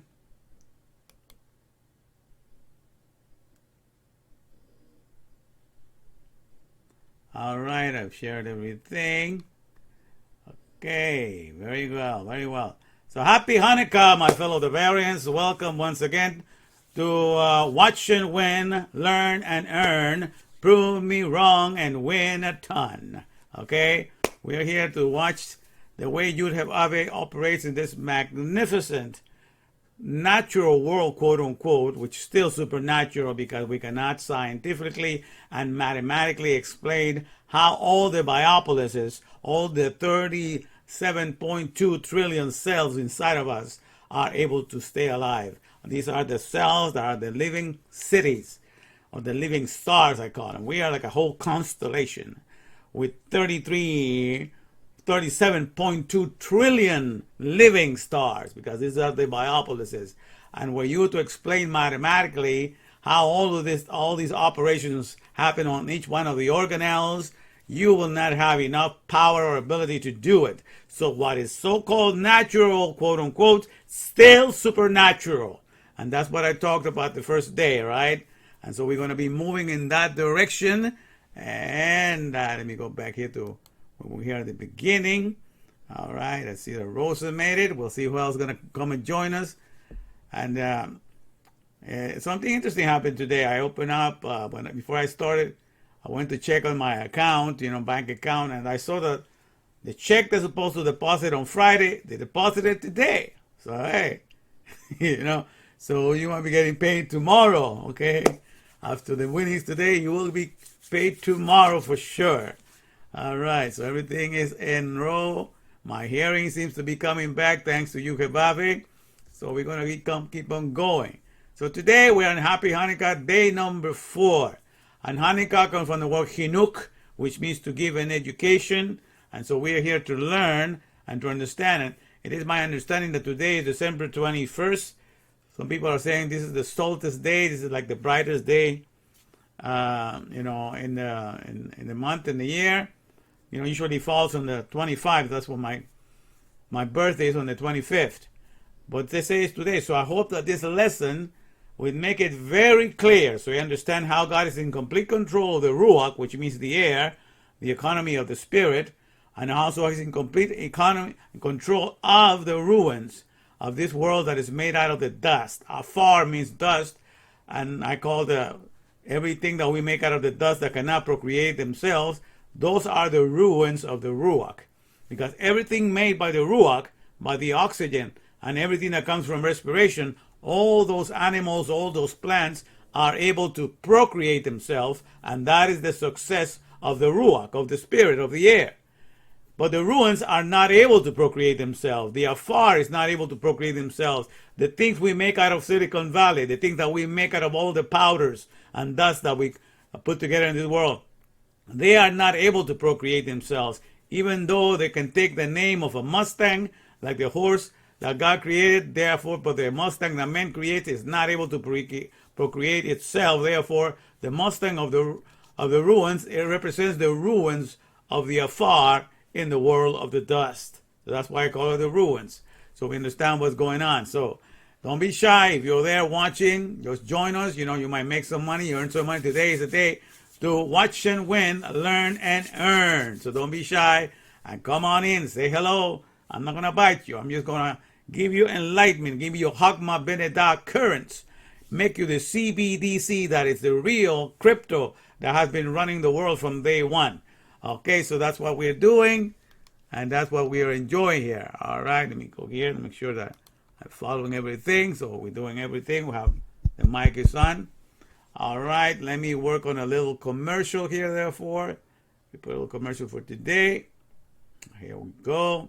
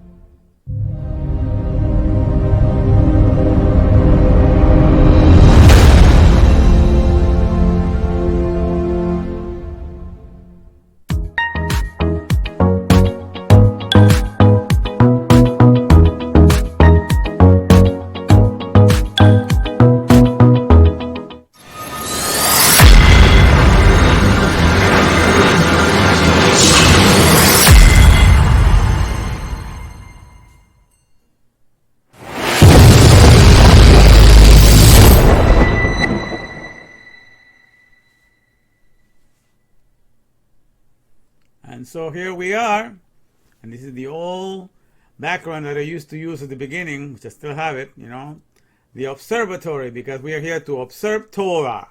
That's close to the sound like observatory to observe Torah. That's why I have the observatory there, you know. But we are watching, when we're looking into Torah, we're watching the economy of the breath, the economy of the air, the economy of the Ruach, you know, which is where we live 24/7. And is the energy that keeps us alive 24/7. Every breath that we take brings oxygen into our nostrils, and that oxygen gives the ATP, the fuel that each one of our 37.2 trillion cells need to have on a daily basis to stay energized and to be able to move around and do his business in this world of the ruins, in this world of the dust, okay, this world of the Afar. So this is what we're doing so far, and this is what we're enjoying. One thing I've been noticing, because I've been just eating like one meal a day, you know, but this time I don't eat any meat whatsoever, just on the weekends, and just making that little switch of a change has made the difference. And I've been losing weight, you know, every week now. I even got to fit into this one. That's why I'm wearing it today. I wasn't able to fit on that 2 weeks ago. So I have this one on, you know. I like this one, but I couldn't fit on it. But now I was able to fit in it. So here we are. All these good clothes that I have are now coming back to be used again. So thanks to you, Yud Hebab. So it's good to enjoy it here. It's good to be here in the observatory. because we're here to observe Torah, to give you the greatest understanding of how God operates in the here and now.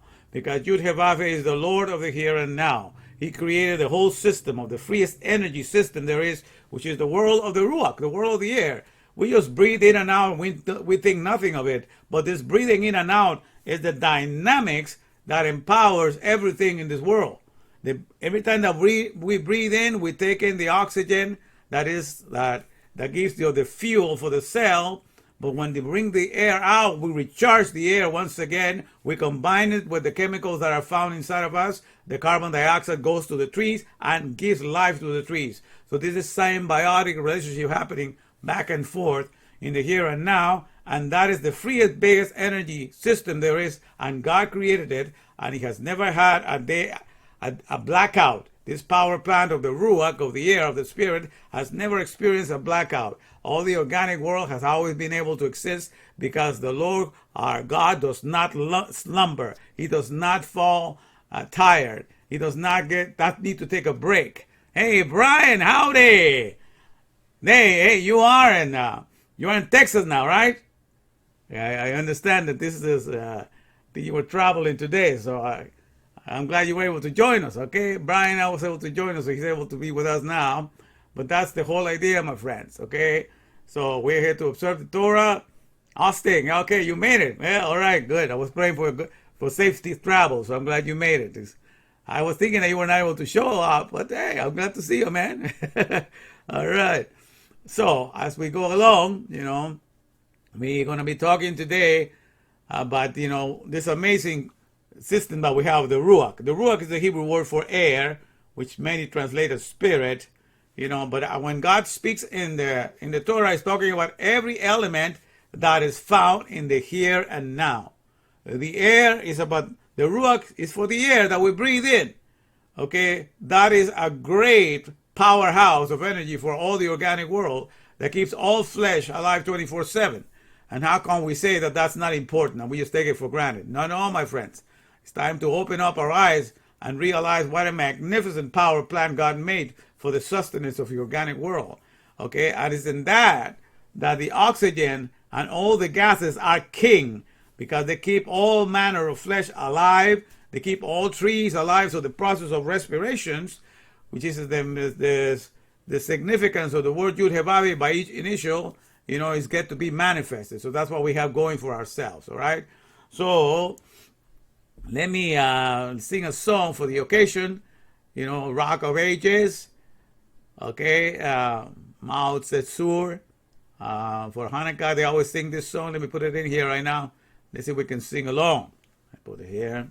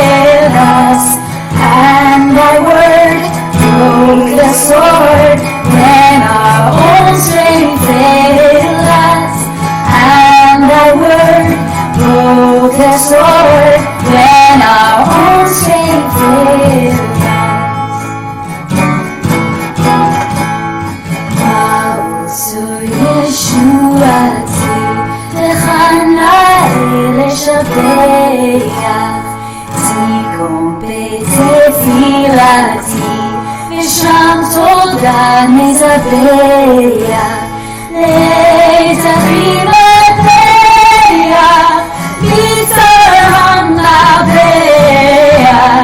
אז אגמור בשיר מזמור, חנוכת המזבח, אז אגמור בשיר מזמור, חנוכת המזבח.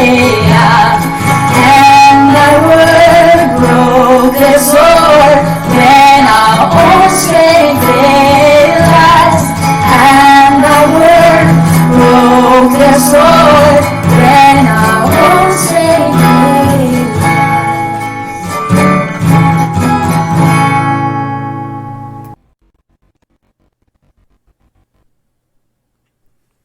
All right, my fellow Barbarians. So here we are once again to enjoy the teaching for tonight. All right. Happy Hanukkah, day number 4. It's 8 days of celebration. It started on December 18, and 18 is the numerical value for Haim or life. Okay, the numerical value of Haim or high. And then December 26 is where it ends, and that's Yud Hevavis. That's the Lord, Yud Hevavis numerical value, the number 26. So I'm taking you from life to the Lord, to building and having His character in you. All right? Okay, so that's what we're doing. So that's what we're enjoying today. So let me put this on the screen and let's review all the things that we learned so far. You know, since I started on Sunday, and I've been doing this every day. You know, it's been almost an hour every day, so that's not so bad. You know, it's pretty good. So let me just take you here to put this on the screen for now.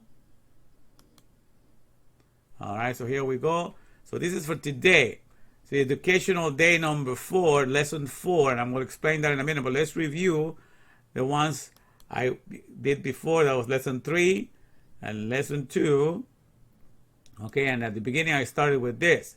That was the first day on Sunday. I used to say Happy Hanukkah. You know, I started with that, and that day I spoke about how the natural is still supernatural. You know, if you remember, I mentioned that we are in this world, and we call natural everything that happens on a daily basis. You know, like the sun rises every day.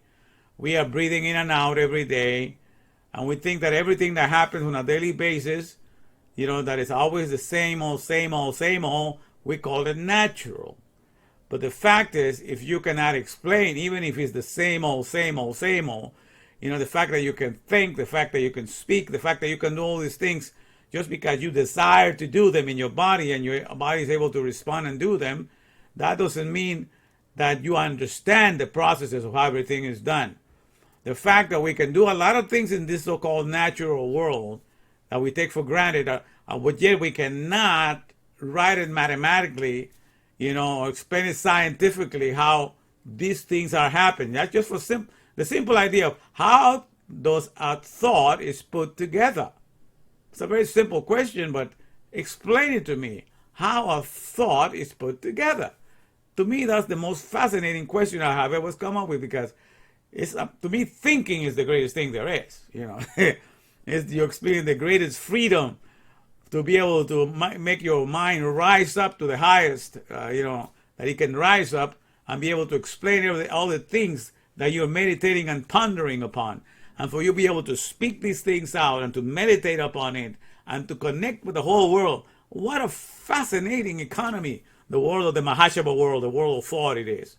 But if you were asked me to explain how a thought is formed, how the mind anticipates what I'm thinking so it can form and has all these barrages of all these words ready to come out of my mouth, I do not know how to explain it, my friends. I fail very miserably. So therefore, the so-called world of the natural, quote unquote, still supernatural, because still unexplicable. It's still unexplainable. I cannot explain it away.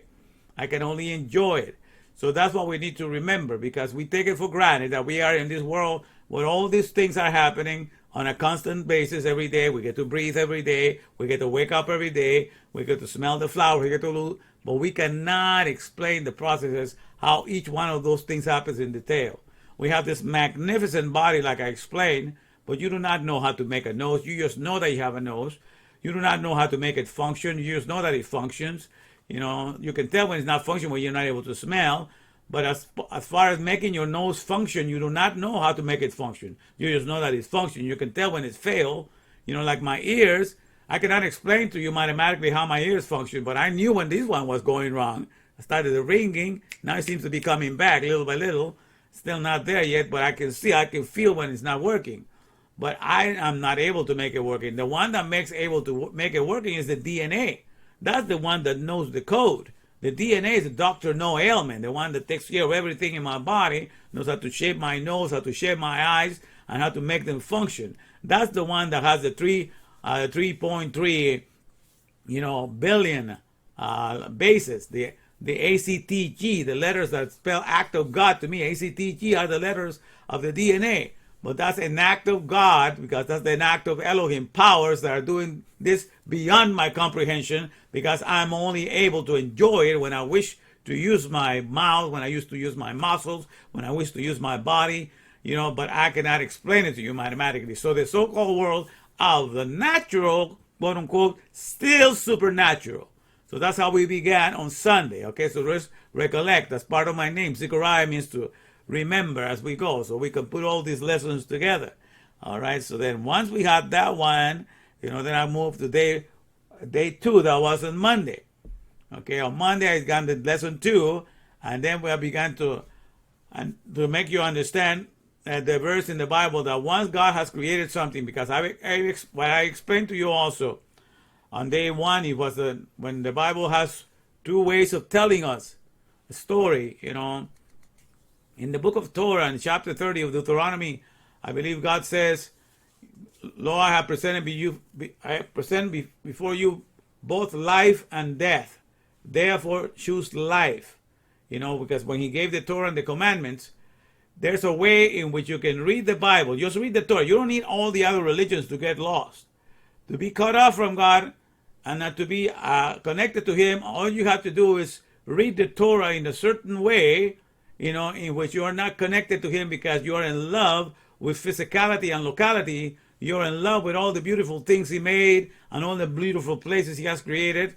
And that's where you want to abide. That's where you want to remain. If that's how you are in this world, to be in love with physicality and locality, all the nice places that God created, all the beautiful landscape, and to enjoy God's things that He has brought into existence, if you're into that, the whole world treasures that idea to just be here for that and enjoy that and be grateful to God if we have access to these things. And they tell you, to be grateful to God and, and focus on that and be thankful that you can do those things.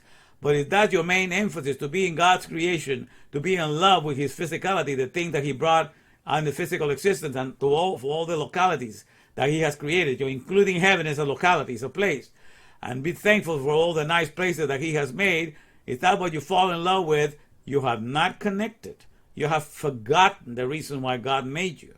The reason why you and I were made, my friend, we were made in the image of the alphabet, because the other animals cannot take the alphabet. The alphabet means father and founder in Hebrew. Okay, and the alphabet is the father and founder of everything that comes from the schematics, from a book, from a blueprint, from everything that has to do with the measurements to make something in this world.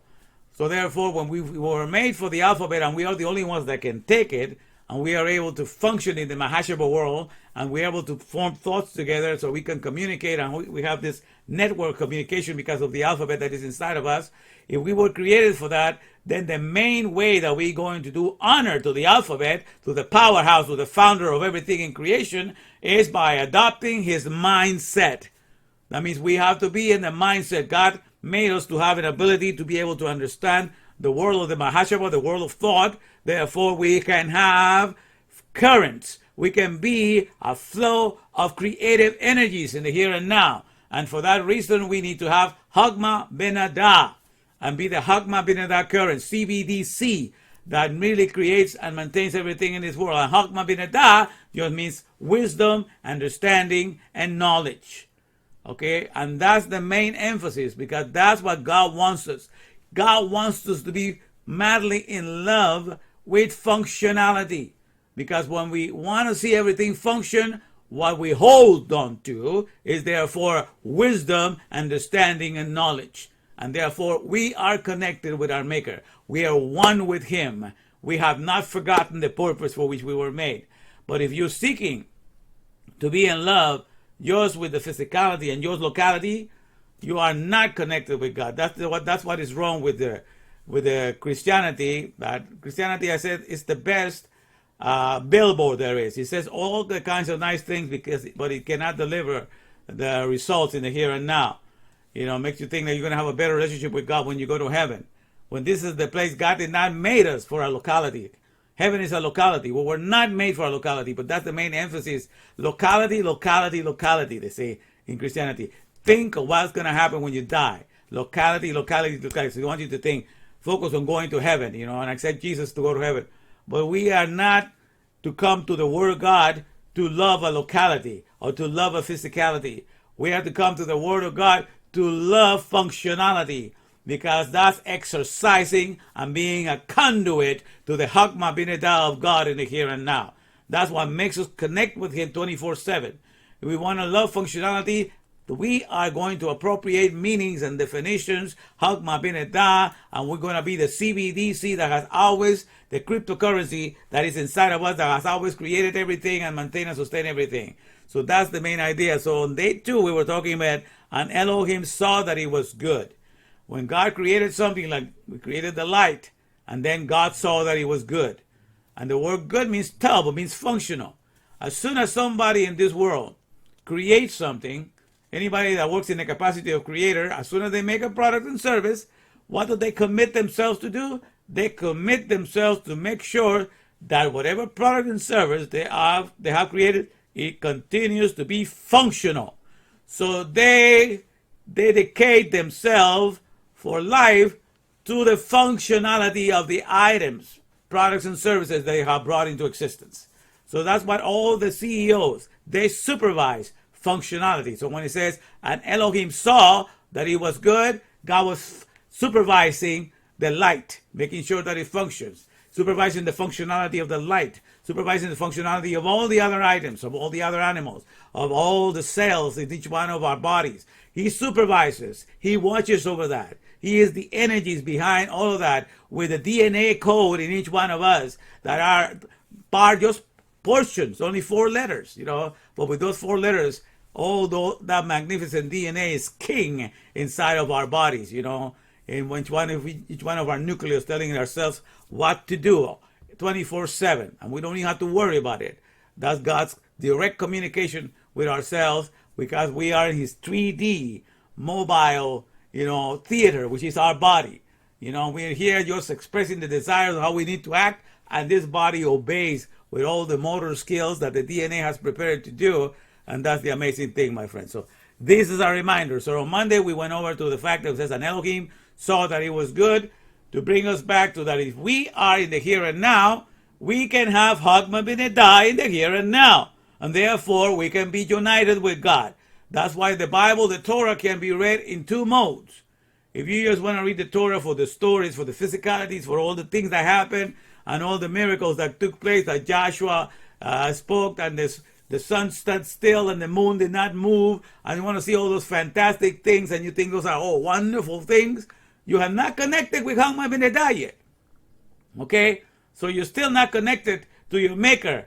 You're still not connected to His mindset. That's why at the beginning it says, Bereshit means in the head of a woman, which they call it in the beginning. Well, there's a way of translating it that separates you from God, and there's a way of translating it that keeps you united with God.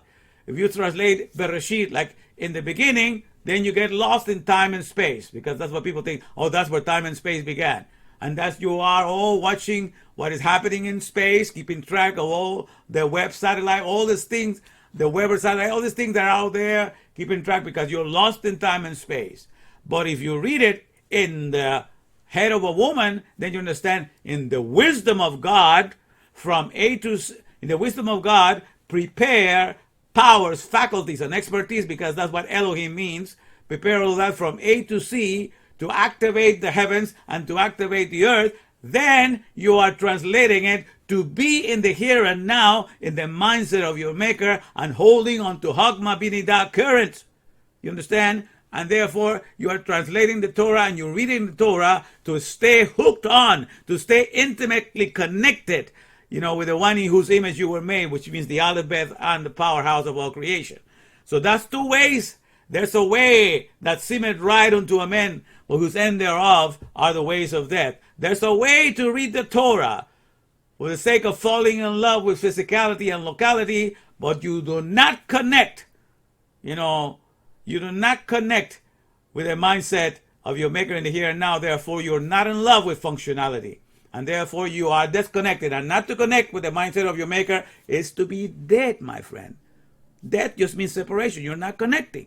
You're not living for the purpose for which you were made. So you don't need to go to heaven to have a connection with God, because since you were made to have a connection with His mindset, okay, so that you have to understand that you're here, to enjoy the propagation. Let me see, I think I wrote this down here to make it clear. It says, this is something I wrote today. It says, you can read the Torah, listen to this, you can read the Torah to bring the character or the mindset of your Creator out of your existence. That's one way you can read the Torah. You have to read the Torah, so you can read the Torah to bring the character or the mindset of your creation out of your Creator out of your existence. And when you do that, you are connected and you're alive, and that's the purpose for what you and I were made. That's why we can enjoy this in the here and now. So the religions that do not teach you this, but to teach you, but you're going to go to a nice place, locality, they are bribing you. You were not made for physicality and locality. You abide in physicality and you live in locality here on this earth. Your main emphasis is for you to remain in functionality, because then all the physicality and all the locality that is here on earth will remain brand new, restored, refreshed, because you're not here to abuse and use and abuse anything of the physicality or anything of the locality. You're here to enjoy functionality, because in making things function, you are displaying direct contact with the energies of creation, direct contact with Hashem, direct contact with Yud-Heh-Vav. So you can read the Torah to bring the character or mindset of your Creator out of your existence, or you can read it to enjoy the things thy Creator has brought into existence. Let me read that. So again, you can read the Torah to bring the character or the mindset of your Creator out of your existence. I exist for that purpose, to be a conduit, to manifest it, right? When you do that, you are alive, my friends, okay? It says, so you can read the Torah to bring the character or mindset of your Creator out of your existence, or you can read it to enjoy, okay? To enjoy the things thy Creator, your Creator, has brought into existence. All the physicality and all the localities. And then he says here, the former is life, the latter is death. So to read the Bible, in order to bring the character or the mindset of your Creator out of your existence, that's what the Bible calls life. So that's why he said, when he said in Deuteronomy chapter 30, look, I bring before you life and death. Choose life. When God says choose life, that means learn to take my mindset and bring it out of your existence, because then you are connected with me and you're alive. But then if you use the Torah just to enjoy physicality and nice locality, you are dead. You're not separate. You're separated from me. I did not make you for a locality. I did not make you for a physicality for you to just arrive. I made you for my functionalities, because that's where I shine all the time, to make things function 24/7. And if you want to show that, then you are connected with me. You're working in nature with me. You're not working in nature against me. And therefore you are my citizen of the Ruach, the citizen of the air. The air gently, intimately goes in and fills the body with all the nutrients that it needs, with all the gases and all the oxygen and all the energy. And that's why you are in this world. You become a breath of fresh air in this world. You're not here to use and abuse anything.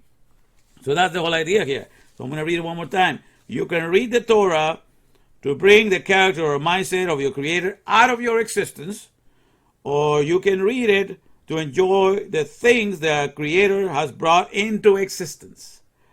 The former is the way of life, and the latter is the way of death.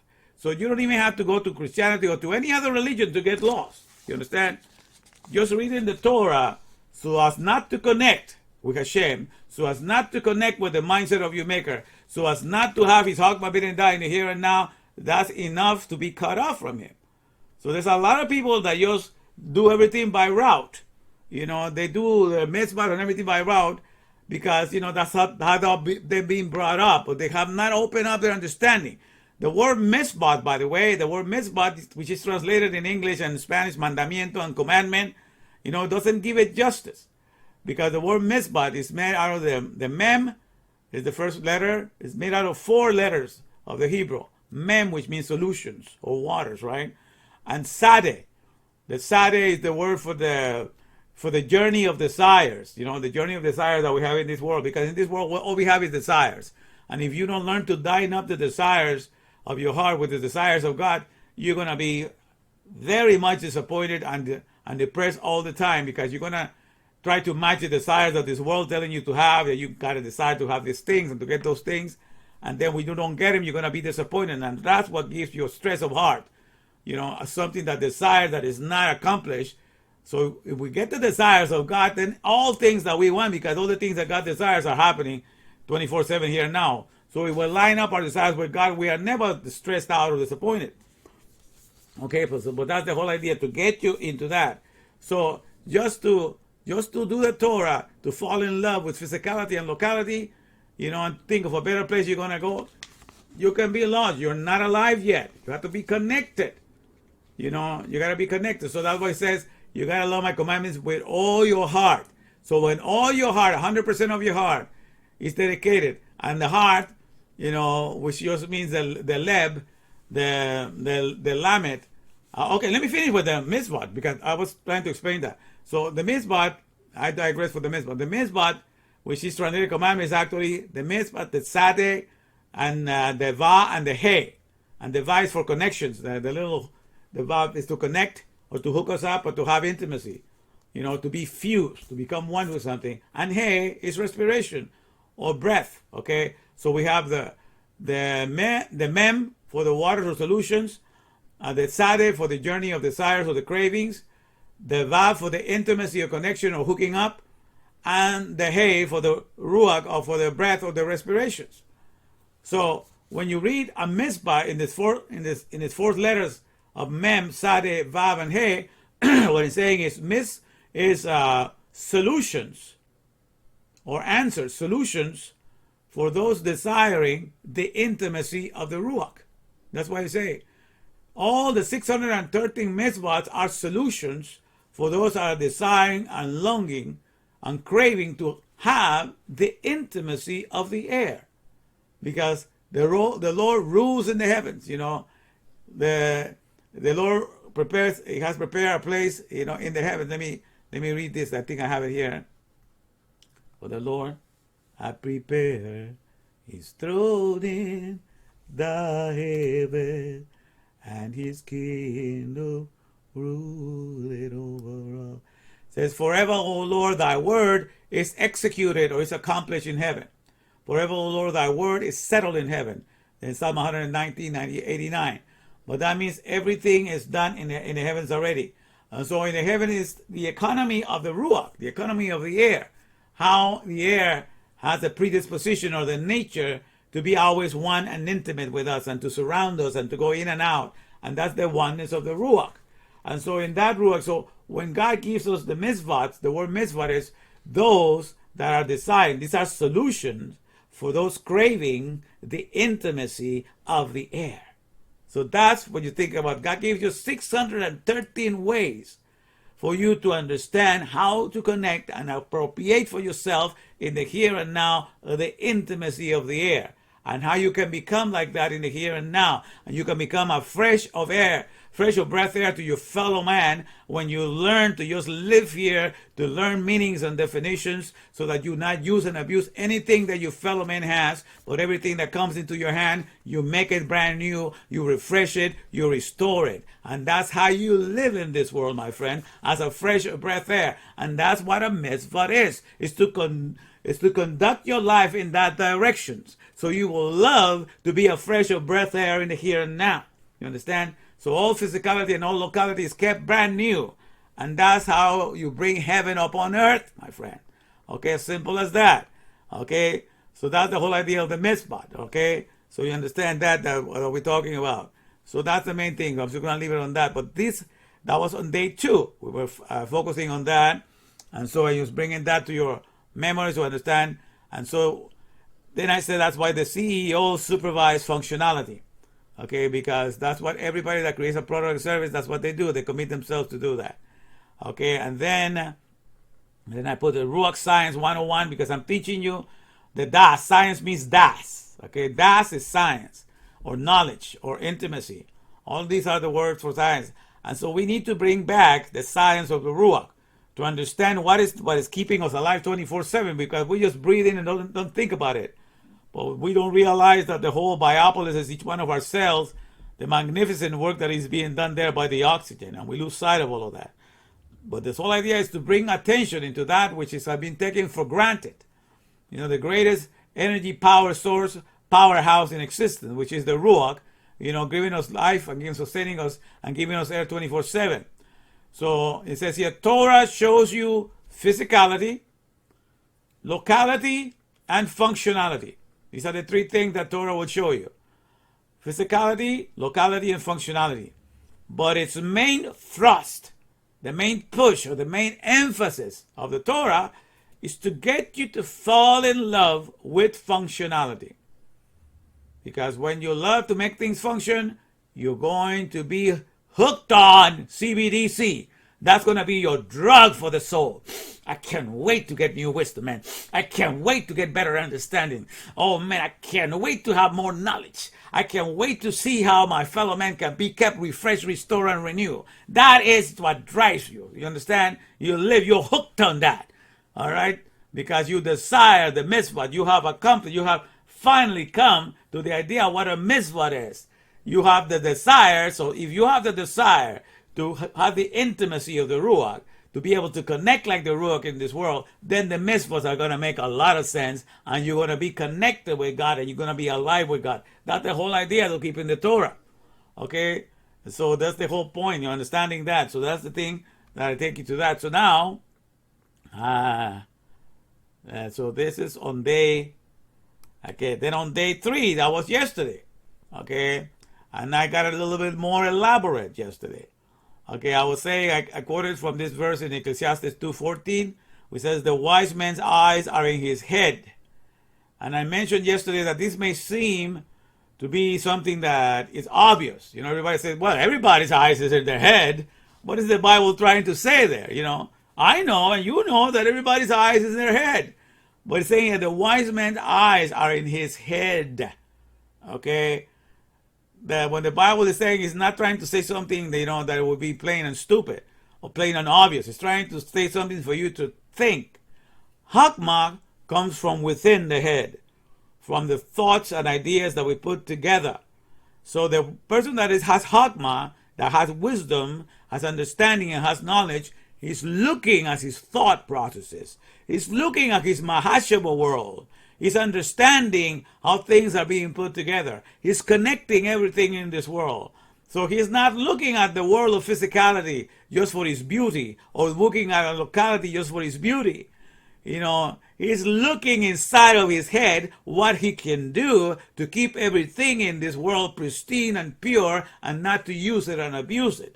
So the Hakmah, the person that is wise, he's looking inside of his head. He's understanding. His eyesight is for what he can do. He's looking at the Aleph Bet, at the powerhouse of creation, at the founder and father. He never loses sight of the alphabet. And that's what God desires in Jeremiah chapter 3, verses 17 to 19. He wants us to always just understand that everything is done by the alphabet and that we never lose sight of that. That's his desire, and that's what I'm trying to teach you by giving you the right knowledge of the Ruach Science 101, HDTV 28. Okay, so this is part of what I'm explaining today. So the wise man's eye are in his head.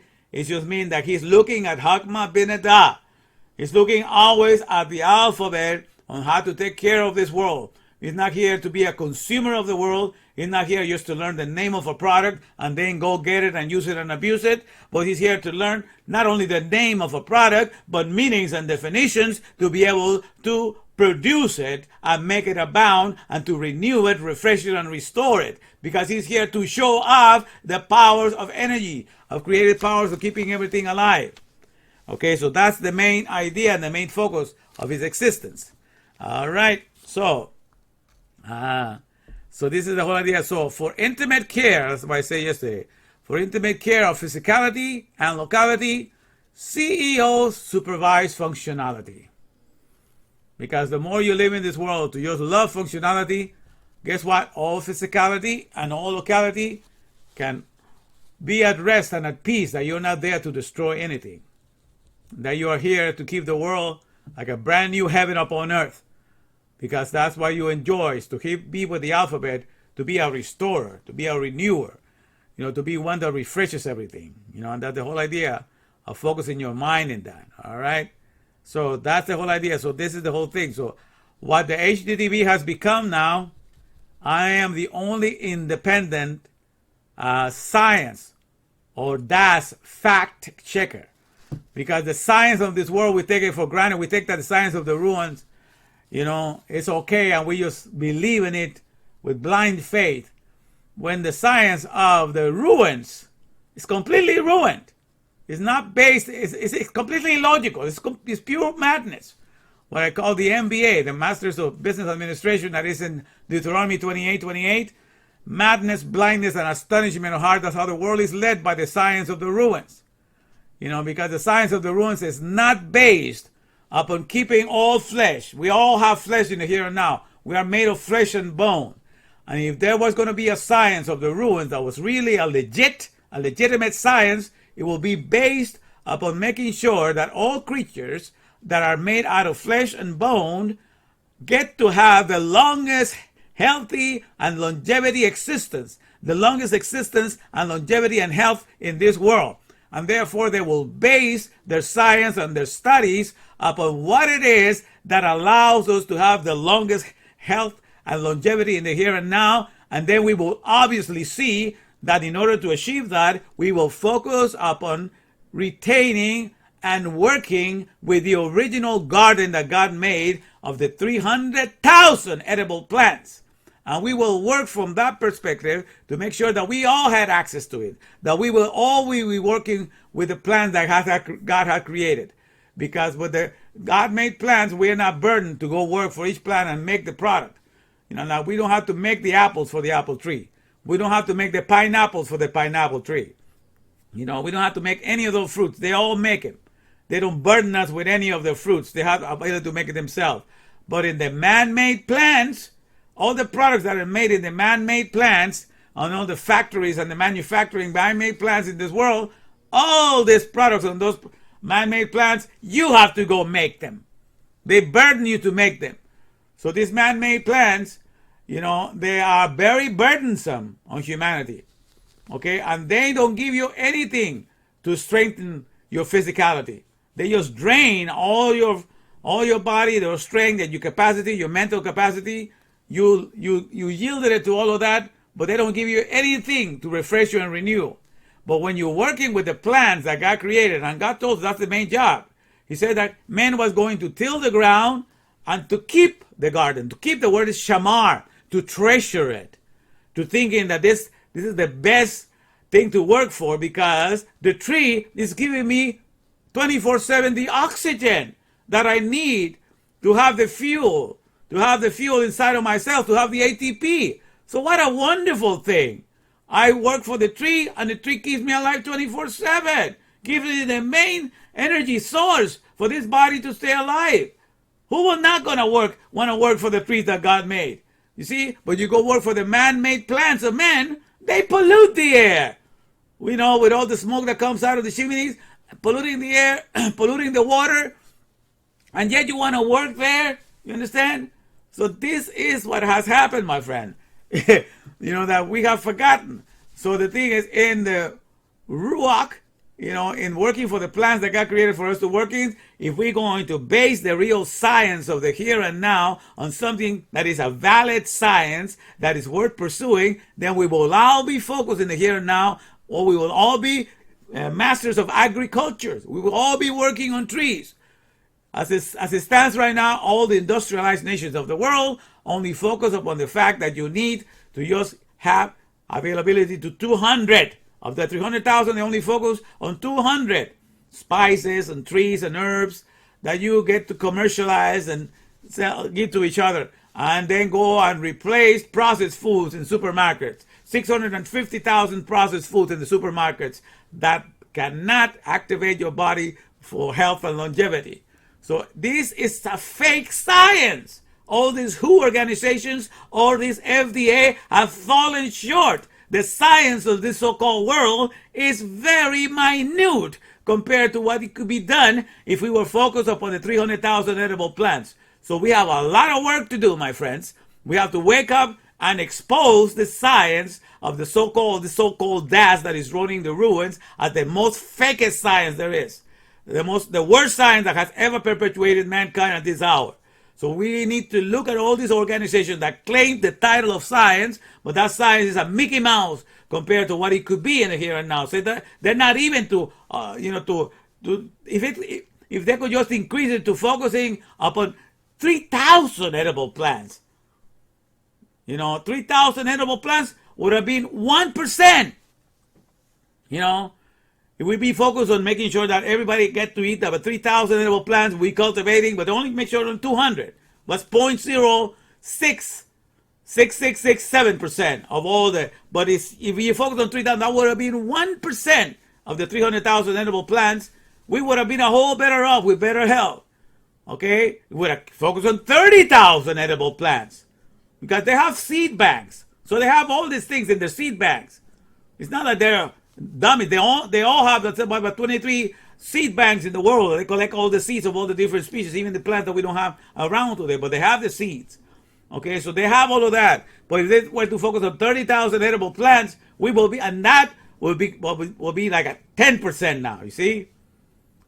So there's a lot of room to improve for longevity in the ruins because the so-called leaders have completely lost their minds. They're gone bananas. They're just loco en la cabeza. That's why they're run by MBA. Like what God says, if you do not keep my commandments, keep my mitzvahs, I'm going to smite thee. In Deuteronomy 28:28, I'm going to smite thee with the MBA. The master of business administrations. The masters of business administration that are running this world. That means madness, blindness, and astonishment of heart. Madness because it's crazy not to consider working with the gardens, working with the tree, the 300,000, and just ignore that and just focus on 0.06667%. It's a madness. It's crazy to think that you can call that a science. That's ignoramuses. That's not a science. Okay? It's crazy. That's madness. And that's blindness to think that to replace it with 650,000 processed foods is going to do the job for what we have deprived the rest of the world. That is blindness. And then when everybody gets sick because nobody's eating well, so everybody gets news. You have cancer that's coming up. You are depressed. You have this, vision, and this. And everybody's astonished, thinking they're going to die at any moment. They need to have their universal healthcare system. And everybody lives in desperation from day one, from the day one they come into the world until the end. So I understand that's what runs the world. So there's plenty of room for improvement. Okay, so that's the thing that we need to understand. So this is what I'm doing with this HD TV. This channel is going to stand for the one and only highest DAS TV. Okay, highest DAS TV, HD TV, highest DAS TV. I mean the highest DAS Torah validates. We're going to look at the highest science. DAS is science or knowledge. And so that's the knowledge of the Ruach. Because that's why I teach over here. That's what Ruach, science 101 or Ruach Das 101. That's what I'm teaching you here. So the one and only highest Das TV, or highest Das Torah validates, or highest Das Torah vindicates, or highest Das or intimacy Torah verifies, and highest Das Torah venerates, or Torah respects. Torah respects the science of the Ruach because that's the one that's keeping us 24/7 and is always embracing us. The air, the nature of the air is to be intimacy, to have intimacy in and out. And so this is the standard that needs to be raised. So I'm here to raise the standard because nobody is doing fact checking up on the so-called science of this age. The so-called science of this age, that's the real fake news that's destroying humanity. The Bible says that you are destroyed, my people perish, my people are destroyed because of lack of das, because of lack of intimacy, because of lack of knowledge. The science or the knowledge that they have is Mickey Mouse compared to the Ruach, and it's high time for them to raise it up to be on par with the Ruach. And there's plenty of improvement that we can do in the here and now. So that's the whole idea. So that's what this channel is here, and it's been created for that purpose. And I believe I signed it in last year on the 21 of December. So it's 1 year that HDTV got signed in. No. It's, 2 years now, I guess. Oh yeah, it was like on 2020 that I created HDTV on the 21st day of December in 2020. So that's 2 years now. Okay, HDTV is going on. So, but that's the whole idea. So we are here, the only one, the one and only, because I hear nobody else trying to take on, the so-called science of our time, which is nothing but a Mickey Mouse science compared to what they could be doing. They're focusing upon taking you out into space, where they haven't even begun to explore what's in the deeper parts of the earth or the whole world of the oceanic world, which is completely undiscovered. There are all kinds of species, all kinds of things they could have gone to deep into the ocean, spent all kinds of discovering all kinds of species that we have yet to discover. No, they want to discover more sand, more carbon, dead planets.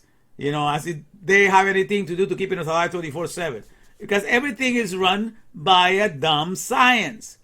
They want to trust what is called, their military trust in what is called in something dumb. Deep underground military bases. They think that because they have deep underground military bases, that's dumb. D-U-M-B. Because they think they have deep underground military bases, they can protect their countries and all that. They just trusting in dumb things because that's how the world is. And ignoring that longevity, health, and all that come from having access to all those edible trees that purify the air, that work with us, that have symbiotic relationship with us. Come on, people. So there's plenty of work to be done, you understand? There's plenty of things that we can do for ourselves to improve things, all right? So this was educational day number 3. The wise man's eyes are in his head because he's looking at his Hakma Benedah. He's at the mindset. He's hired. He is here as an Aleph Beter. He's connected to his maker. He's a powerhouse in this creation. Okay, and that's what you're called to be. You were called to be in love with functionality, because when you're in love with functionality, you are living in the powerhouse of the Aleph Beth, and you become a powerhouse of this creation. All right, and we have a long ways to go there still. All right, so let me get back here. So this is educational day 4. Okay, and that's where lesson 4 today is God's heavenly throne rules over all. Okay, and that has to do with Psalm 100 and Psalm 103 verse 19. For the Lord hath prepared his throne in the heavens, and his kingdom ruleth over all. Remember that? For the Lord has prepared his throne in the heavens, and his kingdom ruleth over all. The Lord, which means Yud, He, Vav, He, and Yud, He, Vav, and He. Yud means the operations or the processes, and He means the respiration or the activations or animations. Vav means fusions or intimacy, or connectedness. And He again for respirations or animations or activations or enlivenings. So when you translate each one of the letters to identify, to to understand how God wants to be known in this world. Because like I explained before, in this world, you and I are known by the things that we process the most. If we process the sale of houses, we are known as realtors or real estate people. If we process the making of buildings, we're known as architecture. We process the making of vehicles or we're known as mechanics or, auto technicians. So by the process that we know the most, that's how we are known in this world, because that's the best way to do a fact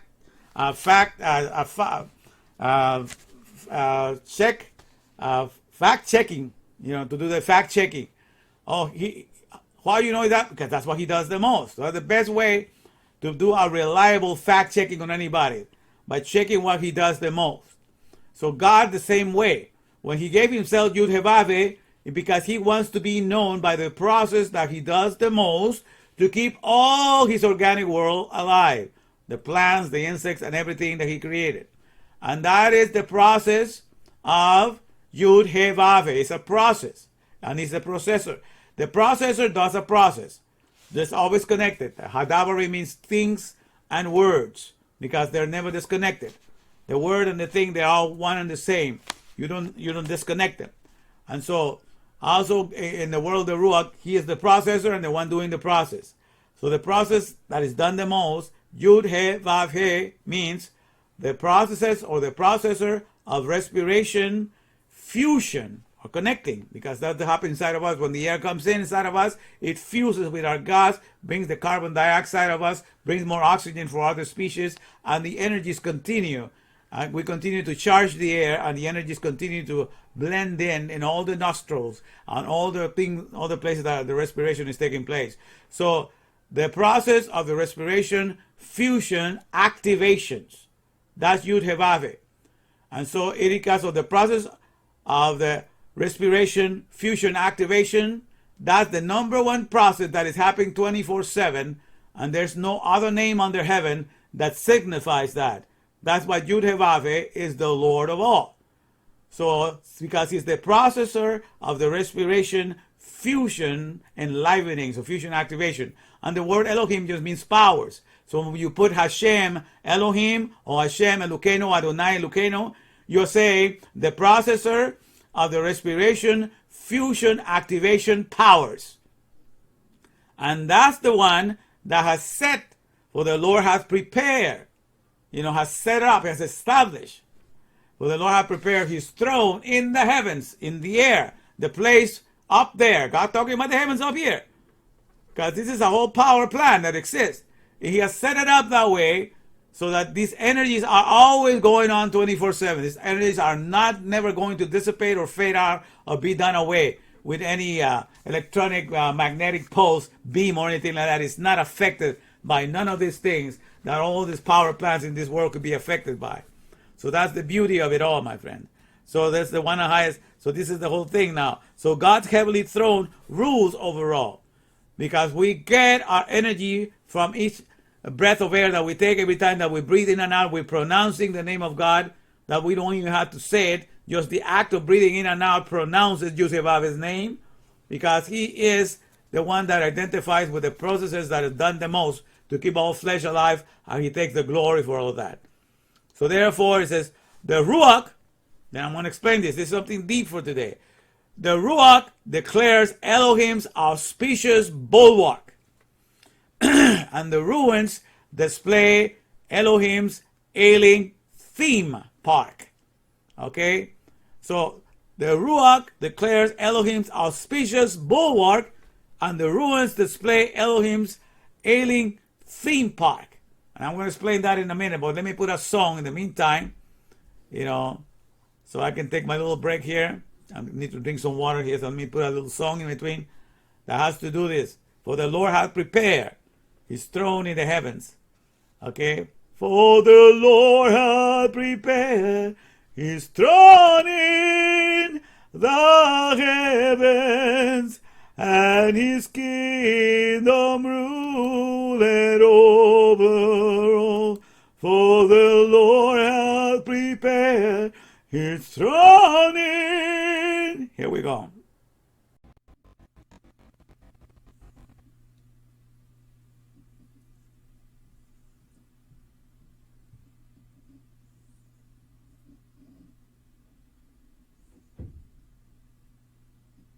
is found in Psalm 103, verse 19. It says, the Lord hath prepared his throne in the heavens, and his kingdom ruleth over all. Let's see. Oh, the Lord hath prepared his throne in the heavens, and his kingdom ruleth over all. For the Lord hath prepared his throne in the heavens, and his kingdom ruleth over all. When I see the way that God brings up his light into the night, when I see he turns the darkness into day, there's a thing that comes to me that I can make to say, 'cause I'm on the way. When it's part of my rebellion, I see God awaits for me. When I see he turn my will to what he says, his strength I come to see. Now they with my heart, that I'm on the way. There is more than just to live in the life today. 'Cause the Lord has made me free and set me up his way. And I spread the word of God all across this very land, so in truth across this whole wide world. And beyond the purple mountains I will go someday. But for now the Lord will save the chosen of his way, and encourage this I do. By the word of my Torah, I will bring the exile ones back home.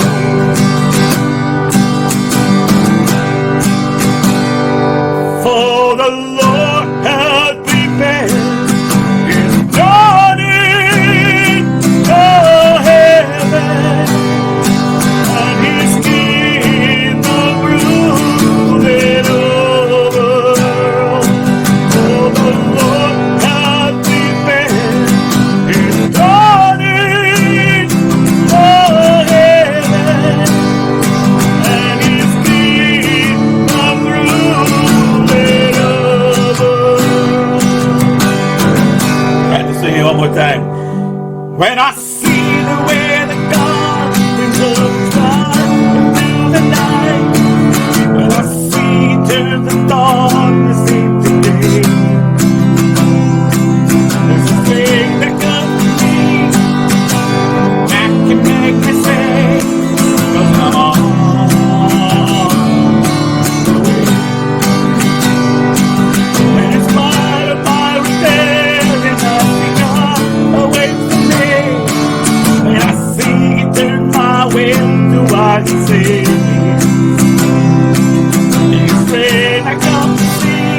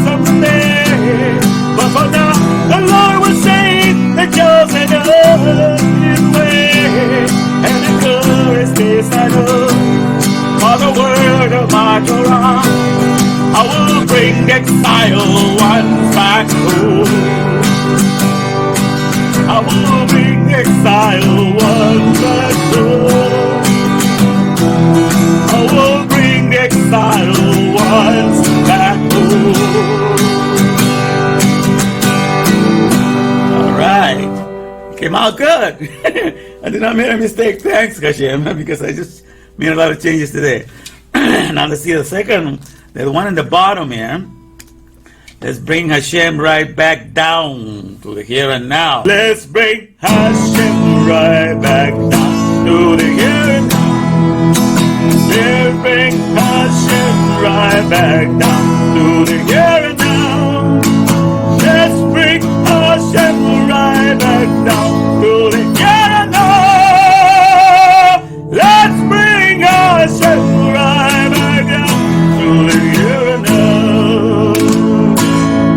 I'm working hard to bring the olive bread back home. I'm working hard to bring the olive bread back home. I'm working hard to bring the olive bread back home. I'm working hard to bring the olive bread. Oh, let's return and bring the olive bread back home. Oh, let's return and bring the olive bread back home. Oh, let's return and bring the olive bread back home. Oh, let's return and bring the olive bread to the here and now. Let's bring Hashem right back down to the here and now. Let's bring Hashem right back down to the here and now. Let's bring Hashem right back down to the here and now. I'm bringing us right back down to the here and now. I'm bringing us right back down to the here and now. I'm bringing God right back down to the here and now. I'm bringing God right back down to the here and now. Let's bring Hashem right back down to the here and now. Let's bring Hashem right back down to the here and now. Let's bring Hashem right back down to the here and now. Let's bring Hashem right back down to the here and now. Woo! All right. Let's do it, people. Let's do it. That's why we're going to go to Hosea, read Hosea chapter 14. All right. All right. Make sure I'm connected here with the microphone. Yeah, you can hear me.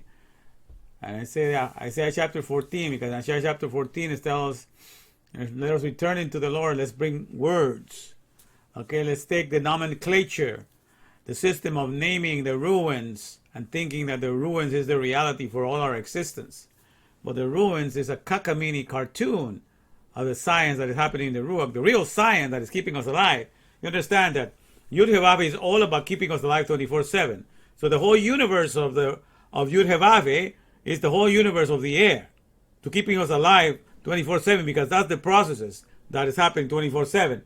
So the whole universe that God is concerned with is what is there to keeping us alive 24/7. And air, just the oxygen that comes into the flesh of humanity, has the ability to provide ATP. Just one breath that you take in, it might be the power of that connectivity with the DNA working inside of you. Just one simple one, you sniff it in there, and all the 37.2 trillion living cities, biopolises, cells that you have inside of you, they all the mitochondria, 200 mitochondria in each cell, they all get the power to make ATP, the fuel, to keep you energized and alive. What a magnificent. Now you're talking about a business that is really worth bragging about. Who puts that? There's no scientist in this world that is able to create some system like that. We have it going 24/7. We don't know how to explain it. We just enjoy, the comfort of living in this body of flesh that it does all of that for us with the ACT. G, the act of God that is taking place. Those are the base letters of the DNA. The act of God that is the only one that knows. It's the true scientist inside of you, is your DNA. Because the word science means doctor. The word doctor means a knowledgeable one. So all the words that have to deal with science and that are the word doctor, the word information, the word data, the word gnosis, knowledge, science, all of that, and including the word intimacy. Because the science of the ruach of the air is to teach us the highest intimacy we are having with the processor in the here and now, with the processor of respirations, fusing inside of us and activating everything and using us, and we are partakers. This body partakes in this great dance of energy that is taking place. So because we were made in the image of energies. When the Bible says, and God said, let us make man in our own image, it means an Elohim, and faculties, and skills, and abilities, and authorities. All of that represents Elohim. Okay? And Elohim, let's say, let's make man in our own image. That means so that he will be able to identify with us. He will be able to be their hero for them. He will be able to always relate to us and always be happy with what's happening to us, because we are the energies that runs everything. We are not going to be going out of existence. All the abilities of energies that can be formed with Hagma Binidah. With Hagma Binidah, with wisdom, understanding, knowledge, you become a current, a flow of creative energy in this world. Okay, so the CBDC, the world is trying to give you a fake one in the Ruach, in the ruins.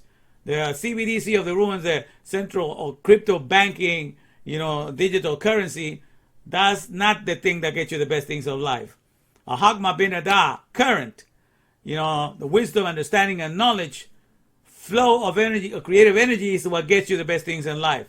But these things have always tried to steal that credit away. So that's the thing that we need to focus on, okay? So that's what we need to be on that, and that's, and so we need to be on that 24/7. And it is through that, Hagma Binidah, that we need to run this world, and the Ruach, and the world of the air gets to be run that way. And so this is all the processes that are taking place inside of us. And so that's how we need to know him, and we need to understand him for the here and now. Okay, so then, as the song was saying, for the Lord hath prepared his throne in the heavens, and his kingdom ruleth over all. Okay, the Malchut, or the kingdom of God, rules over all, because each breath of fresh air is keeping us alive, and we need to understand that that's how Yud-Heh-Vav wants for us to know him. There's nobody else having that intimacy with us, and therefore we get that science, we get that knowledge from the Ruach, and we want to implement it in the here and now.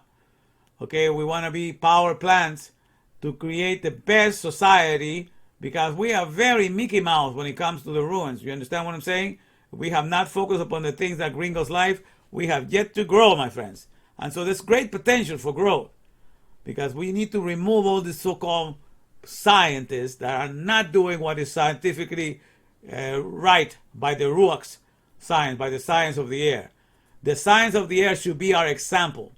We need to imitate the science of the air in the ruins, and things will get a whole lot better. So we have a long ways to go in the ruins, you understand? But the ruins, nonetheless, as I explained before here, the Ruach declares Elohim auspicious bulwark. Okay? And let me, because one thing I'm going to explain to you what the word Ruach. Ruach, which is a Hebrew word, that is made out of 3 letters. Let me see if I can put it here for you to see. Here we go. Ruach, which means the wind here. The wind is here, the word Ruach. As you can see, I open it up. Ruach is made out of 3 Hebrew letters. The Resh, which is for the head or the top of the top of a person. The highest part of a person is the head. The top or the head or the highest. And then it's made out of the Vav. And the Vav is the one that connects. Vav is the connector, okay, and that's the Ruach, the Ru, U or Vav, because it pronounces U, the connector, and the Het. Het is the wall. A het is like a citadel or a bulwark. A city that has guarded all his goods, so nobody can go in and take away all of his goods. It's secure and it's safe. It's like a citadel. It's a bulwark that is well protected and safeguarded. It's like a city inside of a big safety box that none of his goods and none of his treasures can ever be stolen. Okay? The way that God has set up the Ruach. So the Ruach means the highest intimacy, the highest intimacy citadel, or the highest science, or highest das, because the word connection is what you get with the science. It's the word, the whole thing in the science of the das is the highest connectivity, the highest intimacy there is. So it's the highest connections, okay? So that's the thing that you have in here, is the highest connection, the highest intimacy, the highest fusions that are secure, the highest fusions that are safeguarded. Because in the dynamics of the air, the fact that the air comes in and our body acts like a vortex that recharges the air, what is secure in the Ruach is that the energies we're always going to be producing. We are recharging the energies. The energies are never going to die. And that's the good news in Isaiah chapter 40, verse 8. It says, behold, all flesh is as grass, and all the goodliness of men as the flower of the grass. The grass withered and the flower faded away, because the Spirit of the Lord bloweth upon it. But the word of Elohim, the administration, the word is the bar, Dalet Beth Resh, the administration of the business, the administration of the economy, of the Ruach, of energies. Elohim, God is Elohim. The administration of energies is never. It will stand forever. So the reason why the building, the whole Ruach power plant exists is so that the energies, the supply of energies are never going to cease. They are everlasting. The energies that are provided in the Ruach that come into all flesh, from the animal flesh, from the trees, they come in and out and they're energized. They drop energy in, and then as we take it out, they increase the energy. So it's an everlasting source of energies. That's what is found. It's free energy at its highest, at its best. That's what is found in the Ruach. And so when we identify with energies, we are not going to be disappointed, okay? Because we were made to be called the Neshama, to be called the breath of life. That means we're participating in the breath. We're participating in recharging the energies. We identify with it. That's why it says in Psalm 82, verse 6, I say ye are Elohim. I say ye are energizers. Ye are empowering energizers. But ye shall die as Adam. You shall die as men. When you identify yourself with the dust, when you identify yourself with the ruins, you do a very bad job of being intimate, and then you die. You separate yourself. You are not connected with the purpose which I made you. So all of that is part of what I'm trying to teach you. So the Ruach, the word Ruach means the highest fusions bulwark. That's like a safety house. Because in that way, nobody has been able to destroy the system of the Ruach. They tried to use all kinds of bombs to try to destroy physicalities and everything, but the Ruach still continues. The energies that it provides still here from day one up till now. That's the power plant that has never suffered a blackout. Okay? And what it creates with all of these gases, all the oxygen, the carbon dioxide, all these things going on, it's a beautiful garden of life. That is so amazing. It's spectacular indeed, okay? So that's what is happening. So I'll show you this so I can bring you back to, let me take you here. Okay, no, let's take, too much. Bring on, down. Okay, here.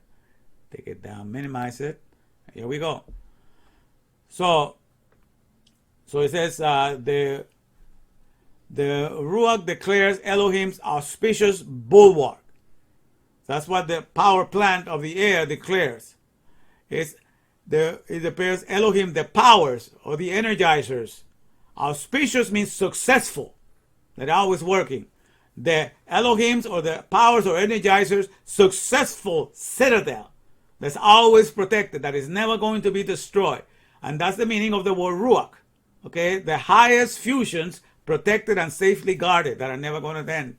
They're always going to be activated. That's the forever place. That's uninterrupted power. In the Torah, everlasting life just means uninterrupted power. You want life in the Torah means you always, the power of energies are non-stop, are uninterrupted. So energies are everlasting because their energy supply is non-stop. It's never interrupted. That's why they're everlasting. Okay, because that's how it is in this world. When you are depending on a power plant to give you the light, to give you the gas, to give you all the utility companies, you want them to give you the service uninterruptedly. They want it to be a constant service, because the constant service, the more a company, a utility company give you a constant service, the better off there is, because that's the meaning of everlasting life for your appliances. If the electric company is always supplying you, all your appliances are going to be alive and acting and functioning. So the source of everlasting life for all your gadgetry, all your computers and all your electronics to be able to stay alive and functioning is a power plant that's always functioning and that is always giving out its energy. So the meaning of everlasting life, or life that never ends, is the idea that the service is never interrupted. Energies are never interrupted. So that's the idea of having everlasting life. And the whole system of the energies that is found in the Ruach is the most auspicious, the most successful system there is. So that's why it says, the Ruach declares Elohim's auspicious, successful bulwark, because that energies are continual, they're never ending, and there's never a blackout. There's never been a moment in which the energies of the Ruach has ceased for a moment and all flesh dropped dead in an instant. That has never happened. At one point or another, the trees have always been in existence. All of existence continues to be, because the Ruach continues to be there and is everlasting. Everlasting, that means never ending, uninterrupted power supply. Okay? So God's heavenly throne rules over all, means the Ruach declared Elohim's auspicious bulwark, and the ruins display Elohim's ailing theme park. Okay? So it's like the one way of thinking is, the interesting thing when men decided to go against God teaching him the knowledge of the Ruach, because when God told men not to eat of the tree of the knowledge of good and evil, is because he was going to use knowledge to teach them the science of the Ruach, how he operating everything to keep us alive 24/7. But he's doing it now through me. Okay, I'm just his interpreter. That's why it took me 42 years to be interpreting, so I can understand the functionality of the Torah. So now I'm interpreting it for him. But that's what he's teaching you. What right now is what he wanted to teach you from the very beginning: the science, the rules, the science and the knowledge, the rules, the system of the economy of the Ruach, of the air. So I'm teaching you that now. Okay, so that's the bulwark that's always protected. Okay, so this is what happens in the ruins. Okay, in the Ruach, in the Ruach, the air comes inside of us in all flesh. When it comes inside of us in our flesh, it drops the oxygen, which illuminates all of our cells. It gives it the ATP fuel, and all of our cells are activated. Each one has a DNA. Each cell has a little code. And that's a Dr. No ailment that tells each cell what to do. So no cell is lost. Each cell has its own producer and director there telling it what to go, what to do. So nobody's lost in the body. Everybody has a job to do. But their energy comes first from the oxygen, and ATP gets that energy. All cells are activated. Everybody knows what to do. The nose knows what to do. The ear knows what to do. Everything is doing what to do. But the air is the principal factor that brings it through the oxygen. Okay, so the oxygen is in the periodic table in this world, physical world. It's the element number 8 in the periodic table, and it's the number 1 element found on the earth. Okay, the second one, most abundant, is the silicon, from which we get everything from the silicon. That's the sand. The sand, which make buildings and all that. We make glass and sand. All these buildings that we create from the sand, that's element number 14. And that's the second one most abundant element on earth. The first one is oxygen. And that's the one that we need to stay alive 24/7. But we are thrown to the afar, to the sand, and we make things out of the sand. We make all kinds of products out of the sand. And we live to brag about all the products that we have made out of the sands, out of the metallic sand, of the buildings, and the skyscraper, all these things. We brag about these things that are powders that we have fashioned out of the sand, But those things cannot procreate themselves like the things that are running inside of our body. Each one of our cells is a biopolis, it's a living city that can't procreate itself. unlike anything in the ruins. We make everything in the ruins out of and none of it can procreate itself. The iPhone cannot procreate itself. The computer cannot procreate itself. Therefore, all the things that are made out of the dust are the ruins of the Ruach. Because in the Ruach, all these things procreate themselves, they're functional. But in the ruins, in the dust, they cannot procreate themselves. They are dysfunctional as far as the Ruach is concerned. They do not meet up the standards to be representing the Ruach, because in the Ruach, none of the things create a burden. Everything knows how to procreate themselves without burdening mankind. But in the ruins, nothing can procreate itself, so everything made out in the ruins needs to depend on manpower. It's a mule. Like a mule cannot procreate itself once it's created. It's a manpower of hell, lame economy, M-U-L-E, because it cannot procreate itself. It needs to burden mankind. You understand? So therefore, that's why I call it the ruins. But in the ruins, this is what happens. This is what is fascinating. So just like in the Ruach, in the economy of the air, where the energies are there 24/7, the energy, the oxygen comes and sparks. The life is the spark of life for the cell and for the ATP to be fueled, and then everything is working and the procreation takes place, inside of our bodies. What happens in the ruins, we who breathe the air from the Ruach, because you see, in the God made plants, like the trees of the garden, like the pineapple tree, the orange tree, the apple tree, all these trees that are out there, all these products are made by the plant itself. You don't have to do anything to wrap the peel of the apple, to wrap the peel of the pineapple. Imagine you have to make the peel of the pineapple. It will take you forever to make such an elaborate peel for the pineapple. This is a very elaborate peel the pineapple has. Okay, but now it does it all by itself. The DNA or the RNA on the tree does it. Okay, so everything has its proper guidance. It doesn't burden mankind. But in the ruins, my friend, in the man-made plants, those plants, you have to go in there. You got to make the product. You got to wrap it up. You got to send it out in the market. You got to do everything for the man-made plant, because the man-made plant is completely dead. So you got to walk inside a plant and you got to work from inside of it. You behave like the sap of the tree that goes inside. So you are the one doing everything inside of the plant to finally make a product that plant represents, the man-made plant represents.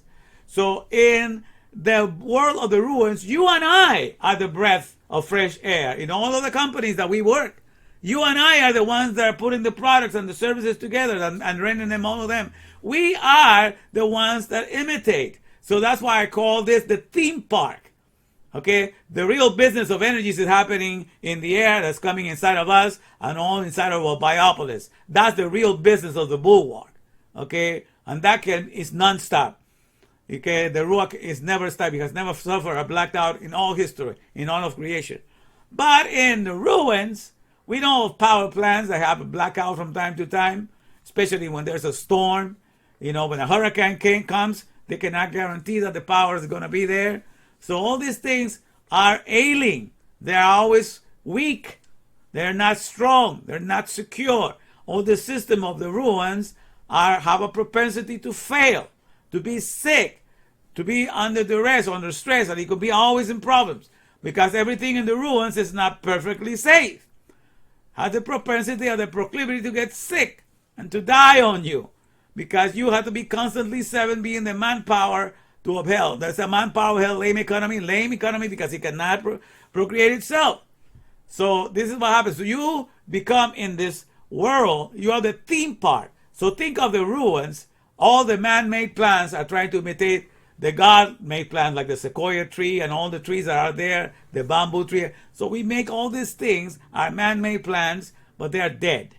So they're like perfect graves, because we have to go there and spend and drain all of our energies to supply all the care and the products of those man-made plants. And all it does, it drains our energies, but we get to display the great power that we have, because we are breathing constantly 24/7, and therefore we are displaying power, we're displaying energies. We are the energies in the ruins. We are the ones supplying the power. We are the ones supplying the skills. We are the ones supplying the expertise. We are the ones supplying the faculties. We are the ones supplying the authorities. All of that means Elohim, my friends. So you say, so the biggest manifestation of Elohim, because this world is completely dead, is in the ruins.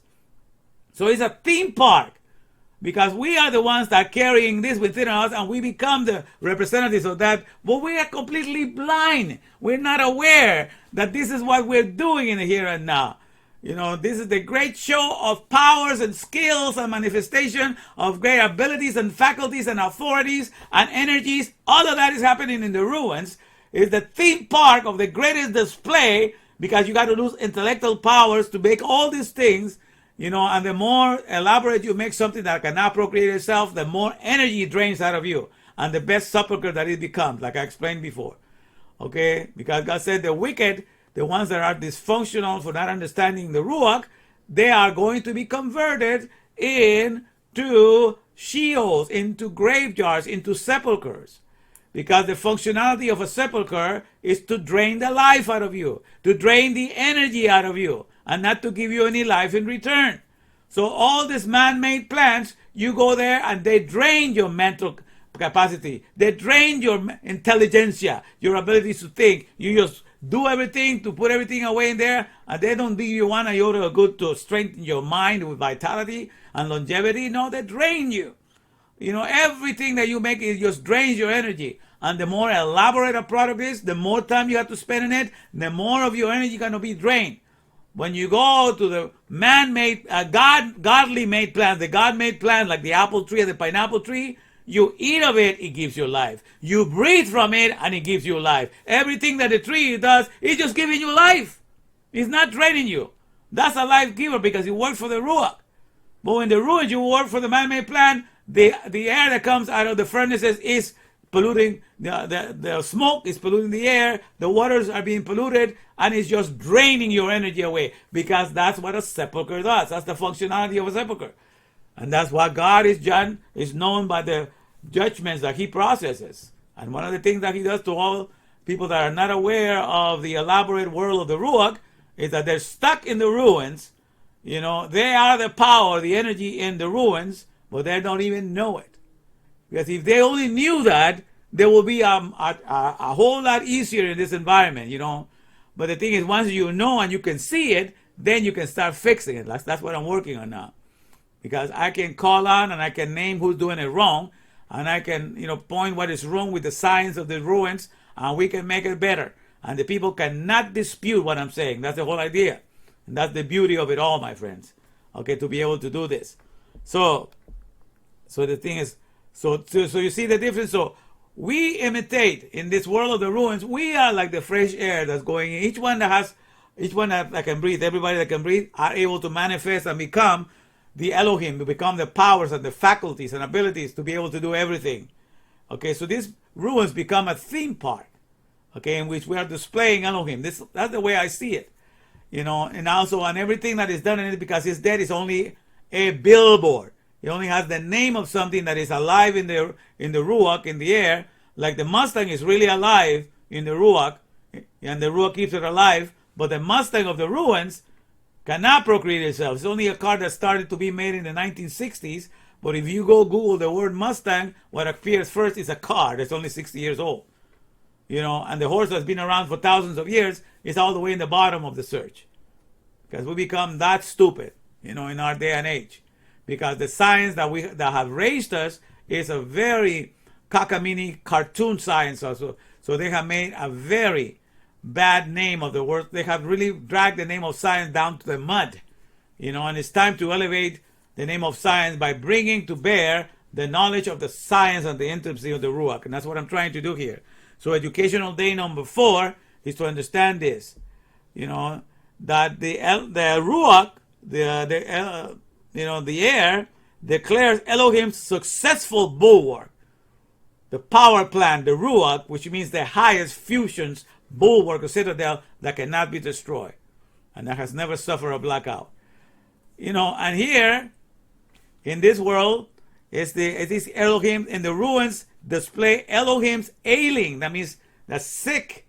It's always sick. Everything that is made from the ruins is not perfectly 100% sure that's going to last all the time. It grows old, it dies on you, it needs repairs, it needs to be upgraded, you need to come up with a new updated, All these things are happening because the world of the ruins is always ailing, it's always disease ridden, it's never perfect.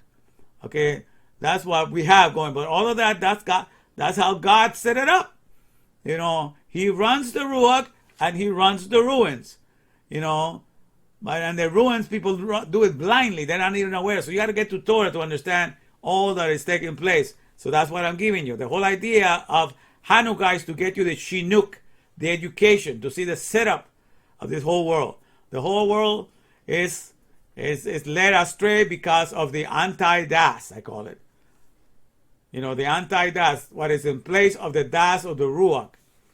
The das of the ruins, which is kakamini, which is really a cartoonish version of it, in compared to what the das or the science of the ruach is what is running the world. And the soul is nothing but a disciple and a follower of the rule of the das or the science that has raised him. So if you have been raised by the science of the ruins, no wonder you're in the condition you're in. No wonder you're impoverished in your health. No wonder you easily get depressed. No wonder the news bring you down, because this science does not equip you to see where the real life science is taking place. So therefore, you have been robbed of your true identity. You have lost sight of who you really are in the Ruach. And that's why you are not saved. The word to be saved means to know all your processes. And if only you call yourself a human being, that means you're of the earth, you're of the dust. That's only that you process every day the solid foods and the solid liquid, and the solid foods and liquid that you process only 0.0635% of what you process every day to stay alive. You know, the liquids that you drink and the solid foods. But to stay alive 24/7, you process 22,000 pounds of air every 24 hours. So therefore, you're a more aerial being than anything. Aerial means you're spiritual. Physically, you are spiritual, more spiritual than anything else, because that's what you're processing the most. Okay, but all that understanding is not going to come to you until you go to the business of the Ruach and you open the Torah to connect to the Hakma Benedah of Yud Hevav in here and now, and then you will know that. Okay, so this is the whole thing, my friend. So I'm bringing you that so you'll understand that and you'll see what's going on. All right. So let me see. All right. Okay. Okay, I'm here. All right, let me see how we're doing here, my fellow Barbarians. Okay, come on, this thing is... All right, here we go. All right, so how we have here? So let me see who lasted until the bitter end. Who is here right now? All right, all right, all right. All right. All right, let's see. Time to roll call. Okay, say Andy, Rosa, Brian, I'm here. Brian, I'm here reporting. Andy's reporting, all right. And I suppose Rose is also here. I see three. I see three watching, so she's got to be here. There she is. Hello, hello. Hello, hello. I don't know how I say goodbye. All right. Well, my dear fellow Bavarians, there's three of you, the three musketeers here today. And it's a pleasure to have you and to teach you these lessons today.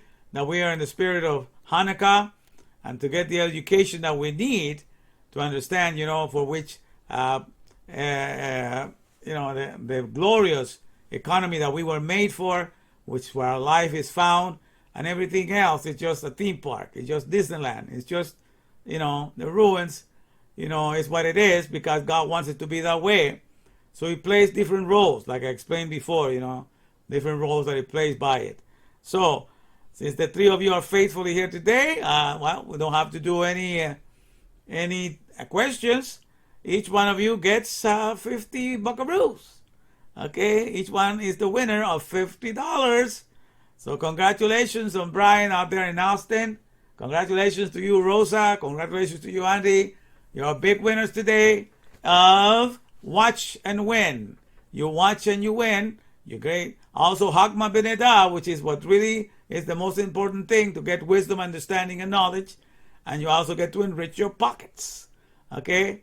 And this is the one thing I believe that has helped me because I've learned that when you learn to weaponize the Torah, that means if you want to be in this world to teach Torah, and you learn to weaponize Hesed, that means you want to give things and give charity and give money all the time. So when you weaponize Hesed and you weaponize Torah and you want to give all of that for free, you get to draw the attention of Yud Hevave, and he wants to be with you. That's the way you make yourself attractive to God. You want to weaponize the teaching of Torah, and you want to weaponize Hesed, Tzedakah, the giving of charity, the giving of systematically giving, because this is what I do every Wednesday. I give away, 150, three prices of 150. So at least every month, I'm giving about $600. And this is systematized Hesed or Tzedakah that I do. So God knows that I have made myself committed to that. So when you weaponize Tzedakah, weaponize Hesed, and you weaponize the teaching of Torah, and you give it all for free, then guess who's looking to you at him and say, hey, that guy loves me, man. He doesn't want any money from the world. He gives it to the world. That guy just wants me. So God rushes to be with you. He wants to be in all your thoughts. He wants to explain everything for you, because that's what happened to me. I'm always thinking on scripture, thinking on the Hebrew letters, how this connects with that. I sleep like that. I keep on dreaming like that. So it's non-stop. You understand what I'm saying? To me, that's my life. That's my every dream. I'm always in the mindset of God, and that's what I wish for you, my friends. So I get to weaponize the Torah, and I get to weaponize Hesed and Tzedakah by teaching this lesson. So I love to do them. So there's no burden to me. It's a great joy, because all that it leaves me with is just the presence, of my Maker in my life 24/7. And what is better than that? I have taken my retirement on the 401k, the 401 CAF. Okay? CAF means for the approved. So all of you, congratulations. All right? You're winners, and you're winners 24/7 if you remain in Torah at all times, my friend. So may Yud Hevave bless you. And let me see how I can do a little commercial here. All right. Put this one here. All right, let me take this one out. Let me take this one up here.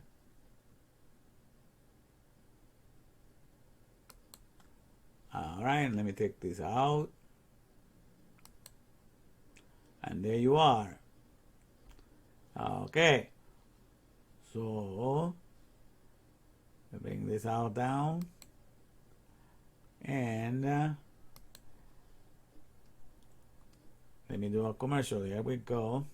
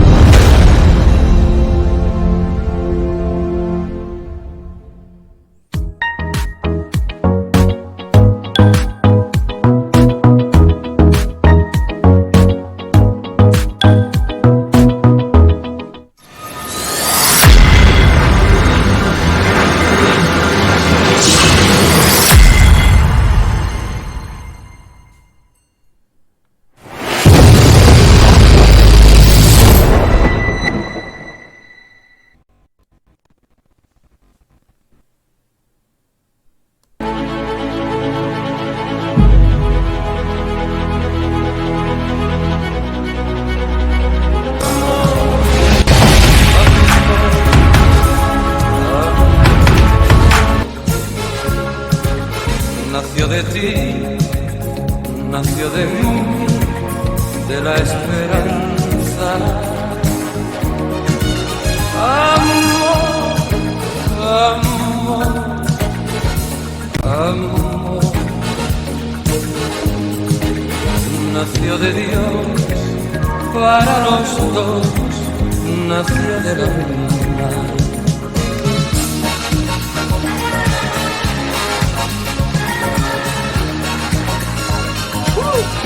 Cat Chunky.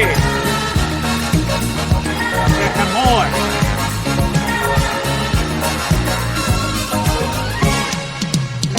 Sentir que tus besos saltaron de mí, igual que palomas mensajeras de luz.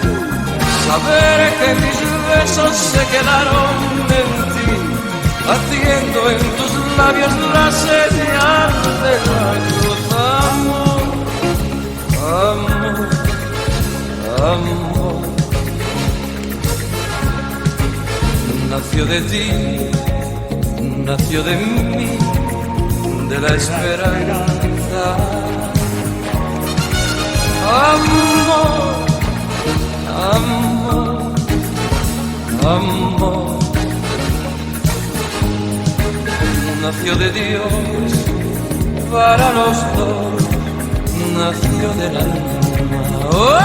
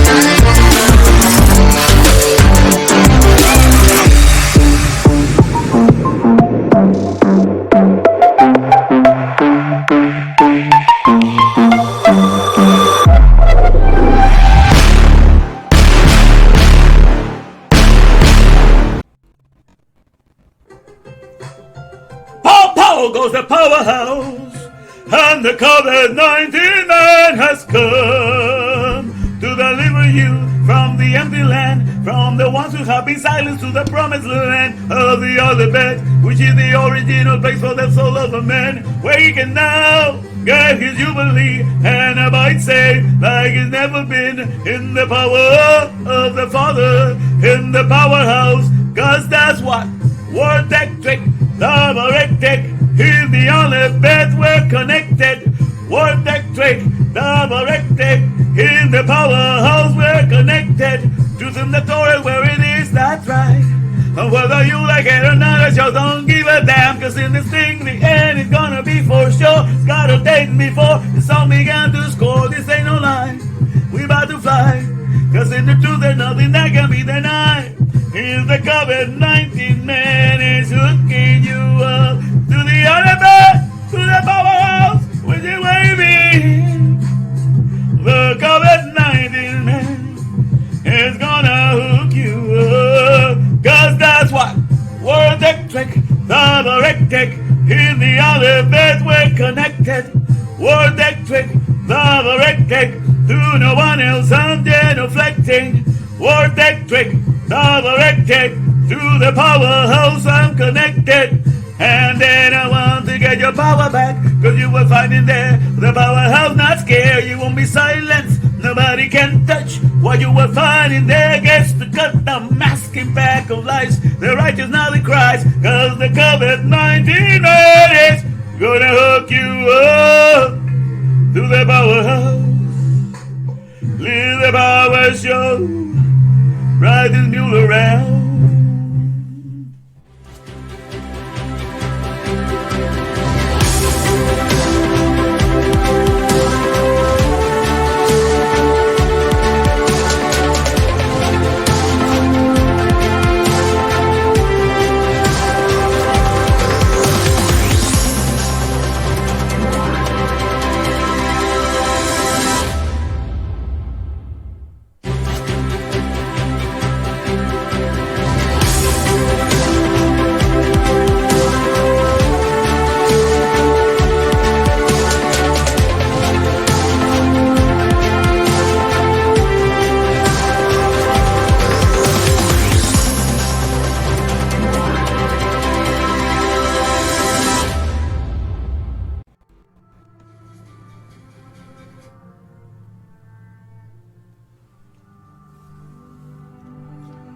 Red Sea parting,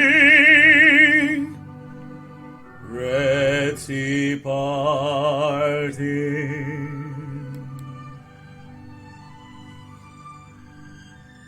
You make of all leaders that guide the nations, making stores that lead us in our imaginations and our confessions.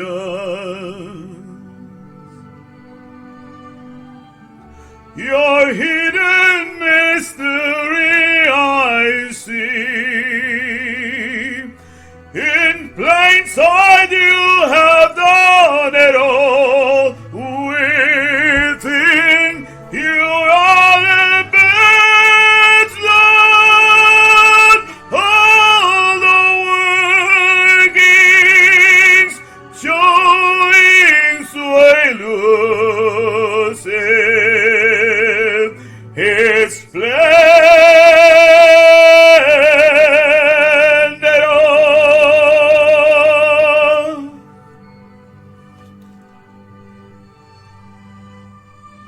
In your Milvado is done at all in silence. His eye can guide us.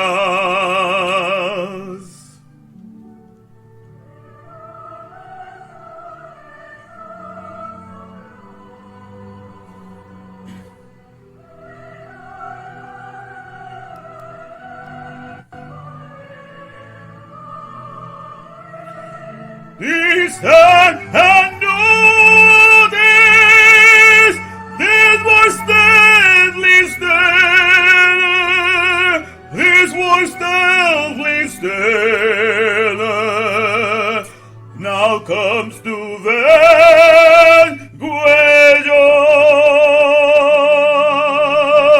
vanquish all, vanquish all.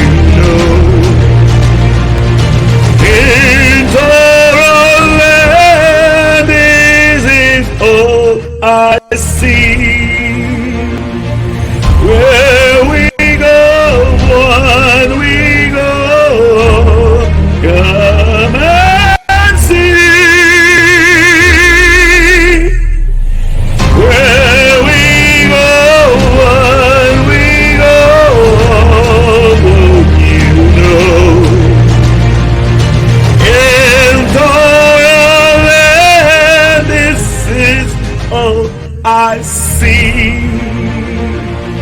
Where we go, what we go, come and see. Where we go, what we go,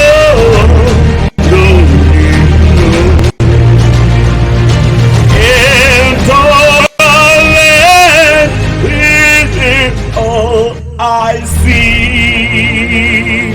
Where we go, what we go, come and see. Where we go, what we go,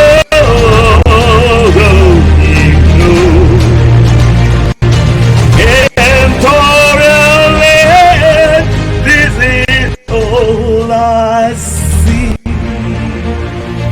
Where we go, what we go, come and see.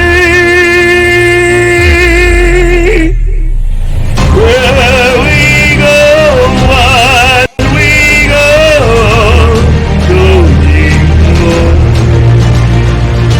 in Torah land, this is all I see. Where we go, what we go, come and see.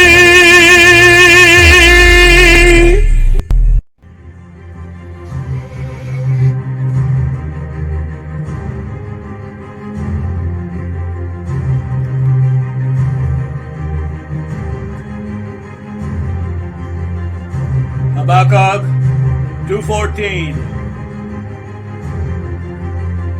For the earth will be as full of the knowledge of Adonai's glory as water covering the sea.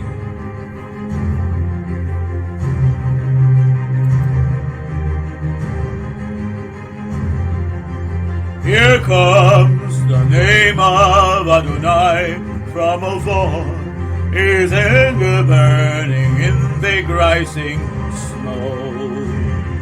His lips are full to the brim with fury, his tongue a consuming fire. His breath is like an overflowing stream that rises high to squish up all of the neck, to sift the nations with a sieve of vanity, and put a bride all in the people's mouths to lead them astray. Shema Yisrael, Adonai Eloheinu Adonai Echad. Shema Yisrael, Adonai Eloheinu Adonai Echad. Shema Yisrael, Adonai Eloheinu Adonai Echad. Shema Yisrael, Adonai Eloheinu Adonai Echad. He repays according to their deeds, fury to his foes, reprisal to his enemies. To the coastlands he will repay their due. In the west they will fear the name of Adonai, and likewise in the east his glory. For he will come like a pent-up stream, impelled by the Spirit of Adonai. Then a Redeemer will come to Zion, to those in Jacob who turn from rebellion. So says Adonai. Shema Yisrael, Adonai Eloheinu Adonai Echad. Shema Yisrael, Adonai Eloheinu Adonai Echad. Shema Yisrael, Adonai Eloheinu Adonai Echad. Shema Yisrael, Adonai Eloheinu Adonai Echad. Echad, Echad Bar, Echad.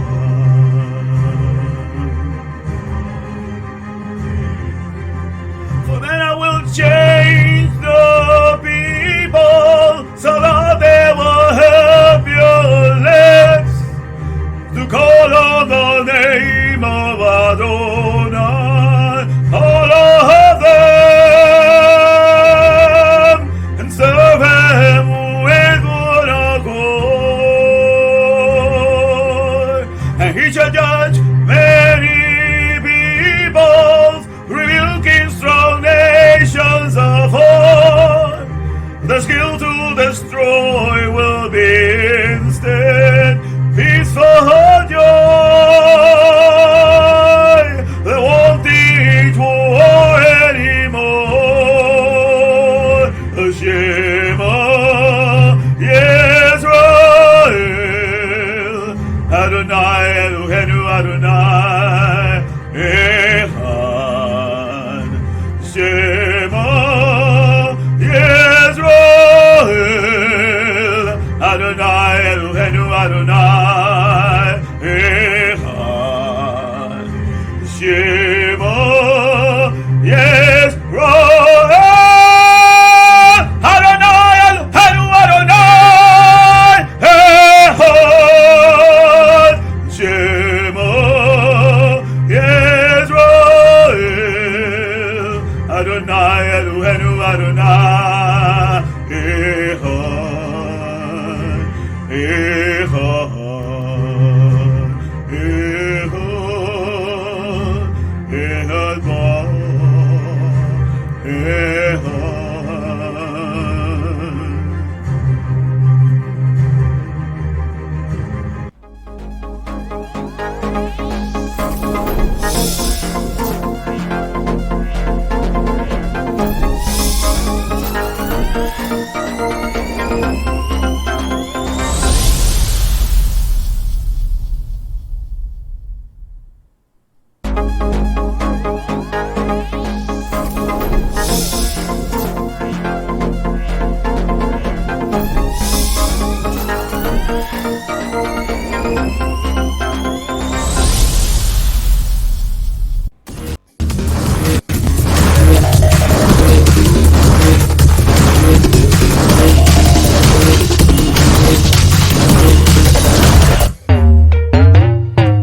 Put your money where your mouth is.